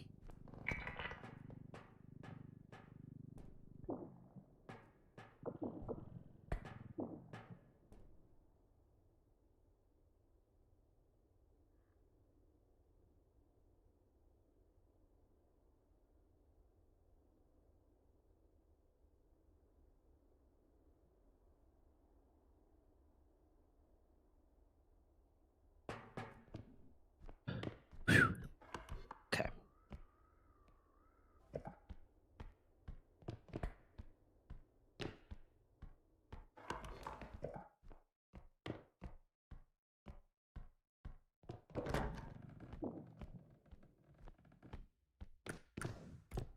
I forgot I could double jump.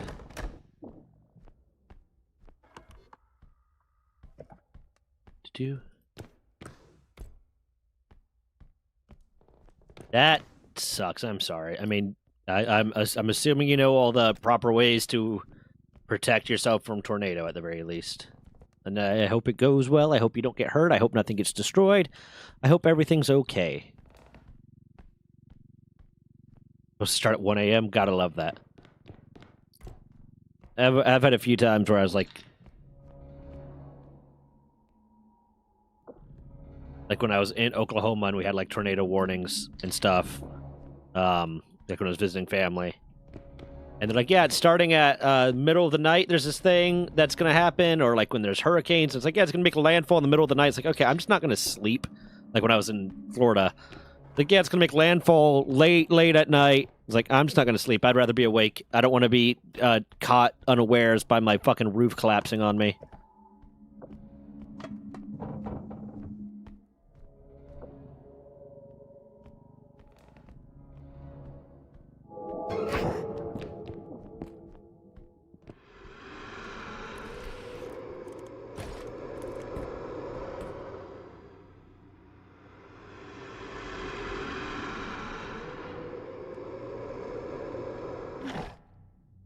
Show me what you got.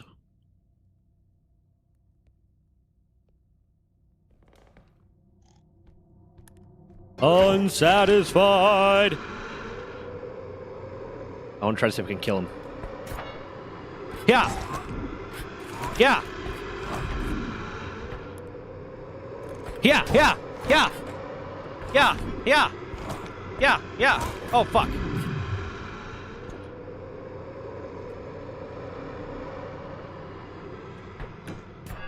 Oh, he ran. Little bitch.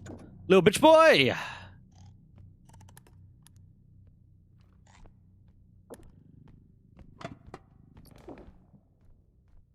Jump scare by the damn monster. Oh, I'm sorry, buddy. Did the big monster scare you?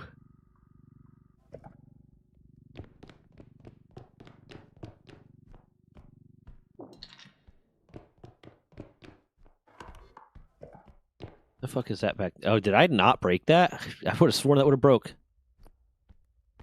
Neat.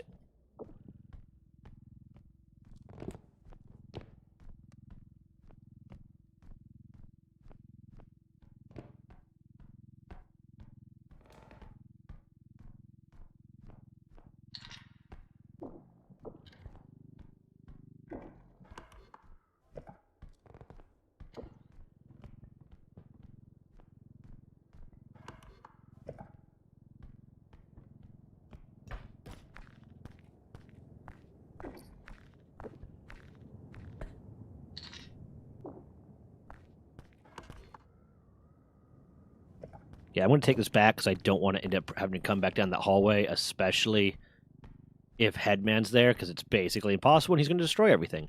So, where'd it go? Oh.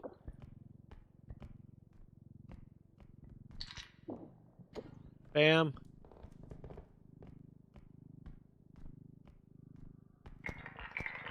Boom. I didn't know you were streaming Repo. Yeah, I've been streaming it a lot. I've been playing a lot of Repo.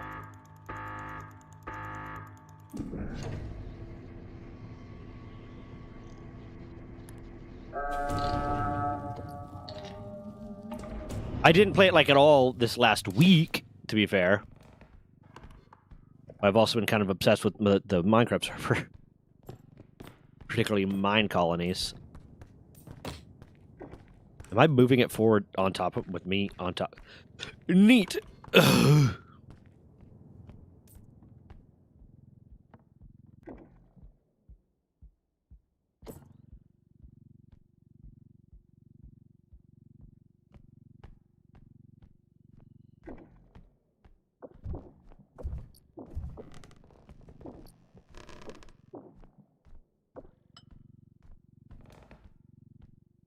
Oop. No!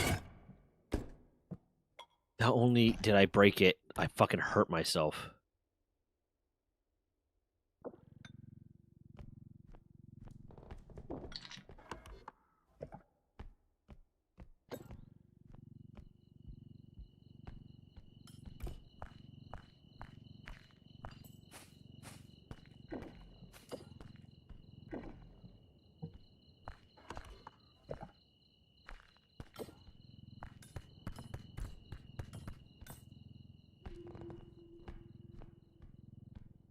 I sleep through the whole storm because, again, I have a state test tomorrow.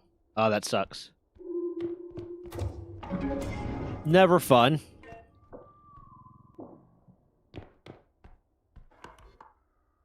Okay, so here's what we're going to do. I'm going to clear this room. Everything. Put the card on, and then put the statue on. As long as the statue doesn't take too much damage. Fuck. Okay, here what we gonna do. I'll move cart out of the way. I'm gonna damage the statue intentionally a little bit.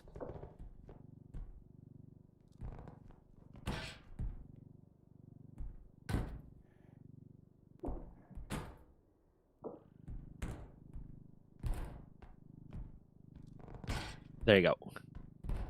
That way, I can put statue on and painting on, because I definitely don't want to try to get that painting through somewhere later, or that statue. Yeah, I hated all the state-mandated testing and stuff. It was never a good time. All stupid and unnecessarily stressful, and...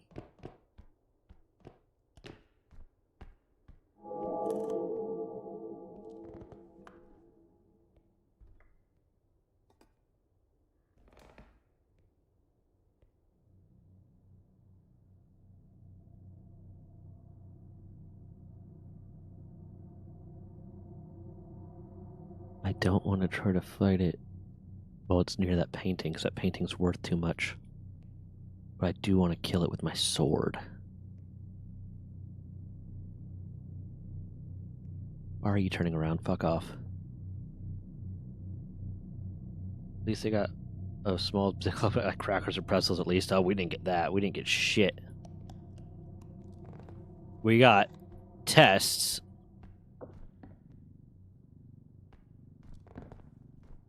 And then, like, a lunch break, and then more tests. God damn, this thing is easy to damage. I should have put this one on first, because then I wouldn't have had to damage the statue.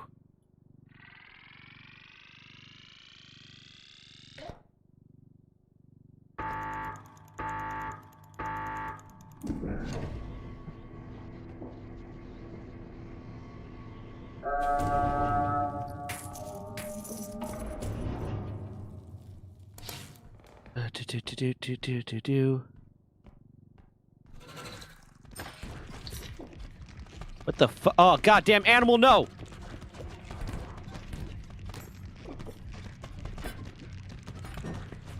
Where do my sword go?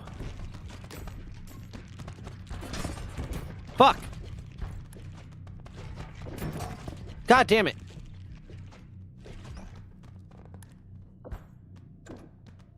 And now he's just pushing my cart away. And what are these? There's so much big shit on this, it's so fragile.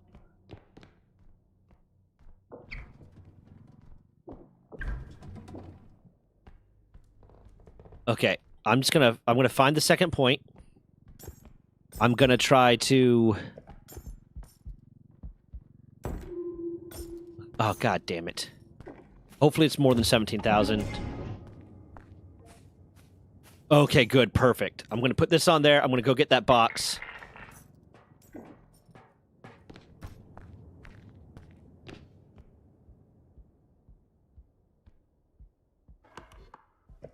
I'm not gonna try to look for anything else.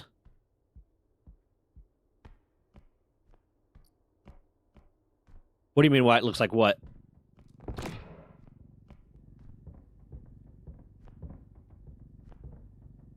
Bentley.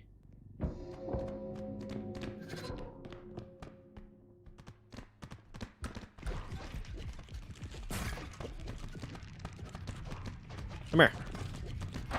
Wah. Yeah. God damn it.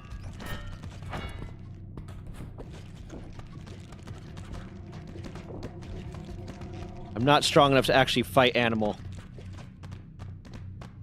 I thought you were peeing on the painting for a second. I'm gonna bed, man. I need to get sleep. Ah. Have you not seen Repo yet? Yeah, he just knocks the fucking sword out of my hand, so it's useless against him. Just taking too much damage. Gentle. Gentle.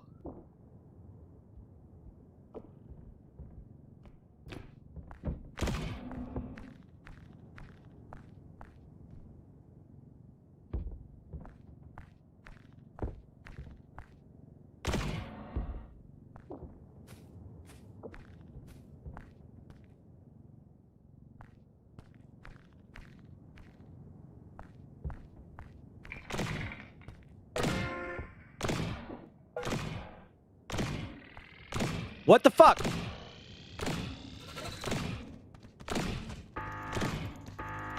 What the fuck? What was that?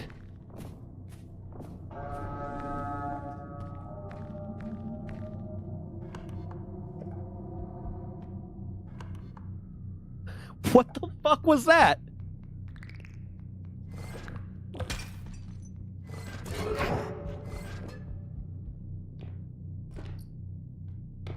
There's a rhino for me.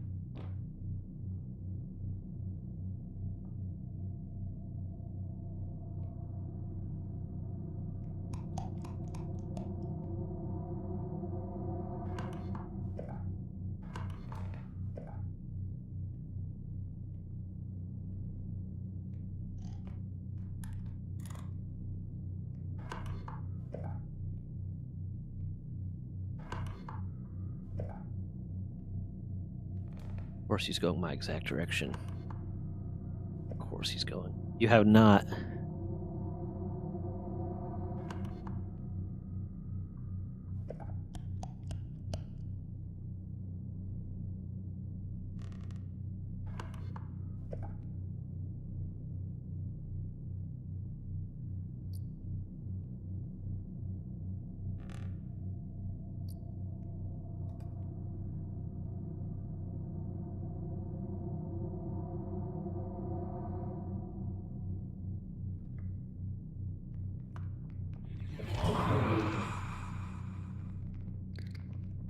Homeboy just teleport?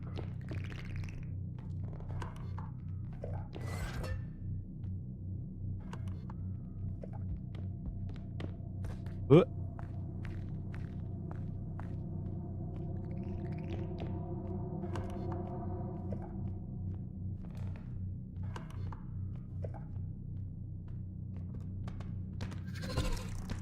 Go away, please. Fuck off. Fuck off.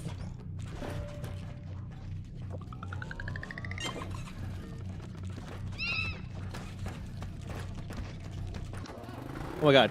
I'm happy because this semester I've got all A's instead of when I had IP my grades were bad because they pulled me out of every day in random classrooms.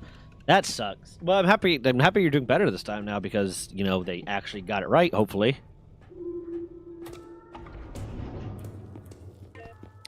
It sucks when the education system isn't working for you because it's not teaching you the way that you need to be taught.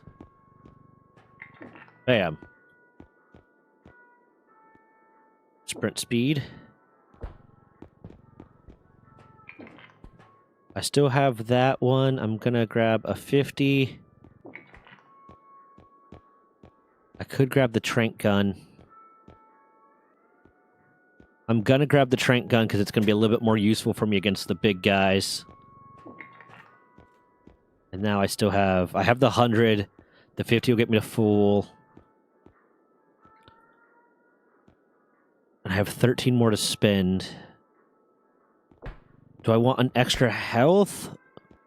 Or... I guess I could do a health and a stamina, or I could do 2 staminas.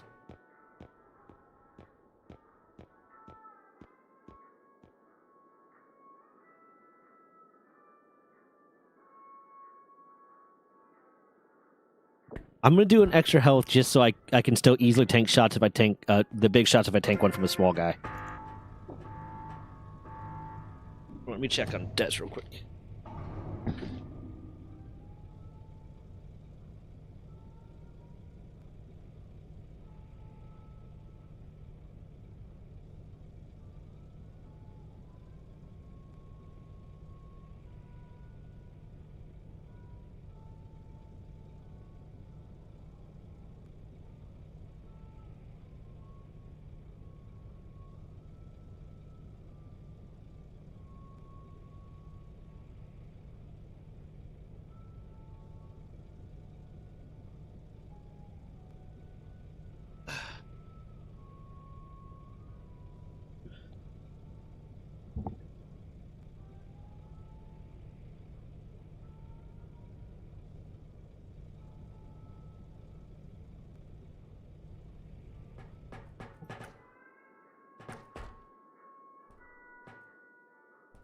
Okay. I got an eyeball. I think I never needed it because I never really found anything challenging, but other than my speech impediment for R sounds like rain and others, I still can't say it properly sometimes. Yeah,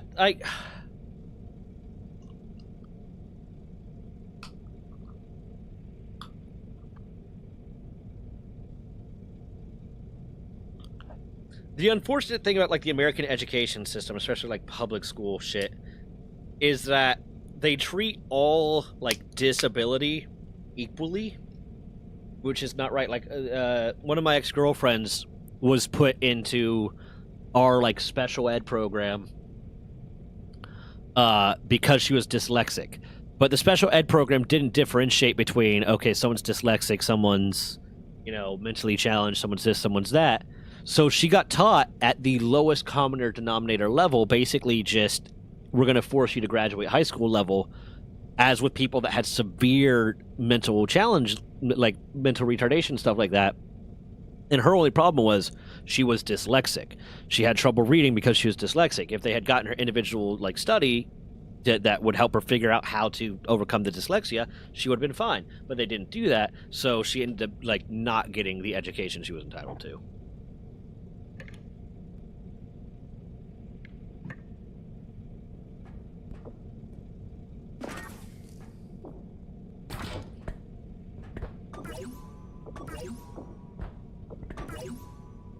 Okay. I think I'm going to start here. Or I think I'm going to stop here for the day, and I will save this as my solo run repo to see how far I can get total.